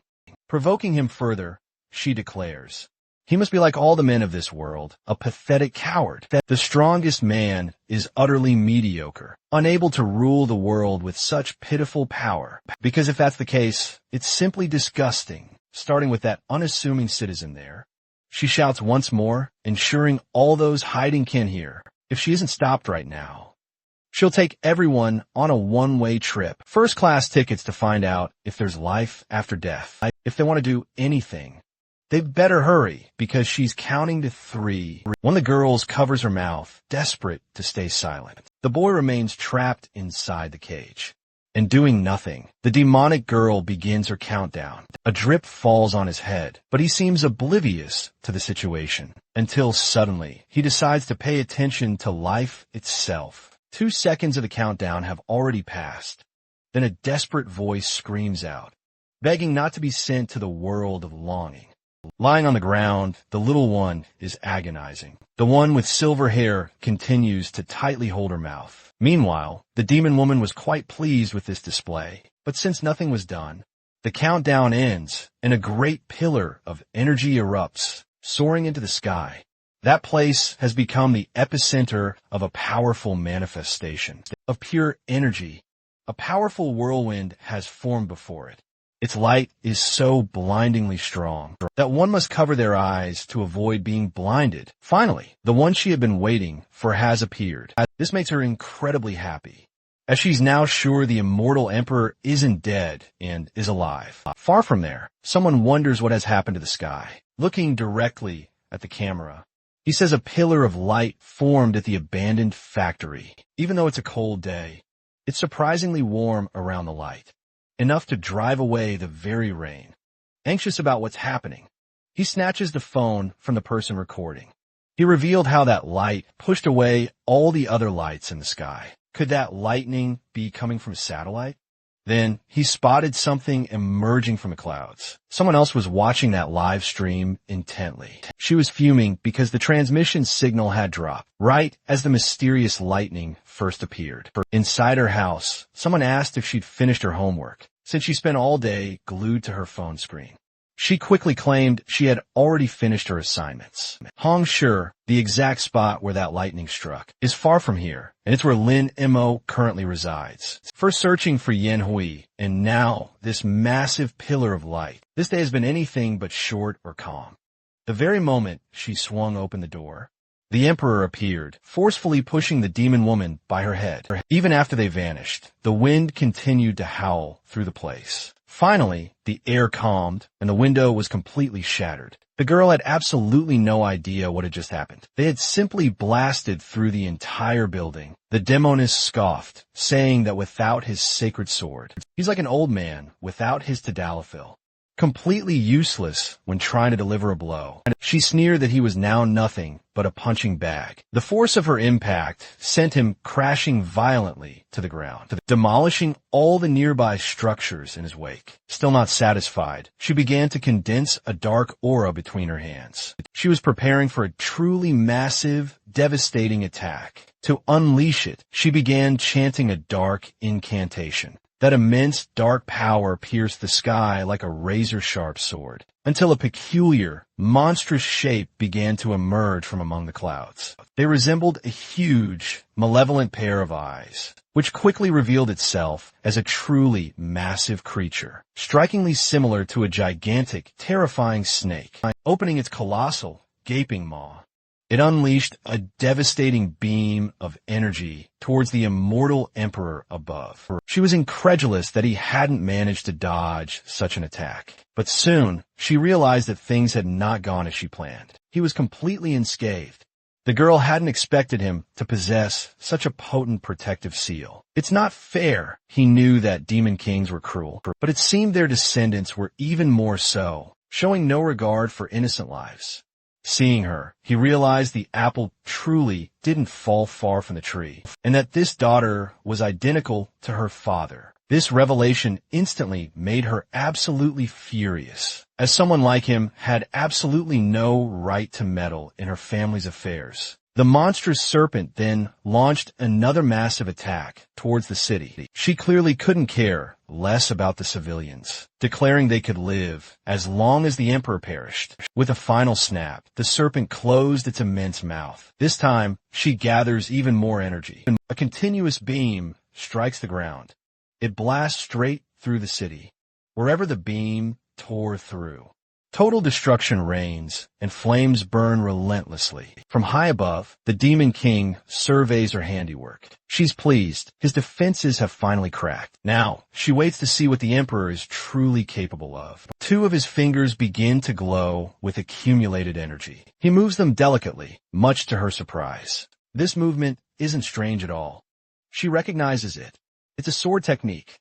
As soon as she realizes the serpent has already been struck, then, looking at the creature, she notices the damage is severe. Finally, after some time, the Emperor now holds a sword. Now that it's with him, it's a good embryo, and it was certainly worth the wait.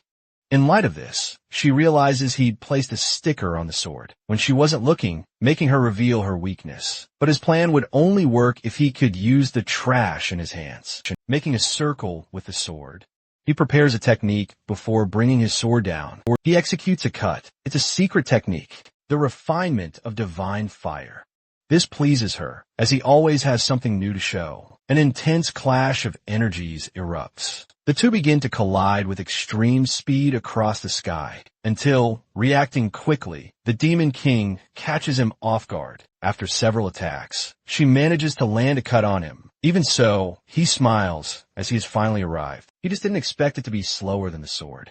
Then, the figure representing him vanishes, and rays of light emanate from him. Seeing that the figure was burned, she realizes it was a clone, but she doesn't know what just passed through him. Then, a small paper doll appears before her, completely pierced. Meanwhile, two fighter jets approach, unleashing bursts of fire. She thinks this was also part of the Emperor's plans. But modern weapons have no aura. They're just projectiles with speed. Not impressed by this, she executes a movement with her sword, jokingly saying they're brave. Even so, one of the jets manages to evade the aura attack, launching a missile towards its target. But for her, that attack is just too slow. Yet, the missile managed to correct its trajectory. This was a surprise the Demon King hadn't accounted for. Swallowed whole by a massive explosion, the target had already been locked on. The jets continued to unleash their weaponry.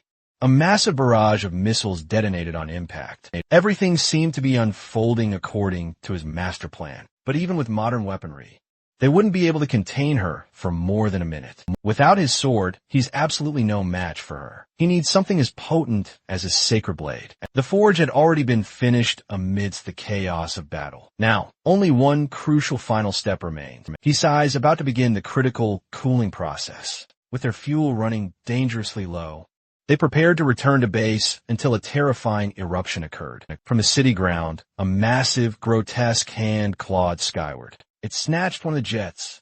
Over the radio, he desperately warned the others to flee the area immediately. The other jet attempted to escape the grasping hand, but it was struck down as she swung its companion like a weapon. An eyeless, monstrous creature then emerged. Roaring furiously, the beast was absolutely colossal. Beside it, the towering buildings looked like mere miniature structures from above. The Demon King declared, "This is what happens when they meddle in my fight. Now, they all must perish." Someone informed her this beast was pure, walking spiritual energy, an excellent opportunity to finish off the Emperor before he could execute his grand scheme. However, from high above, something suddenly captured her attention, completely diverting her focus. A small, sniffling child was crying out, desperately searching for his father. "I'm so scared," he whimpered, Meanwhile, a little girl shrieked for her father. One of the creature's massive paws descended toward her. It wouldn't be long before she was flattened into a paste. The Demon King observed the scene intently. The little boy continued to cry out, completely unaware he was about to become Monster Chow. This grim scene made her close her eyes, triggering a memory from when she, too, was small, desperately searching for her own father. Amidst all this widespread destruction, the city plunged into chaos, all exits hopelessly congested. Caught in the midst of the gridlock, a call went unanswered. A young man lamented, "My wife never answers me, even when it's truly important. Unfortunately, their phones are completely dead, no signal at all." But from the news broadcast, they discover the monster, previously seen in the city center, has suddenly vanished without a trace. The young man worries about the sudden downpour, and his daughter then points out that the news had reported no rain was expected today. Beside the bridge, a massive cyclone begins to form, drawing massive amounts of water into its core. Some curious onlookers foolishly step out of their cars to film it, completely oblivious to the immense danger it truly poses. Right in its swirling center, the Emperor's glowing sword shines. He's manipulating the very water, using it to cool his blade, until the immense energy finally condenses, unleashing a shockwave that violently churns the waters. The sheer force of the wave then sweeps cars right off the bridge, surely taking with it those foolish enough to be filming. Afterward, the area is enveloped in a dense, swirling mist. The girl, defying logic, steps out of the car, ignoring her father's frantic warnings to stay safe inside. She stares at the spot where the mighty river once flowed, unable to comprehend how any of this is even possible. Every single drop of water that was there has vanished, as if it were somehow drained upwards into the sky. The Emperor stands triumphant before his magnificent sword. He extends a hand, slowly reaching for the weapon's hilt. The moment he grasps it, an intense, brilliant energy explodes forth. The dazzling source of light pierces even through the thickest mist. Such is the incredible power now unleashed, that the dense fog is instantly blown away from the entire area. Now, the blade he painstakingly prepared is finally ready to strike down the unwary. He gazes upon the powerful fruit of his labors, which had been hidden and waiting in a mist for far too long. The Demon King then declares he was foolish for ever reaching out to a child. She retorts that she wasn't actually waiting there for him. The little snot-nosed boy finally smiles, for he's found his terribly irresponsible parent. They embrace, and the Demon King urges the adult to quickly get out of there, as this place is far from safe. It's simply not her style to prolong any fight, so she intends to put a swift end to this battle, just as they did back in her previous life.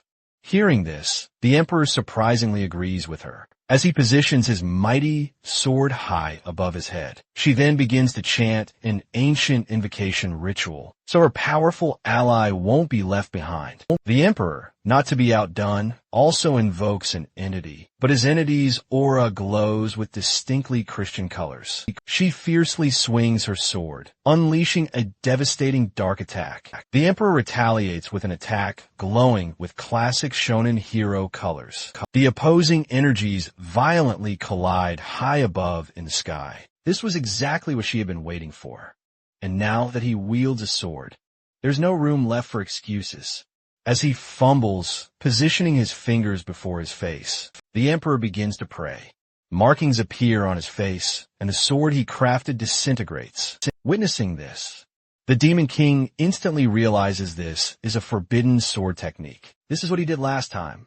She should have prepared her demonic sword for this very moment. As in its current state, it's absolutely no match, without the strength to resist the hero's technique. She is struck. A great beam of light continues advancing toward her. In the sky, a mysterious rift begins to tear open. Slowly opening, it reveals another dimension entirely. In the face of such overwhelming power, Even the sky is cracking. Completely wounded and without strength, she acknowledges that this is utterly excessive. The Emperor stands triumphantly before her, watching her closely, his gaze fixed upon her. He declares, "A winner has already been defined." But then, a voice asserts that things have only just begun. Gravely wounded, the Demon King utters something about what she's seeing. That was the other half of the magic sword.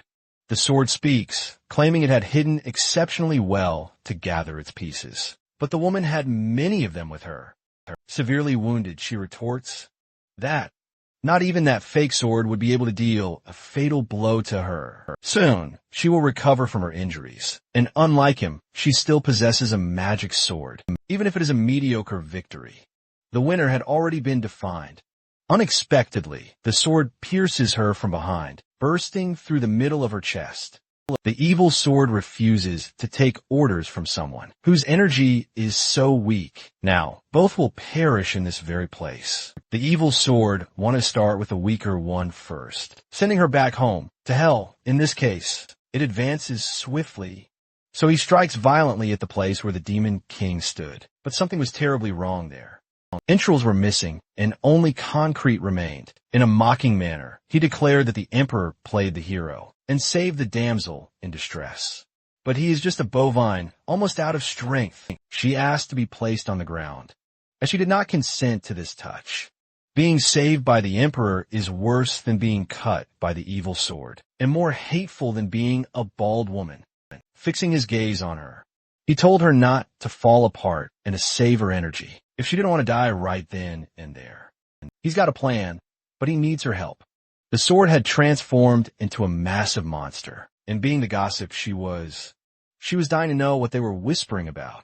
This infuriated her, since she wanted to listen in too, since she lives for a good rumor. With eyes closed, the Emperor prepares another spell, the Prison of Light. Several beams of energy appear, plummeting from the sky. They strike the monstrous sword, pinning it to the ground. This left her surprised as now, besides being unable to move, she wouldn't find out what they were gossiping about right in front of her. This prison can only be destroyed with yang power. It's impossible that a powerful sword like her can't wield even a shred of yang energy, and perhaps she truly can't. Besides being incompatible with this new world. This comment left the sword so utterly outraged that if she possessed a traditional brain, she would have suffered a severe stroke. Gathering her strength, she shatters the prison, showing off her sculpted, juice enthusiast physique. The sword was not afraid of needles, nor of underground laboratories. Flaunting her shape, she asked the powerful Emperor if he still had the courage to disrespect that 3% body fat physique, preparing a powerful punch. She says he's got little power and is holding a dying nag in his lap. Besides being shameful, she will send both of them to hell. Now, however, with the girl in his lap, the Emperor snaps his fingers. The monster sword was struck precisely above what would be her floating rib. If she had a liver and were an alcoholic, it would have been fatal. Realizing the damage was extensive, she wonders how it was possible. It seems she really was an alcoholic, as she collected all the fragments. His piece must also be in this trembling body. He transformed this fragment into bait after refining it. It was his trump card against the demon, but he ended up using it against the sword. The monster panics as her yang energy is draining away, along with her rented shape, running out of juice in her veins. Now, it is the Demon King's turn to do her part, much to the sword's displeasure. It started siphoning away her energy. The sword withered, becoming thin and weak again. The sword grew desperate, unwilling to lose her power. With a defiant clang of her blade, she cursed them, proclaiming she was right. The sealed yang power from the sword still resided within him. Now, it was time for them to settle their score. Suddenly, a massive appendage crashed down before them. It was the beast of chaos, and the sword rejoiced, for truly, the heavens had not forsaken her. Glee-filled, she wished them both good luck, as they faced off against this monstrous creature. Then, turning to the Emperor, she stated she had upheld her end of the bargain. Now, she demanded to know their next move. He gazed intently up at the sky. Their next step was to mend that tear in the heavens. But she was a demon. She only mastered techniques of destruction. Repair wasn't her forte. He permitted her to leave, as he could handle this by himself. He simply asked her to remember her promise to him. Facing the dire problem, he clasped his hands, and his eyes began to glow as he slowly parted his palms. A small, potent wellspring of energy appeared. He unleashed it toward the creature, commanding it to return to its own dimension.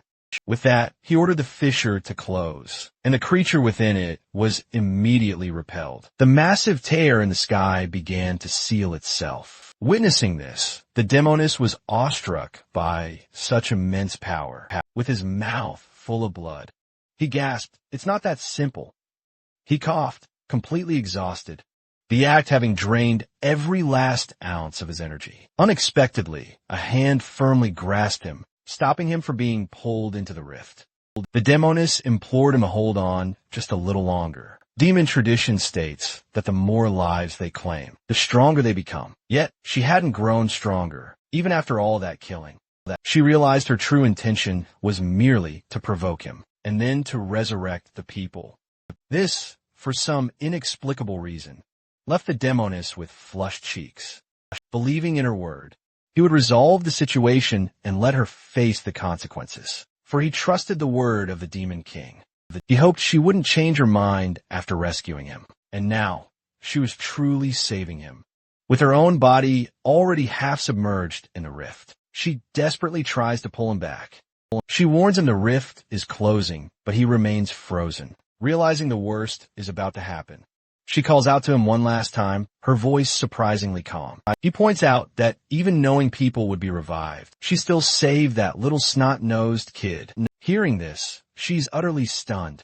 The Emperor mutters a few more words to her, but they're lost to the wind as the rift finally closes. The rift seals shut, leaving him stranded on the other side. She's absolutely outraged, furious at her failure, until something unusual catches her eye nearby. A small, flickering flame figure rests in her hands. The sun sets as she sits atop a towering building. Thoughtfully, she gazes at the last thing the Emperor left behind. This makes her sigh, a hint of disappointment in her breath. Raising her hand high, she begins to gather an immense amount of energy from this colossal sphere of power.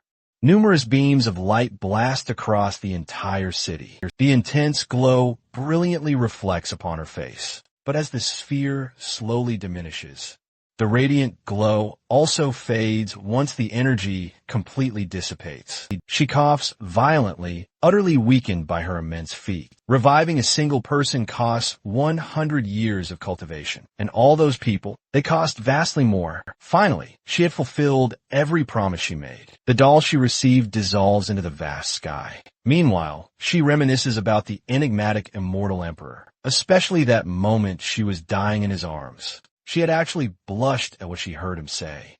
For some reason, she just can't shake that gray-haired figure from her mind. All that fills her thoughts is the vivid image of his face. Now, she remembers him with a strange, special fondness. The woman lies peacefully in her bed, sleeping like a rock, but in her mind, thoughts surface. The woman with red eyes is a demon, and they absolutely shouldn't mess with her. A demon extends a sword to her, urging her to kill the immortal spy, who has already slain countless of their kind. But she is only a child. The adult presses her to get the brutal job done quickly. Her hands tremble, hesitant before the gruesome task. With patience wearing dangerously thin, the adult shoves her forward. The blade pierces the prisoner's belly. It was far too intense for her, just a mere child. This kindness is a weakness that will one day betray her. The adult slowly whispers. The dreamscape begins to shift. It is she who should truly think better about this. Her gaze now falls upon something else entirely. The immortal emperor is being dragged into the rift. She just wants him to shut up and let her save him. But he taunts her about what she did to the lost child. His words leave her utterly agonized. She desperately pleads for his silence. But the emperor only offers a discreet, knowing smile. He always knew she wasn't a good person, but he never expected her to be this evil. After this troubled and intense dream, she awakens. She bolts upright from her bed, her hands gripping the sheet, still deeply shaken. At a grand table, a small, shadowy woman recounts the events of the past week. The two had clashed, decimating half the city. Their sword clash even tore a rift in the sky itself. When all was said and done, however, an unknown force inexplicably brought back everyone who had perished. But they can't possibly expect that to happen again. One person declares, exasperated, "We might as well sit and wait for death if we're to trust these clowns." She demands to know what else they can do besides nothing. She is Yang Tianyu, the holy Yao Qi. She can't believe a mere sword cut could actually split the sky and open a rift. The sword saint felt utterly embarrassed by this tale, as she's completely unaware of such a technique. Li Shunran tells her she shouldn't feel that way. No immortal could possibly punch a hole in the sky. The man, with a penchant for body modifications, recalls how Elder Zhao was reduced to dust with a single blow. And none of us would stand a chance either, Yutong. Yutong, who possesses ample attributes, asks her grandma if everyone there gathered just to complain. Grandma Bayan scolds her granddaughter to be more polite, as she'd already consulted with another elder about how they deal with this looming problem. Since ancient times, her clan has safeguarded the oracles, the very arms of the divine path that govern the world today, defending the righteous path and eliminating heretics. But the oracle left them an enigmatic message: drink this tear and do what is right. And they sealed it, even without knowing its true effects. The blonde wants to know what this mysterious tear has to do with them and their current plans. Her grandmother recalls that when she first arrived at the temple, she was so gravely wounded, her chance of survival was slim to none, which makes the blonde wonder how she's still breathing. The seal they had made eventually broke, and its contents chose to merge with her. She is now the daughter of Destiny of Paradise. This is their ultimate trump card, and they need to help Yutong practice. One of them suggests a man from his clan to pair with her, to boost her cultivation. But the little shadow declares it requires someone with pure yang energy. This genuinely shocks the blonde, who's stunned they're taking it so seriously. Men with that kind of energy are naturally very handsome. So, of course, they'd have to choose the most beautiful one. This only makes the blonde even more uncomfortable. The Pierce guy then adds they also need to be young, so as an age gap would be counterproductive, and they should scout in schools. That's why a beauty contest is currently underway. Upon hearing this, the blonde was furious. She couldn't voice her opinion on it. Meanwhile, the red-eyed girl has caught wind of this news. This is vital for you, Tang, so he can double his cultivation. It's going to be a beauty contest among students, which puts him squarely on the list of potential candidates. She wants him to win to draw closer to the Phoenix group and the fabled daughter of Destiny.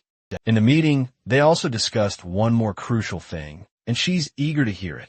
They'll exhaust every resource to find the Emperor and His Majesty. After hearing this, she dismisses the young man. A full week has passed since everything transpired, and her aura still hasn't fully recovered. Her body is weak, and since her last resurrection, her foundational strength has been damaged.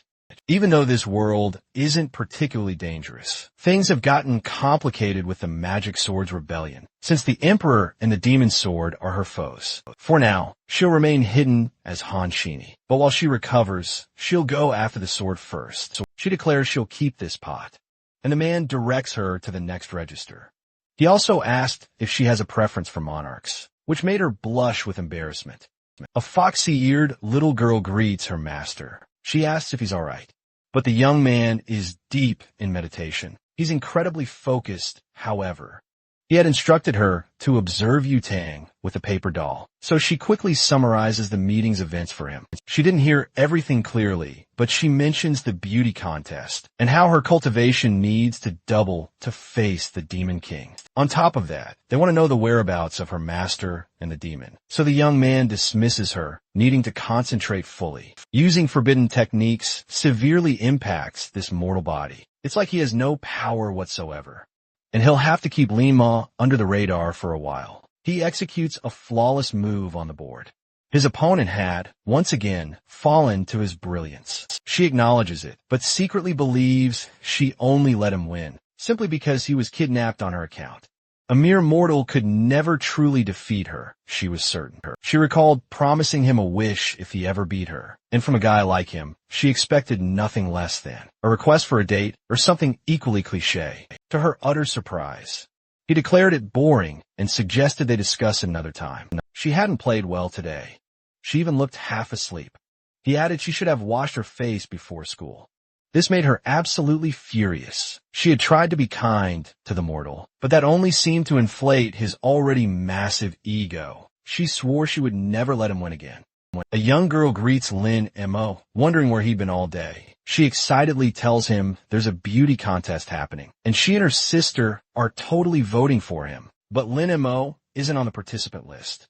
This is too boring, he dismisses. I don't want to participate. It's impossible for someone so vain to find a beauty contest boring. She concludes he's just playing hard to get.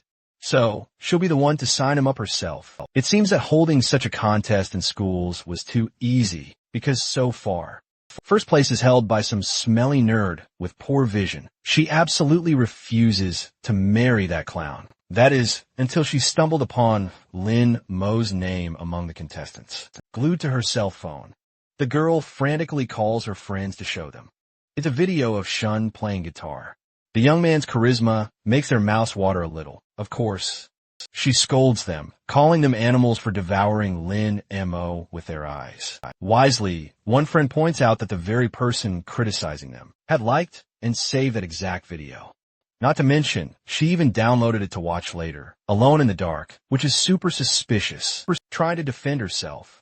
She claims they're just classmates, and it's simply sympathy on her part. Ready to spill the tea, her colleague announces. She knows. This girl desperately wants to share a bed with Lin Mo. She shouts back, I absolutely would love to do that. He's handsome, fit, and very well endowed. And honestly, it shouldn't even be a problem. From afar, two envious voices call her superficial, but secretly, they all crave that attention for themselves. He vowed he'd absolutely win this contest. He spends 8 grueling hours a day perfecting his photos. Lin Mo, however, had already zoomed past him, and in first place, a ridiculously childish comedian, one who looks suspiciously like a pet shop animal. He declares he'll just work even harder now, but his friend quickly snaps him back to reality, pointing out his chances are looking pretty slim. Suddenly, someone shouts that the great Shinlidian is here. The androgynous, effeminate boy, with his visual genetic deficit, struts through the halls, effortlessly attracting everyone. Then he proclaims he's done for the day.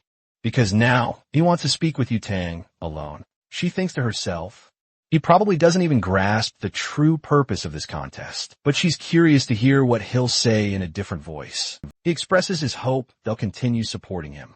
But Yutang immediately notices the distinct change. The boy approaches with some cookies he baked just for her, but his voice shifts as he asks her to try one. She flat out refuses to eat anything that clown made. Seriously, he looks like he never washes his hands. She storms off, calling him absolutely disgusting, but then she realizes the effect on her voice, caused by the divine demon, isn't affecting her. Perhaps it's because she's the daughter of destiny herself. Yutang is undeniably irritated, feeling completely disgusted by the guy in glasses. She knows he's a powerful cultivator, and he uses this ability to charm all the girls, and she absolutely refuses to join his fan club. But he's already on her grandmother's notorious list, so she might not be able to reveal his true identity. As they sit at the table, her friend exclaims that Lin Mo has appeared. It's so rare to ever see him by himself. Shun has been hogging all the attention from girls lately, and Yutang had completely forgotten he's in second place. Her colleague suggests she should go talk to him, which makes her blush furiously, like a beet. The embarrassment is so overwhelming. She hadn't even considered it a possibility, because they're just friends, nothing more than that. However, she can't quite finish that sentence. Her mouth refuses to utter just friends. She remembers him playfully punching her in the spleen. Indeed, they are just a couple of friends, but her memories tell a different story. Then, she suddenly remembers his open shirt, revealing a subtly toned chest. Her colleague swore she didn't hear her right, and demands to know if they're just classmates. But a nosebleed makes her claims pretty unreliable, especially after what she felt. When thinking about that boy, she practically bolted from the cafeteria. Yutang paces down the hallway, completely lost in a whirlwind of conflicting feelings. Some boys attempt to approach her. Her goal is to take much better photos of him, because without that, it'll be impossible to beat Shun. With her vocal skills, that is, Shen has the city's best photographers at her disposal, and Lin Mo would certainly never refuse her invitation. But as soon as she offered him the proposal, he immediately declined, even saying that if she's so idle, she should look for a part-time job. Not to mention she's just bothering him. She should go find someone else to do that. And there's an even more important reason. He thinks to himself that he's not feeling well and needs to spend all his free time cultivating. But to her, he said he was recently kidnapped and prefers not to trust girls. That last one is a plausible explanation, and she accepts his words. At the gym, she pummels the punching bag with all her strength, consumed by the matter. She imagines the blame is entirely hers, because she had promised to protect him. She had told him everything would be fine, but in the end, it sounded like a total lie. Because of that, he no longer trusts her, and there's nothing to be done. It's a situation that fills her with pure rage. Thinking about all this, she starts to sob from crying so much. Imagining marrying that disgusting, almost blind guy is worse than death. She soon becomes enraged again, and starts to hit the punching bag even harder. A woman with huge biceps and a masculinized face asks why the gym is empty. The attendant says, Yutong reserved the whole place for herself today. Since she arrived, she took off her shirt and started hitting the punching bag, and she hasn't stopped since. A wealthy girl who paid for this and is just a student has wanted to fight someone for a while. And this is a good opportunity. The boy says this is a bad idea. The little girl is clearly fed up with life. But the woman just shrugs it off, saying she doesn't care. She even offers to give the money back to the girl, as she's completely unfazed by the confrontation. She remarks that the girl isn't bad, just lacks resilience, and then introduces herself as the personal trainer from that gym. Hey, Yinny, the girl shouts, threatening to beat her up if she doesn't leave. Full of bravado, her juice-loving friend chimed in, saying if she didn't keep her promise, she'd be a total coward. Outside, chaos erupts. Bystanders gasp as her body is sent flying out the first-floor window. And if that wasn't wild enough, the blonde woman leaps right after her, ready to make good on her promise to pummel that citizen. No one knows why they're fighting, but it's clearly a one-sided beatdown. Her mask ripped off, exposing her face, and the person begs the young cultivator to spare her life. Pulling off the mask, she demands to know why she's wearing it. It's revealed she has a prominent scar on her face. The blonde scoffs, saying that makes no difference. She gets teased regardless. However, there are still some pending matters to address, and she intends to beat her up as promised. She warns that if she ever touches her again, things will be very different, and she'll end up sleeping with the fishes, with a big block of cement on her feet.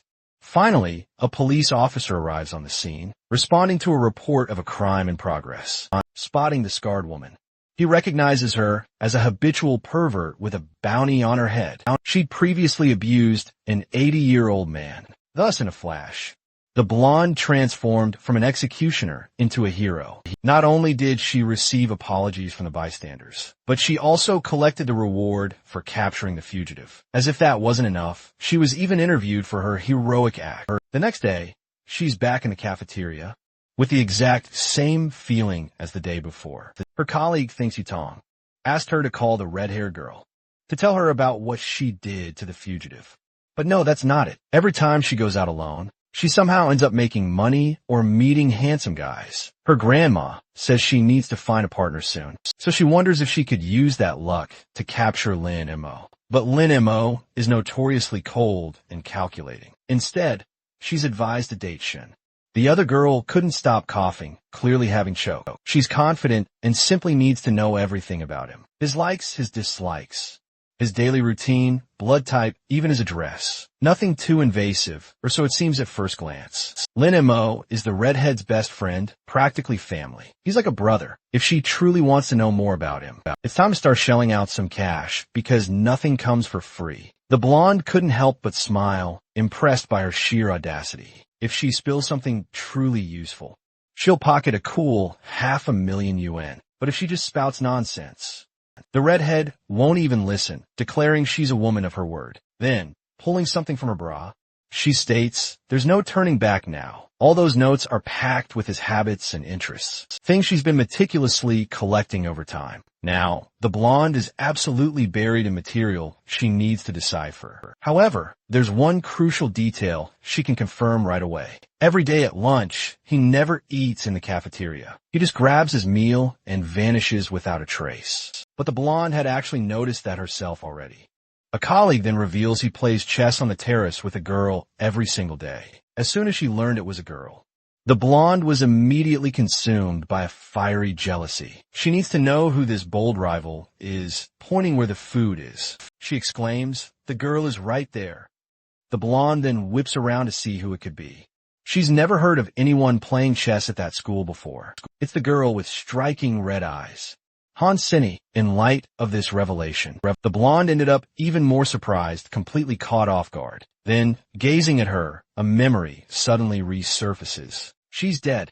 She kept repeating that over and over, all because of a stupid game. She was ignorantly throwing her friend's life away. Her colleague warns her to stay alert, because Han Xin is a truly strong competitor. But the blonde insists they're friends.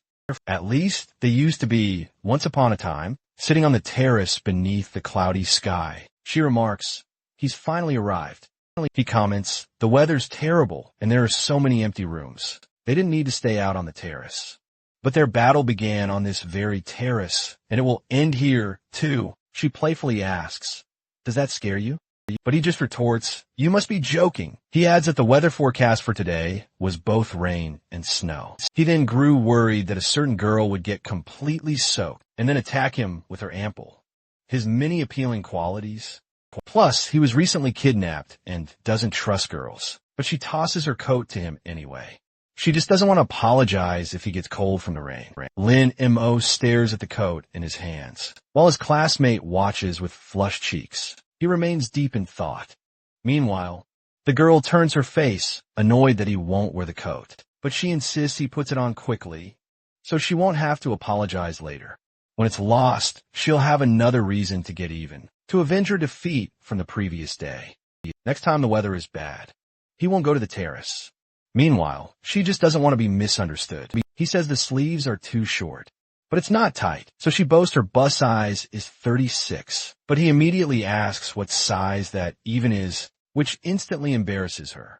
She shouldn't be thinking about that now. With the rain approaching, it starts raining, and the girl is still burning with embarrassment. She blames him, saying his mouth is cursed and caused the rain. But he just saw the news, and that was enough for him. He says he's going home, then immediately turns his back. She told Lin M.O. to stop when he lost.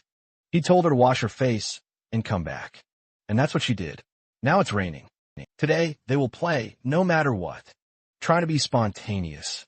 She calls him a play because she needs to win against him today. Looking at him, his expression only made her more annoyed. Irritated, she tells him to just go home since he doesn't want to play with her. The girl stands in the rain, her clothes transparent, and still upset with Lin M.O. after her outburst. She discreetly glances at him. To her surprise, Lin M.O. agrees to play, but only one game. Now it's his turn in the game. Realizing they'd play, she looked at him a bit happier, only to say that it's actually her turn to play. Being incredibly powerful, she spent most of her life feared by others. She never had a friend or someone she could truly trust. She was prepared to become the queen of demons, to carry out genocides and lead her armies. She didn't need to feel affection for anyone, but she can feel that in this world.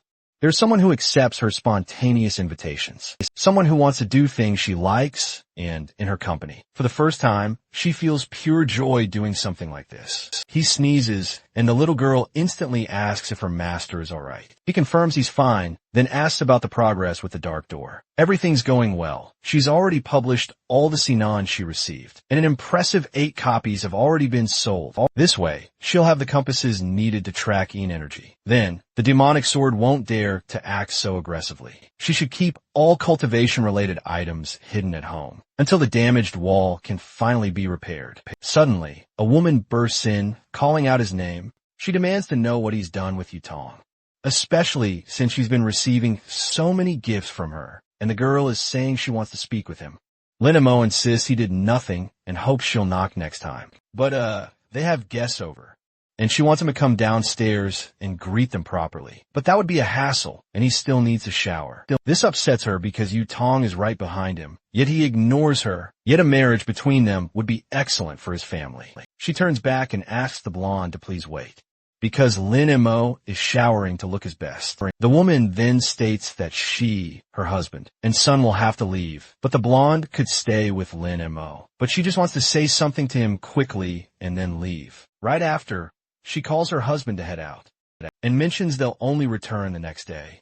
After lunch, the blonde immediately says that's not necessary. The poor blonde just wants to make her sincere apologies. But the more she talks, the more she's completely misunderstood. She's absolutely so nervous that she desperately needs to find a bathroom to relieve herself. So she starts wandering around the house, searching for one. Then she spots a small crack of light coming from an open door. Unexpectedly, Lin Mo emerges from there, clad only in a towel, displaying his perfectly chiseled physique without an ounce of fat, truly like a magnificent Greek deity. It's then that he realizes someone is standing before him, still in his towel, and with that notable piece clearly marked. He tells her to just say why she came in here. But she's trapped in a dizzying fury of thoughts, because all she truly wants is a closer look at that piece. So she quickly apologizes to him, explaining she was looking for the bathroom and didn't know where it was. He claims he saw nothing and didn't understand a thing, swearing it wasn't his intention to see that piece marking his towel, and that if he did see something, he's already forgotten. But remembering the daughter of Destiny's luck, he starts wondering if his lustful thoughts have actually manifested. She's now certain something incredibly strong and intense is about to happen, and it's starting with her attributes. Now, she can't even tell what she's feeling in her chest, summoning all her courage. She tells Lin Mo it's still too early for them to do anything like this. Unfortunately, she doesn't even get to finish her sentence, as a powerful blow lands squarely in her chest. It's a punch from Lin Mo, who's dead set on defending his purity from voluptuous women. He has truly mastered the art of protecting his innocence, and he has no idea what she wants from him, but he hopes she's doing it for her own good. Now in his room, they finally have a slightly healthier conversation. The blonde wants to apologize to him for failing to protect him last time, but as far as he's concerned, that's Yin Huey's fault, not hers. Still, the blonde has brought many gifts as an apology, hoping he'll accept them. He insists it's not necessary, but if she wants to pay for the wall repair, that wouldn't be a bad idea at all. Since it's already late, he needs to rest, and if she's done, she can go home now. And so, she leaves his room, carefully closing the door behind her. Outside, she leans against the wall, utterly frustrated with their interaction. Slowly, she slides down the wall until she's sitting on the floor. This isn't the feeling she wanted to have right now. She starts to remember all the moments she's had with Lin Mo up to this point, making her sadder than she expected. Inside the room, he continues being his pure, innocent self, doing things that only exist in fictional narratives. Meanwhile, the blonde peeks at him through the broken wall. She enters his room once more, calling his name. Being perfectly direct, she asks him to be her boyfriend. She waits anxiously for his answer. She declares she'll only say this once. She doesn't want to take advantage of him because of his kidnapping trauma, and she knows he hasn't even recovered from it yet. But she ends up stuttering just as she's about to continue, until she blurts out all at once. She likes taking him out for walks, and she likes the smell he leaves on her helmet. These surprisingly effective phrases seem to work, as he starts to sweat a little. She likes how he defends his purity whenever he misunderstands her. He's different from others, and she probably means nothing to him, but she vows to dedicate herself, and one day, she will be good enough for him. Just speaking those words completely drained her. It was like she'd just run a marathon. Lin Mo stood up and started walking straight towards her. She's completely at a loss for what to do, or if this will only push him further away. But she's a determined girl, never speaking without thinking first. Giving up is simply not in her vocabulary. Lin Mo now has his back against the wall, because no man can resist a beautiful woman's heartfelt declarations. The boy is now breaking out in a cold sweat. He swallows hard, steeling himself to speak. He mentions they've only known each other for a mere 6 months, and yet, she's already saying she likes him. He wants to know if she truly believes love is so superficial. But if that's what she truly desires, she should absolutely go after it because she's completely capable. The girl beams, celebrating with immense happiness. She cheerfully says goodbye as she's heading home now, but she still wants him to come with her for tomorrow's photo shoots. From the window, he watches as the blonde woman leaves. She's celebrating her success. The small woman asks her master if everything is alright and if anything is troubling him. She wants to know why he didn't just say no. She is, after all, the daughter of destiny. She's blessed with all the luck in the world. Even as strong as he is, he couldn't stop her. Even if he'd said no, the heavens would still grant her desires. But love isn't simply a matter of luck. But if luck does manage to find his heart, a heart that's been alone for 10,000 years, then there's absolutely no reason to stop her. That's definitely a point worth considering. People in love, no matter how simple, are as foolish as the rest. The very next day, he's told to look at the camera. Now, he's well-dressed and posing for photos in various outfits. He strikes another pose, this time dressed as an athlete. The blonde says these clothes just don't capture his essence, insisting the school uniform truly suits him best. It makes absolutely no sense to him. But the blonde insists on the school uniform for her own perverse reasons. She doesn't voice it aloud. Now, he's in more formal clothes. Finally, the results of the voting are in. Lin Mo won, but his immediate context remains unknown. So, the boy would need to be put to the test. One of them asks how they intend to do that. The redhead is specifically in charge of this. If she's worried, she needs to show them immediately. She recalls the blonde and her potential reaction. She scheduled the meeting for tomorrow at the hotel by 6:30 in the evening, but they hadn't even confirmed if they'd attend. But with the world at risk, they need to be extremely careful. With those words, he hangs up the call. The time had come to finally meet Lin Mo. The employee wants to know how they'll handle her request because she desired a change of scenery. He brought 20 school-aged girls. He ordered their feet tied and their legs broken, then thrown into the sea with stones tied to their feet. None of this trash compares to what's in Yutong's arms. Beyond not looking great in photos, Lin Mo just doesn't seem special. One of them asks why she has a sword, when she said she'd come in casual clothes. She's never parted with that sword. She's had it her whole life. People from all different sects are gathered here. Hongling's granddaughter is either extraordinary or just incredibly innocent. Someone warns the gray-haired girl to take it easy on the drinks, as this meeting is important. She came specifically to see Hongling. Listening to the blonde screams all day would be unbearable. They finally arrive, and she waits to see what kind of person this boy truly is. Immediately, she's surprised by what she sees. The blonde arrives with her companion, asking if she's late. It's impossible. It's as if she can see right through him. Now, everyone is properly seated at the table. He came there to see if any of them have clues about the whereabouts of the venerable demon, and also because the blonde asked him to. But from what he sees, he definitely can't count on the help of those women with lustful gazes. The old woman says that staring at the boy like that will give them all a bad reputation, and asks Yutong to introduce him. She tells everyone that he's her boyfriend. Lin Mo, however, immediately states they are not. He dismisses the individual introductions, saying he'll just eat and leave. The gray-haired one says he's really a cutie and asks you, Tong's puppy, if he wouldn't like to stop eating and have a private chat with her. She heard he likes tea, and she'd like to offer him some of her tea, the kind only she knows how to make.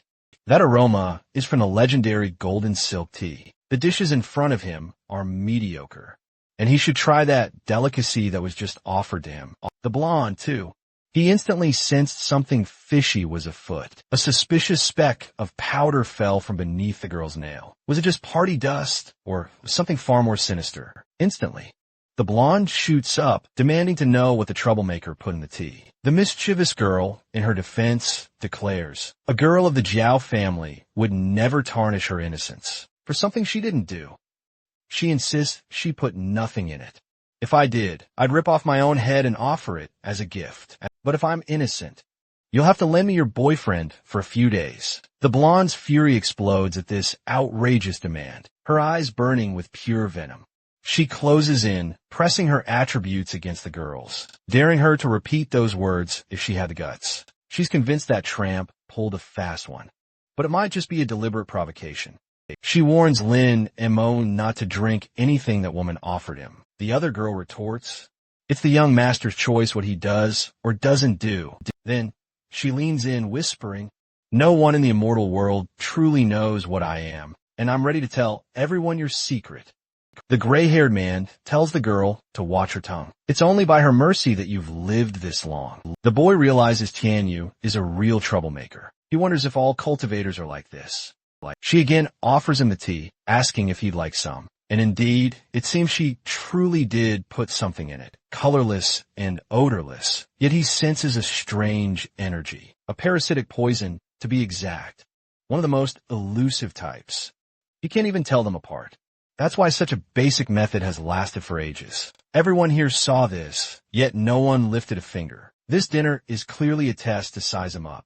If he drinks it and nullifies the poison with his power, the poison won't take effect, but that could instantly raise suspicions. But if he rejects it, they'll think he's an expert and try to confirm it. That would make his cultivation journey much harder. They'd constantly be wary, always watching him. This is a tight spot, and he's not sure how to escape it. But then, a hand suddenly slaps the table and snatches the tea. The blonde chugs the entire cup's contents. This was completely unforeseen. Lin Mo was so shocked, his food fell for his chopsticks. She drank it for him, and hopes they remember the bond they share. If anything ever happens to her, they'll already know that's enough. The old woman then declares, she's brought a treasure and wants to show it off. She asks, "Isn't it just adorable?" But honestly, it's just a strange-looking rat. Apparently, this is a rat that seeks yang energy, specifically searching for bodies capable of cultivation. And it looks like they'll use it to test if Lin Mo can be your partner. There's just one tiny detail, though. His family has never had a single person capable of cultivating for the past 18 generations. To everyone's utter astonishment, the rat starts squeaking nonstop, refusing to leave the old woman's hand. It was practically going wild. Everyone is stunned by the rat's intense reaction. The gray-haired woman urges the old woman to release the rat, and as soon as she lets it go, it immediately leaps across the table, straight for Lin Mo. It then tries to jump on the young man, but he easily repels it with a flick of his fingers, still busy enjoying his meal. He asks the old woman to keep her rat in check. He brushes it off, declaring it doesn't matter. It seems her friends aren't too fond of him. So he stands to leave, but the blonde quickly asks him to wait, because she wants him to at least hear her out. The veiled woman remarks that the rat is usually shy, even around someone with pure yang energy. She just observes, utterly shocked.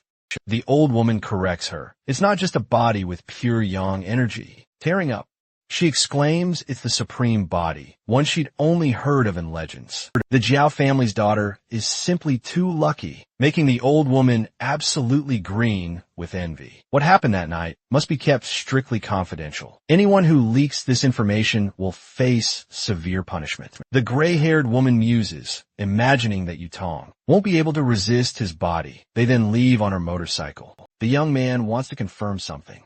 Was there really something in that tea? And the blonde replies that woman wouldn't dare do anything to her. And since she didn't pursue her, it means it couldn't have been anything serious.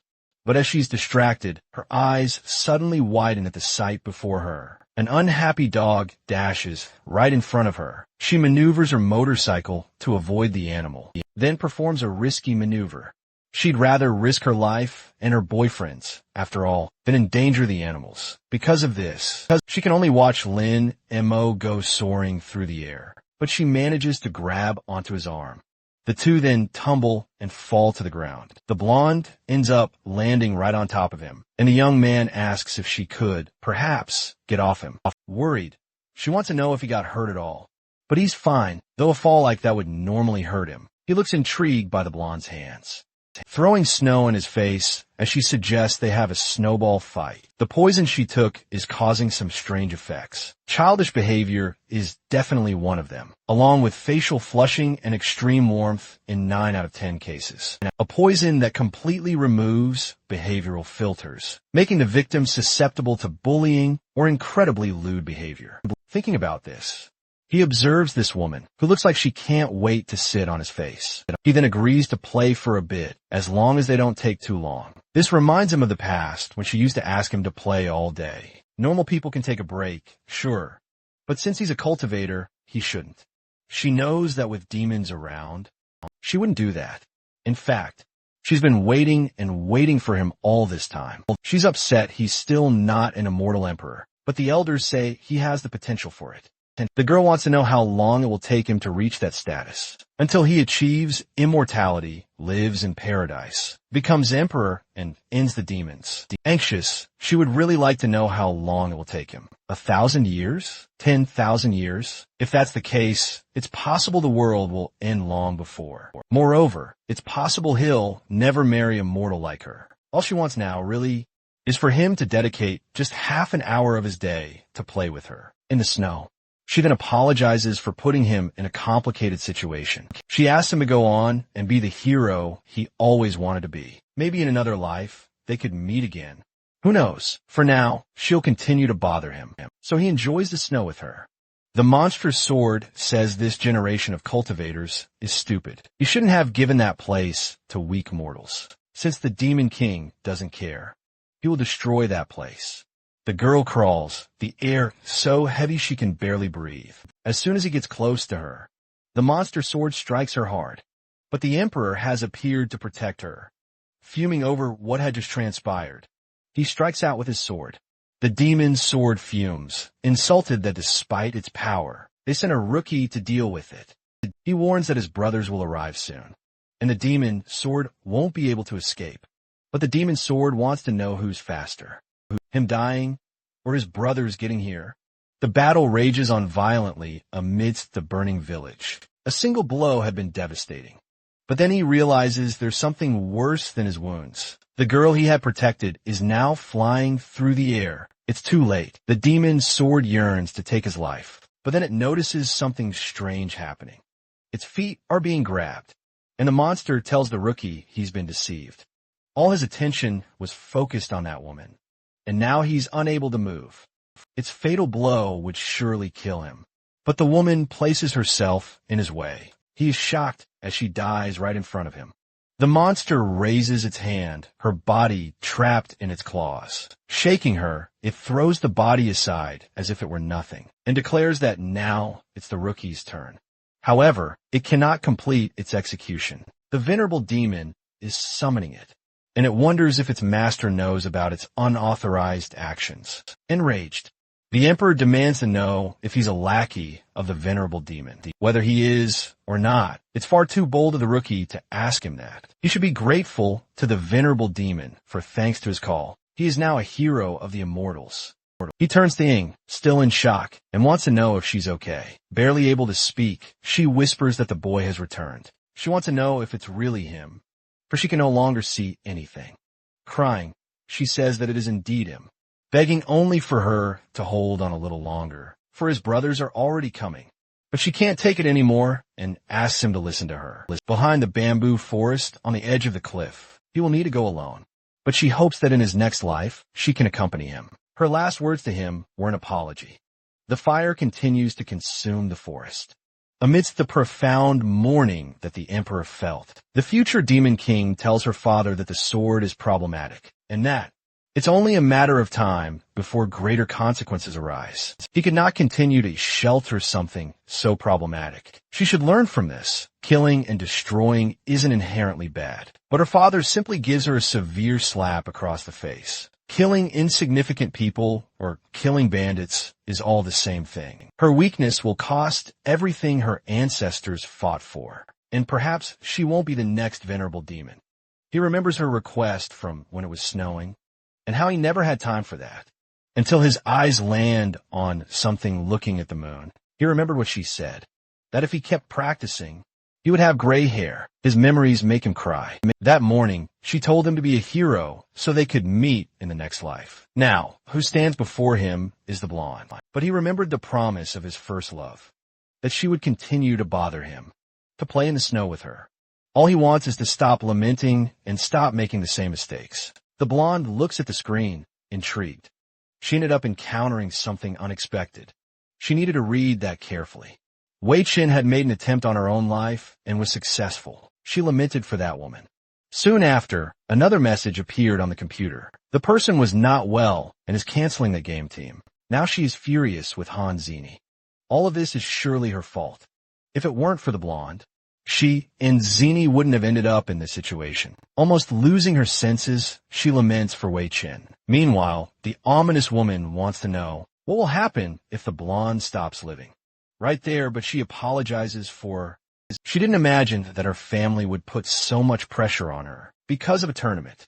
Then another person appears before her, saying that this is not true. It is not just about the game. She wants to know how Hansen is there, stabbing the knife into her chest. She asks if she really wants to know how, because if that's the case, she should think better about the matter. The truth about the matter. Are you sure she will eventually find the answer? Clapping her hands on the table, the blonde asks her to wait. But now she is alone in the classroom. The girl with blue hair appears and says it's lunchtime and asks if the blonde has eaten. Approaching her, she wants to know where Lin Mo is. And the girl says she knew this would be asked and got ahead of it. He's up on the terrace, and he's definitely not alone. This sight fueled her growing jealousy. Watching the blonde leave, she warned her not to stir up trouble. She just can't fathom that someone like Shin Yi could possibly be interested in the opposite sex.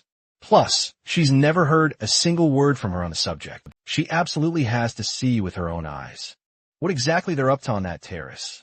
Her eyes widen in utter shock, apparently. What they're saying is true. The two are up there playing chess. She strides up to the girl and declares, "Everyone at school knows you're totally into Lin Mo, but it seems like you haven't even realized it."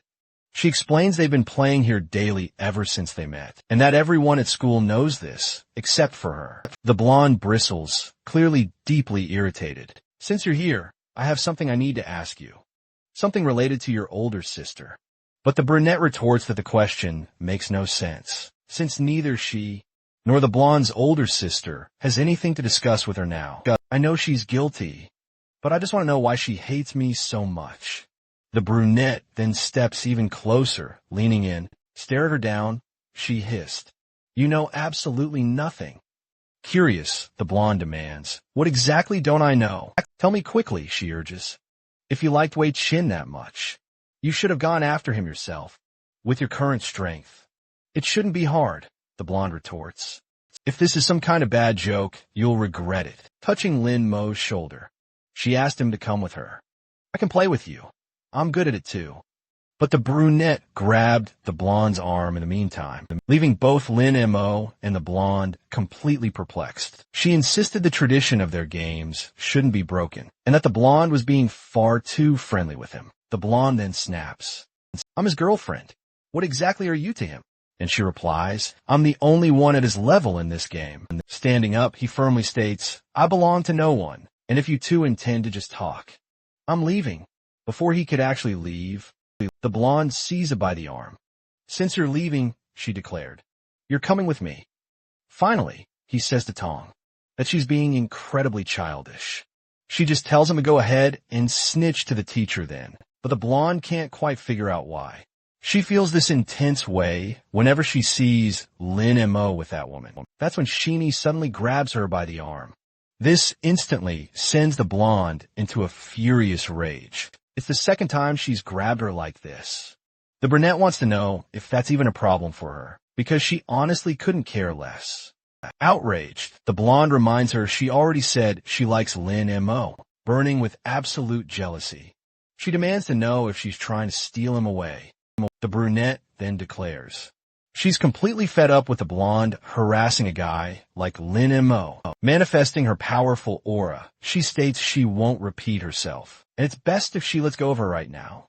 This only irritates Ginny even more, because the blonde is just some daughter of destiny, or whatever that even means. But the blonde's irritation only continues to skyrocket. Her aura grows even stronger as she's deeply upset that some ordinary girl dares to compete with an immortal. Her energy thus keeps manifesting more and more intensely. However, she suddenly gets a peculiar impression. Her hand is now strangely embedded in a massive rock. It's as if she's staring right at an unyielding mountain. She can't move a muscle, and has no idea how this is even possible, having known the brunette for such a long time.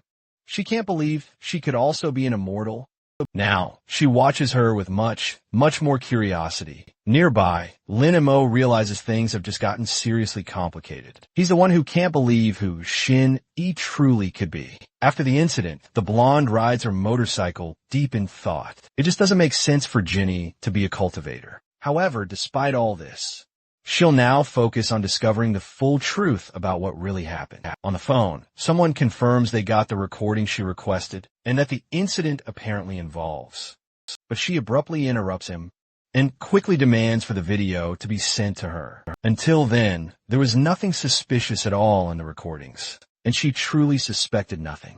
As your luck has apparently increased, that dream must definitely have a meaning. And now, you need to see it all the way through to the end. While watching the video, he suddenly noticed something. It's the very building near where the accident happened. In the recording, Tianyu could be clearly seen walking by, and he suddenly remembered the veiled threat he'd heard from her. Tianyu is attacking innocent mortals again. This time, she absolutely won't forgive her. Inside a bustling club, the guys gush about the privilege of being with the immortal. The immortal, a member of the illustrious Yang family, is completely engrossed in her phone. She dismissively tells them to interact amongst themselves and stop bothering her. It's clear her mind is miles away, lost in thought. According to his research, Lin Mo is an ordinary person, yet he suspects her past has been deliberately hidden. A supreme body, pulsating with pure yang energy. This revelation sends a surge of fury through her, that the blonde managed to get her hands on something so incredibly powerful. Suddenly, a powerful impact rattles the door. It's the blonde, making quite the entrance, her face contorted with unbridled rage. The blue-haired guy, taken aback, asks what brought her to this place. She slams her hand, along with a recording device, onto the table. There's something she demands to know. Tianyu. The gray-haired woman remarks that her family members never truly change, and that the blonde has never possessed an ounce of manners. She then imperiously orders her lackeys to leave them. Only the women and the blue-haired guy are left in the room. The blonde demands to know why she was with that girl on that particular day. She merely casts a cynical, downward glance, claiming she has no idea what the blonde is even talking about. Since she refuses to speak up, then she'll just refresh her memory for her.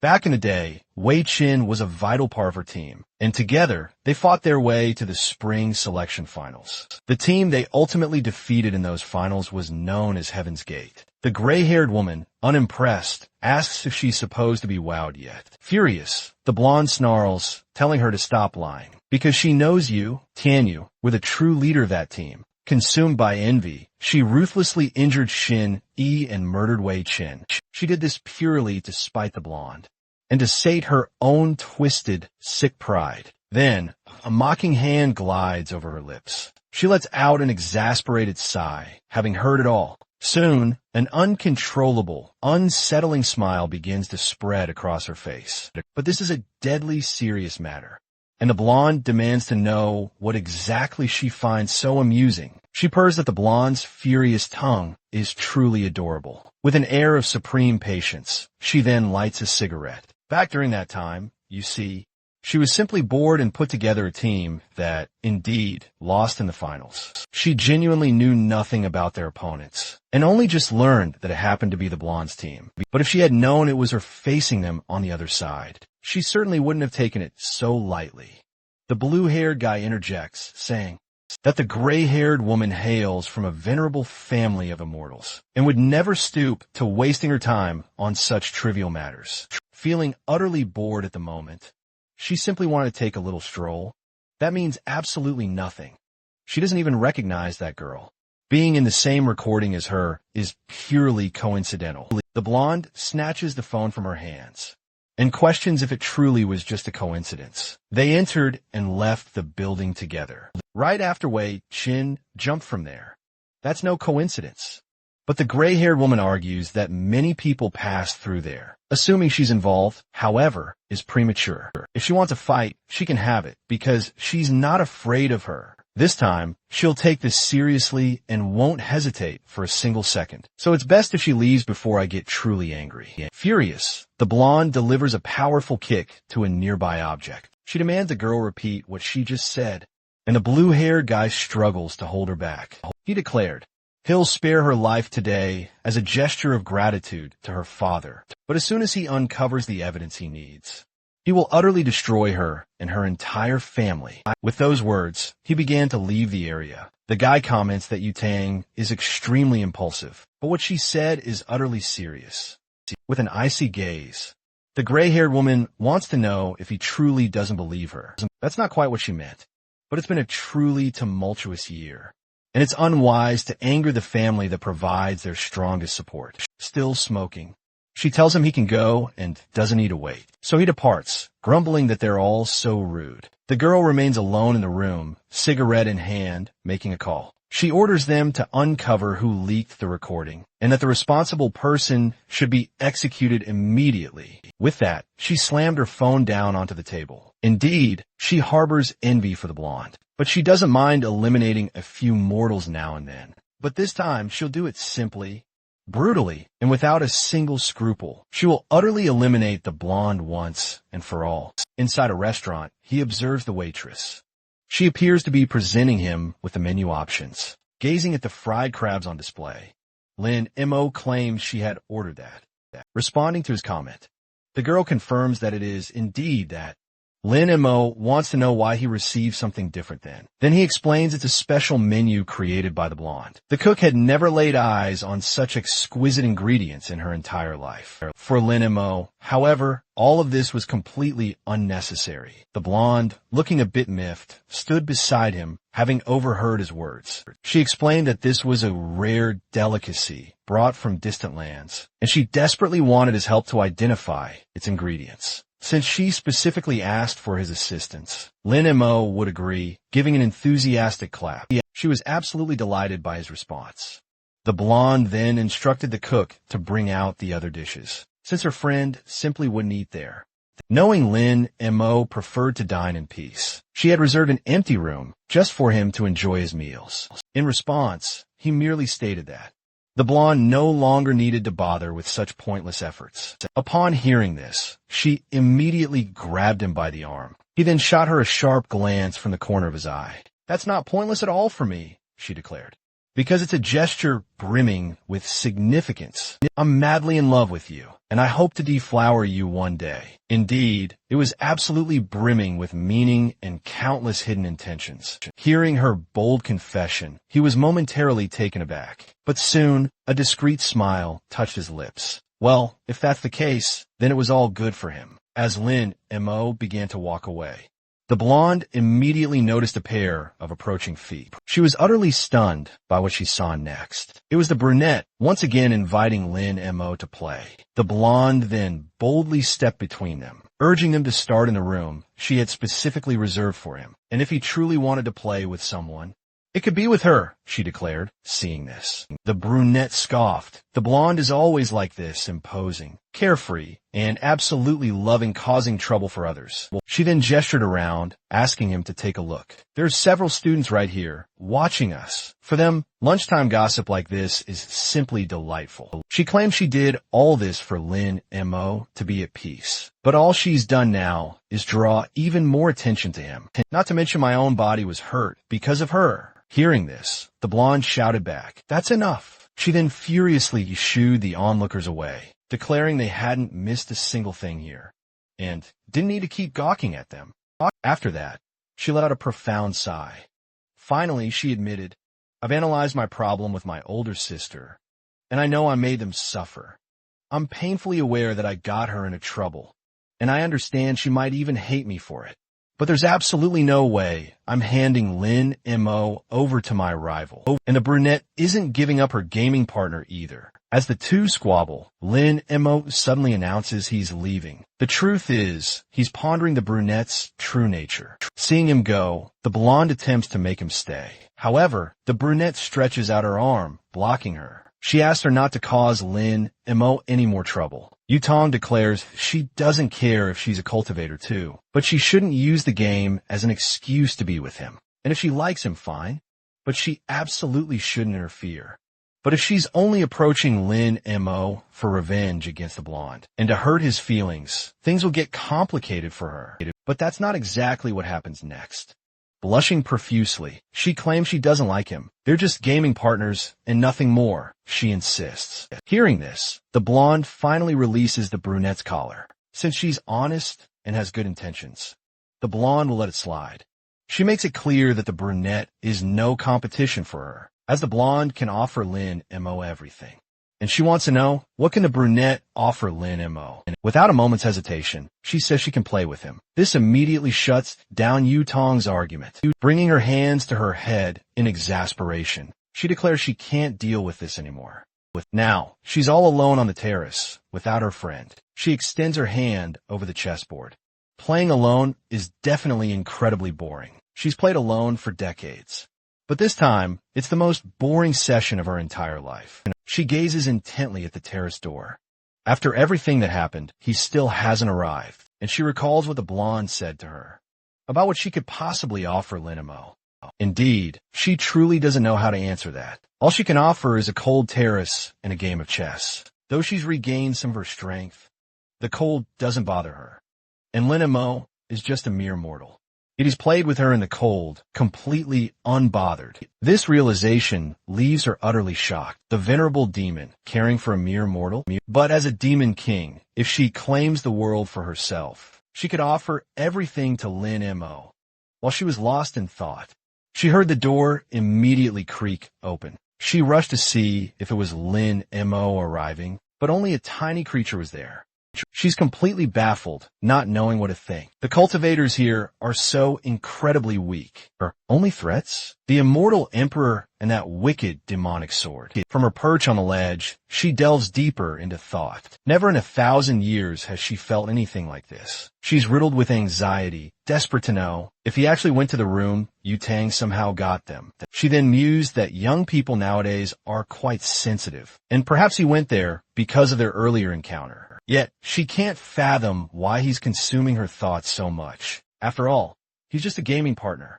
The blonde's words had certainly left her deep in thought. There's no way she likes him.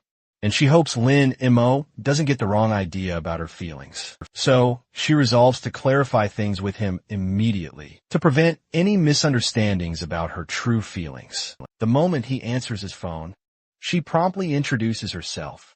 He declares he knows she's a good girl who will find someone better, and then hangs up, a response she absolutely didn't expect. She hurls her phone onto the ground, muttering that he should listen before jumping to conclusions. Utterly mortified by the whole situation, Han resolved to track the guy down and clarify everything. She thinks she allowed Yu Tong's words to sway her, desperately trying to convince herself she doesn't like Lin M.O. Strolling down the hallway, she suddenly spots the blonde's friend. Han approaches, asking if the girl knew the young man's whereabouts. Irritated, the girl begins to claim she had no idea, but then a sudden idea sparks in her mind.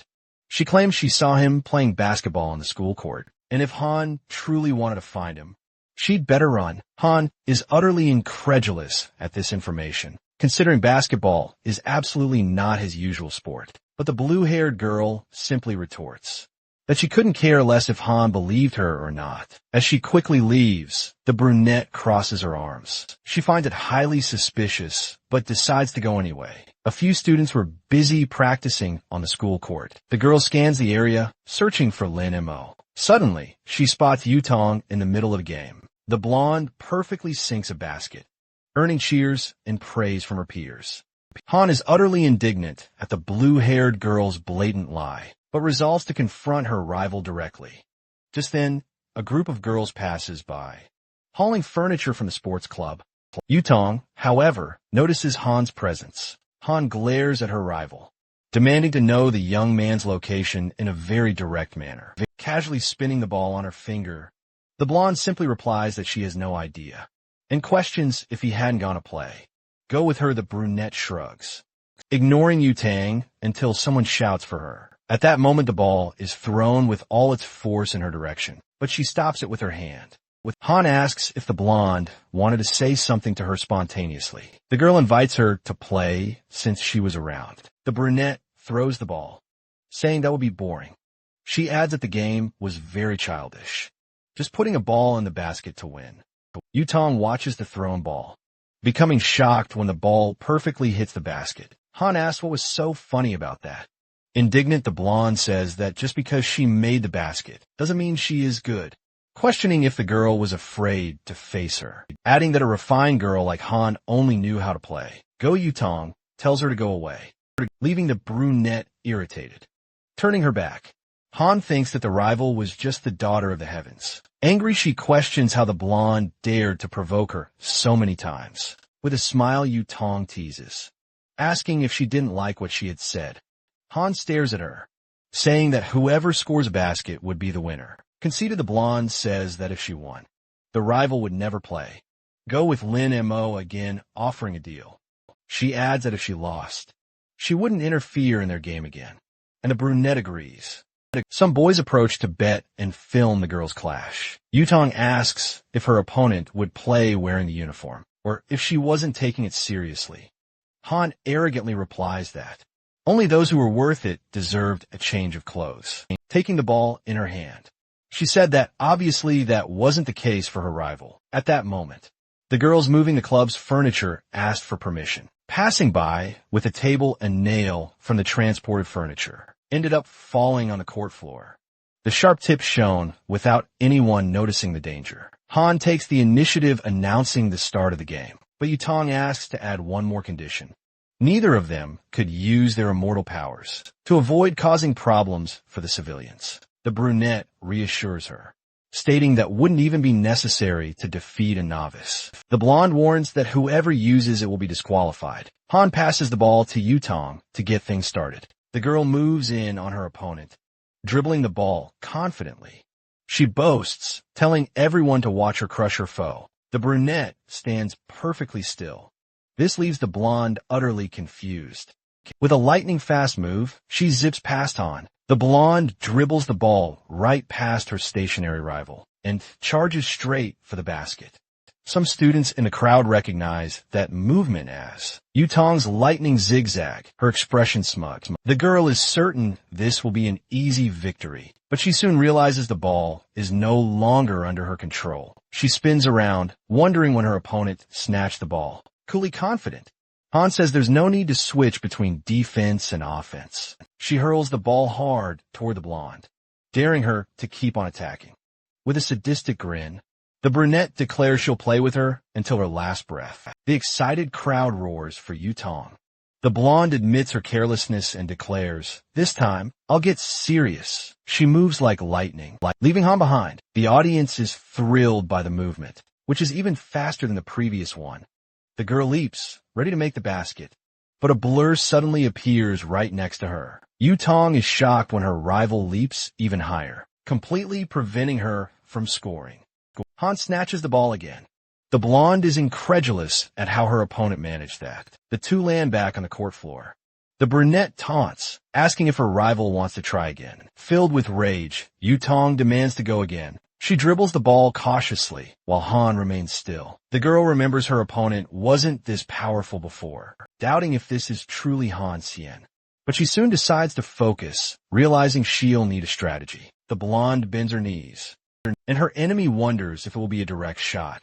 Han jumps to block the throw, and Yutong seizes the opportunity to advance. Deceiving the brunette, she comments that her rival is naive. Han sprints to catch up with her, and the blonde leaps, ready to score.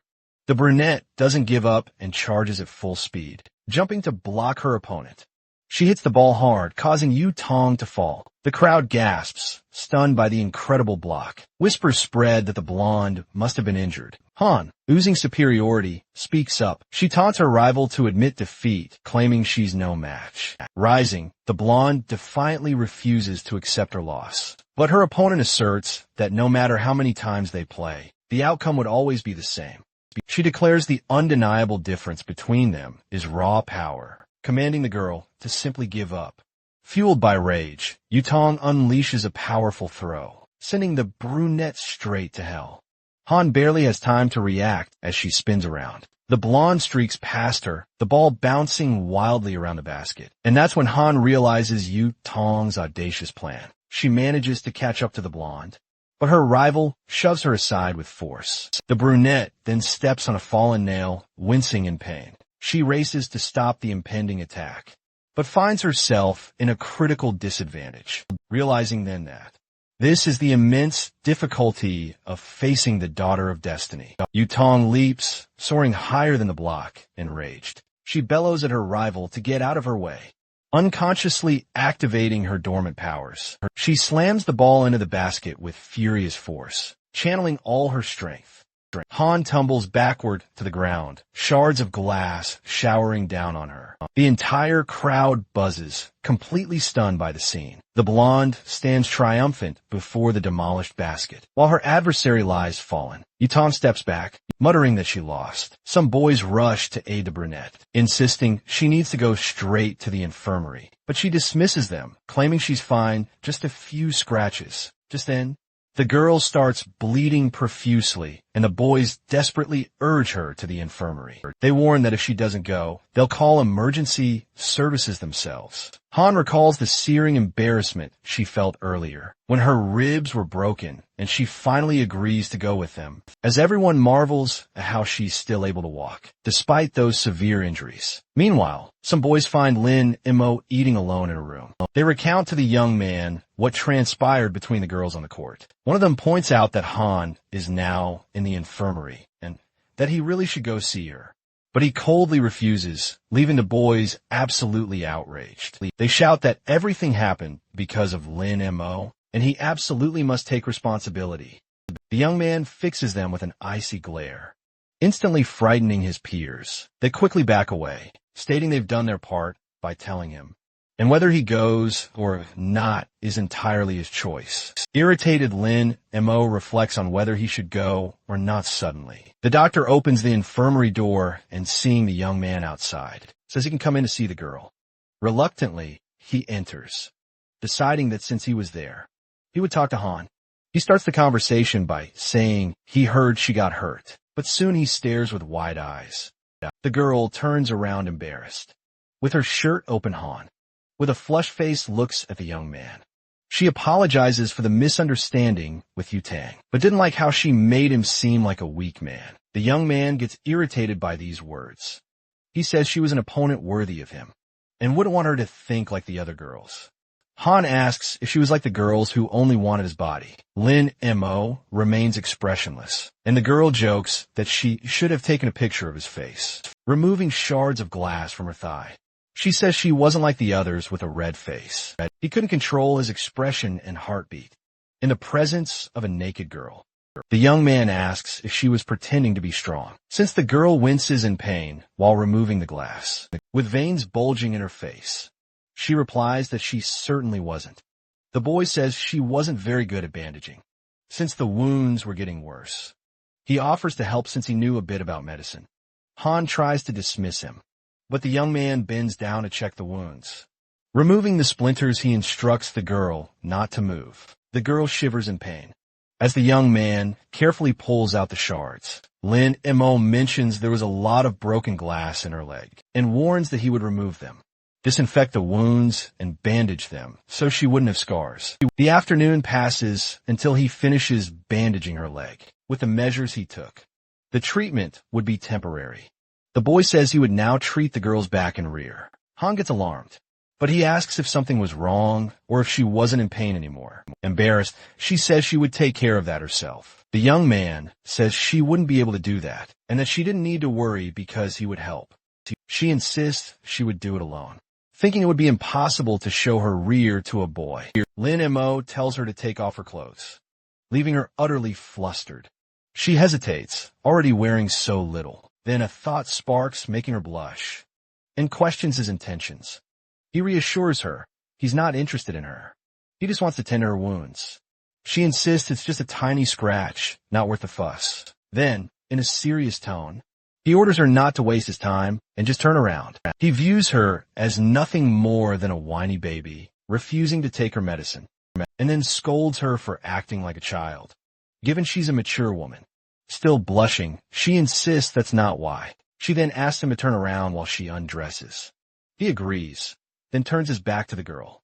Han warns him not to look, and the boy reaffirms he's still not interested in her. She then warns that she's taken everything off. Lin and Mo starts to close the curtains, making her scream. She asks why, and he explains that after class, many students pass by and might see her like that. He instructs her to lie face down on the stretcher and to stop thinking nonsense. Now, Han obeys, declaring she's ready.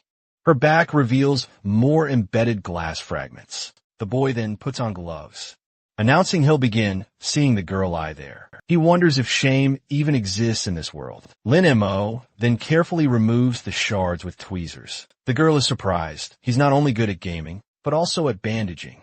Not even a demon, which would be this talented and kind. The young man continues to remove the glass splinters, carefully placing them in a container. Next up, applying medicine and putting on bandages. Fortunately, she's a cultivator. Otherwise, she wouldn't get out of bed for an entire month. As the day ends, the boy announces he's finished the bandaging. But then he notices the girl has fallen asleep. In a bad mood, he takes off his blazer, covering Han with the coat. As he heads for the school exit, someone calls out to him, referring to him as Yutong's toy. The gray-haired woman says it's late, offering to take him home. The two stare at each other, paused in the street. With empty eyes, the woman proposes a chilling game of cat and mouse. She explains the boy would be the mouse and should run as fast as possible. Yang would be the cat and would look for him. But when she found him, she would leave the young man in pieces. Threateningly, she says she would cut his body into pieces and send one by one to Yutang. This way, the blonde would be anxious to receive a piece of Lin and Mo every day. With a relaxed expression, she wonders how long it would take to capture him. She touches the boy's shoulder, whispering in his ear to run, because she would hunt him starting that night.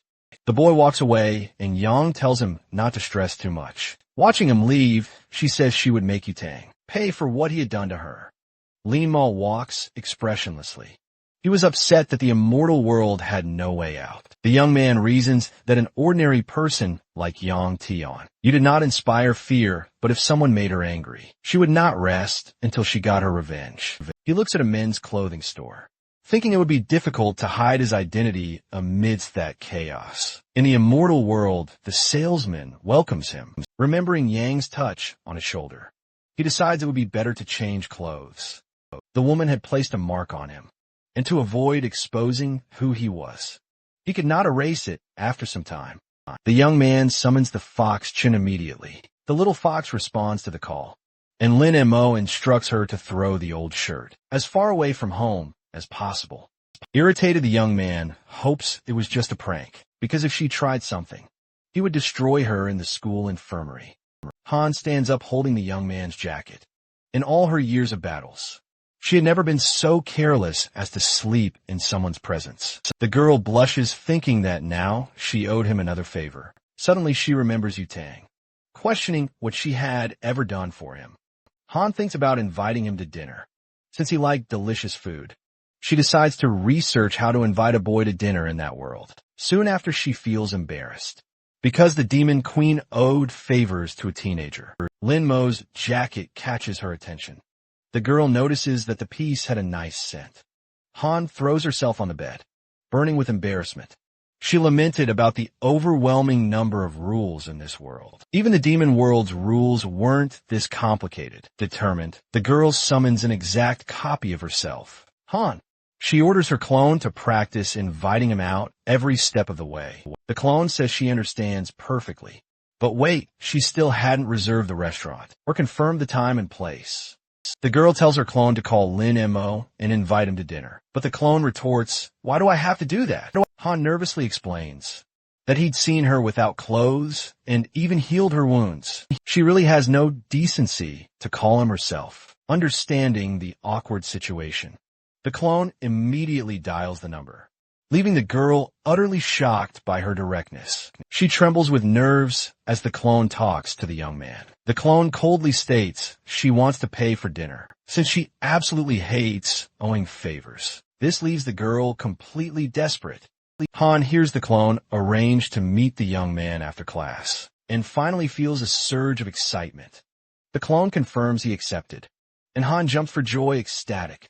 Her family scolds her for shouting. It's already late. She quickly composes herself. The girl asks for the phone back to make the reservations. She sighs dramatically before dialing, radiating a threatening aura. As she makes the call, the clone watches in shock at the sudden mood change. The girl begins to talk to Shun.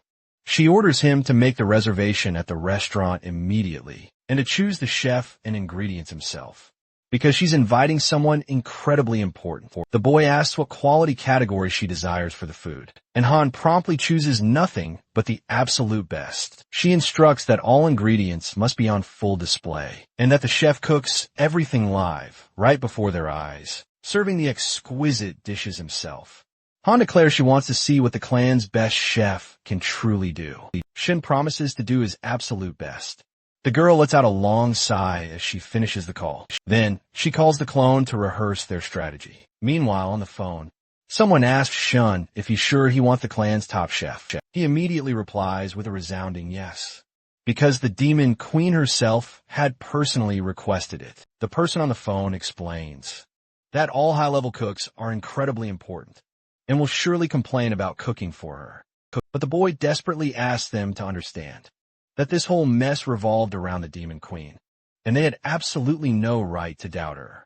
He feels a wave of relief, finally succeeding, especially after his epic fail in the beauty contest. He wonders why she's making such a fuss just to have dinner with him, and collapses onto the couch, utterly exhausted. She'd rehearsed every single dinner line all night long. Her companion tried to reassure her, saying practice makes perfect, warding off any foolishness, so she shouldn't worry herself sick. The girl retorts there's no way she can't worry. After all, this isn't just any ordinary meal. At lunchtime, Yutong sits alone on a bench, munching on a snack, utterly bored out of her mind. The blonde laments getting angry and using her spiritual energy, losing her bet with Han and grumbling. She wonders why she always has to go, or if she can play with him. Suddenly, she gets a call, answering it in a terrible mood. Sarcastically, she says that Yutong has passed away, and tells the person to burn incense for her. But the person on the other end, with an alarmed voice, warns her that several bigwigs from the demon clan are gathering in the city. The girl questions what exactly is happening, and if her grandmother already knows. But the informant can't say a word. The blonde replies that if her grandmother can't return, she'll handle the entire situation herself. Yutong gets utterly irritated. She already has the Emperor and the Demon Queen to deal with, and now the clan is causing problems too. Suddenly, she spots Han, wondering why she isn't on the roof with Lin Mo. She stops the girl, demanding to know where he is. But the brunette just walks past, claiming she doesn't know. An indignant Yutong snaps that she should be taking advantage of her lunch with a young man with a truly threatening aura. The rival retorts that Lin Mo wouldn't play along with her to avoid suspicion. The blonde laughs and declares she brought this upon herself. Han, of course, gets utterly irritated, while her chatty classmate thinks boys are just too sensitive. She ends up revealing she's going to have dinner with the guy, specifically to provoke Yutong. She leaves, celebrating her victory, while the blonde curses under her breath. Using an earphone, she requests information from base support. The person on the line informs her that the Demon Clan has booked the entire hotel, and there they all were, assembled. Her classmates, too, were among them. Han and Lin Mo made their entrance, yet no further word about them. With resolve, the girl mounts her motorcycle, declaring she was already en route. Meanwhile, elsewhere, Lin Mo and Han enjoyed a private dinner. The young man was absolutely relishing his meal, while the girl tenderly sliced his meat. She then offered him the perfectly cut morsel. Lin Mo was taken aback by her refined etiquette, deeming her a person of utmost politeness. He regretted needing to hide his true identity. Otherwise, he'd surely take her as his disciple. Han, face flushed, felt proud for spending the night, meticulously studying dinner etiquette. As the young man was surprisingly easy to please, a commotion was stirring in the kitchen. The demon master revealed, "Our information states that girl is the queen of all demons. She's the queen of poisons. Don't look her directly in the eyes, or you'll meet your death." The Ghost Division's leader praised the queen for having Lin Mo under her control, since that would neutralize the Daughter of Destiny. The master then ordered everyone to stop gossiping and get back to helping with the service. for if dinner went awry, consequences would be dire. At that very moment, Yang violently burst in. Kicking the door open, she stormed toward the young man, proclaiming she'd found him, dubbing him Little Mouse. Han, meanwhile, watched without emotion. The girl's patience quickly wore thin. Then, an unexpected tap on the intruder's shoulder. The master menacingly demanded to know exactly what the hell she was doing there. The woman recognized the division leader and was instantly terrified. Doubts instantly began to plague her. Realizing the demon clan's true powers were all present, brandishing a large cleaver. The man stated they were closed, demanding she leave immediately. Yang, trembling, apologized and claimed she'd made a mistake. The master promptly kicked her out of the establishment via a discreet voice transmission. They commanded her not to run away and to patiently wait until the guests had finished dining. Yutong sprinted down the hallway, spotting the girl kneeling on the ground. Traumatized, she demanded, "Where's Lin Mo?" The girl chimed in, assuring them everyone was here, and the blonde was utterly flummoxed by her current state. The master quickly turned to Han, profusely apologizing for the disturbance, promising that absolutely nothing would interrupt them ever again. Right after, Yutong burst into the hall, asking for the young man, but her gaze was immediately snagged by the chief, who then sarcastically asked if she had also entered the wrong room. That night, a truly frightening aura permeated the air. Meanwhile, a taxi was tearing through the darkened streets. Inside, in the passenger seat, Yutong's formidable grandmother impatiently urged the driver to hurry. She thought, if the information she received was indeed correct, and all the top brass of the demon clan were gathered, even she wouldn't be able to take on all of them herself. However, Yutong and Yang had gone there willingly, on their own accord, so she had no choice but to try and negotiate. Looking around the area, she wondered where the guards were, as everything seemed eerily normal, until something unexpected finally caught her eye. Tucked away in a corner, her granddaughter and Yang were kneeling in complete silence. She demanded to know what on earth they were doing there. The major sharply scolded them, remarking on their naive appearance, claiming such behavior was an utter disgrace for cultivators. Suddenly, Hongling activated a powerful spell, saying she had no choice but to go and investigate personally. The blonde was completely shocked to see her grandmother's adult form again. The chief again offered apologies to Han for all the constant interruptions, declaring there wouldn't be any more, period. Just as he said that, the major dramatically entered the room. The Demon Queen's patience completely ran out, reaching its breaking point. The master tried to suggest she had simply mistaken the location, but secretly wondered why the major was even there at all. Feeling Han's piercing gaze, he quickly tried to usher Hong Ling into another room, explaining that this hall was, in fact, already reserved, hoping the major would somehow understand his veiled warning. But she just innocently asked why he was making that particular face, leaving him utterly exasperated that she just wasn't getting it. She then raised an eyebrow, saying she understood she couldn't reveal her identity, thinking the clan members were likely already aware. Lin Mo, the major realized, was the embodiment of pure yang. The grandmother keenly observed the young man, because her very reason for coming here was to confirm something vitally important.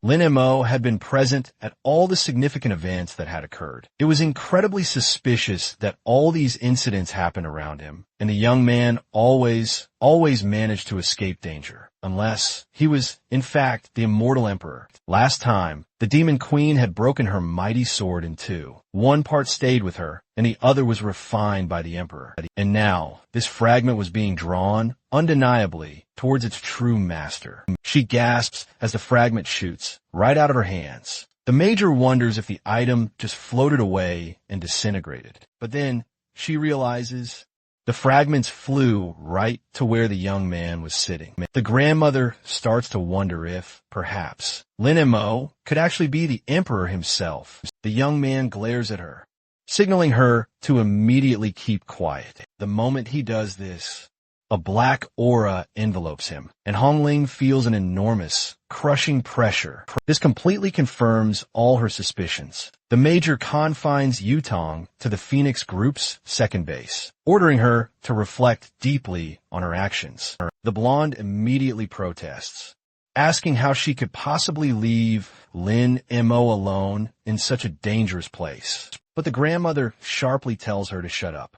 She sternly orders Yutong to pay very close attention to her words, forbidding her from ever mentioning the young man again, or even getting close to him. As for Yang, the major won't confine her, but declares she's a total disgrace to Yang Tianxi. The major leaves, abandoning the two girls alone. Yang arrogantly states that Lin Mo was destined to lose Yutong, and now, whatever he decided to do with the young man was none of her business. The blonde retorts fiercely, asking if Yang truly thought she was worthy of the young man, and with a chilling smile, the girl says it was clear she could easily win against someone like him, adding that was precisely why she would destroy him. She taunts Yutong further, saying she would kill him herself.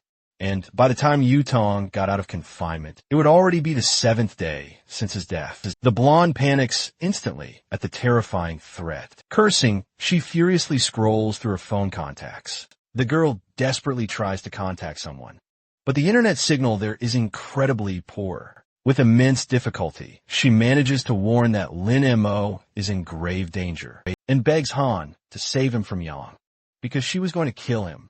Upon hearing the blonde's frantic words, Han becomes absolutely furious, smashing the phone in her hands. Yang finally arrives near the young man's house. In her thoughts, she hopes Lin Mo is ready to die. But suddenly, she feels that something is terribly wrong. A potent, murderous aura oppresses her. Yang instantly vanishes from the spot.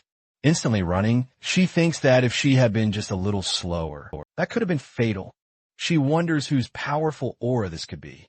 She prides herself on her lightning-fast speed, a speed even the major couldn't hope to match. Tears stream down her face because even at top speed, she couldn't escape that suffocating feeling. Looking back, she wonders if the pressure has finally lessened in this forest. Relieved, she thinks she's finally managed to escape. Suddenly, someone speaks to the girl, noting she looks tired and offering her some water. Yang accepts, practically dying of thirst. But as she looks up, fear grips her once more. Han stares at her, red-eyed, emanating that same threatening aura. She scoffs at Yang, claiming the girl was so terrified she wet herself. The brunette seizes her enemy by the neck, as Yang, desperate, threatens her. Yang declares she's the only daughter of Master Yang Tianxi and the heir to the Taoist sect of eternal life. Still choking the girl, Han says she understands, then adds that Master Tianxi would have to produce a second child.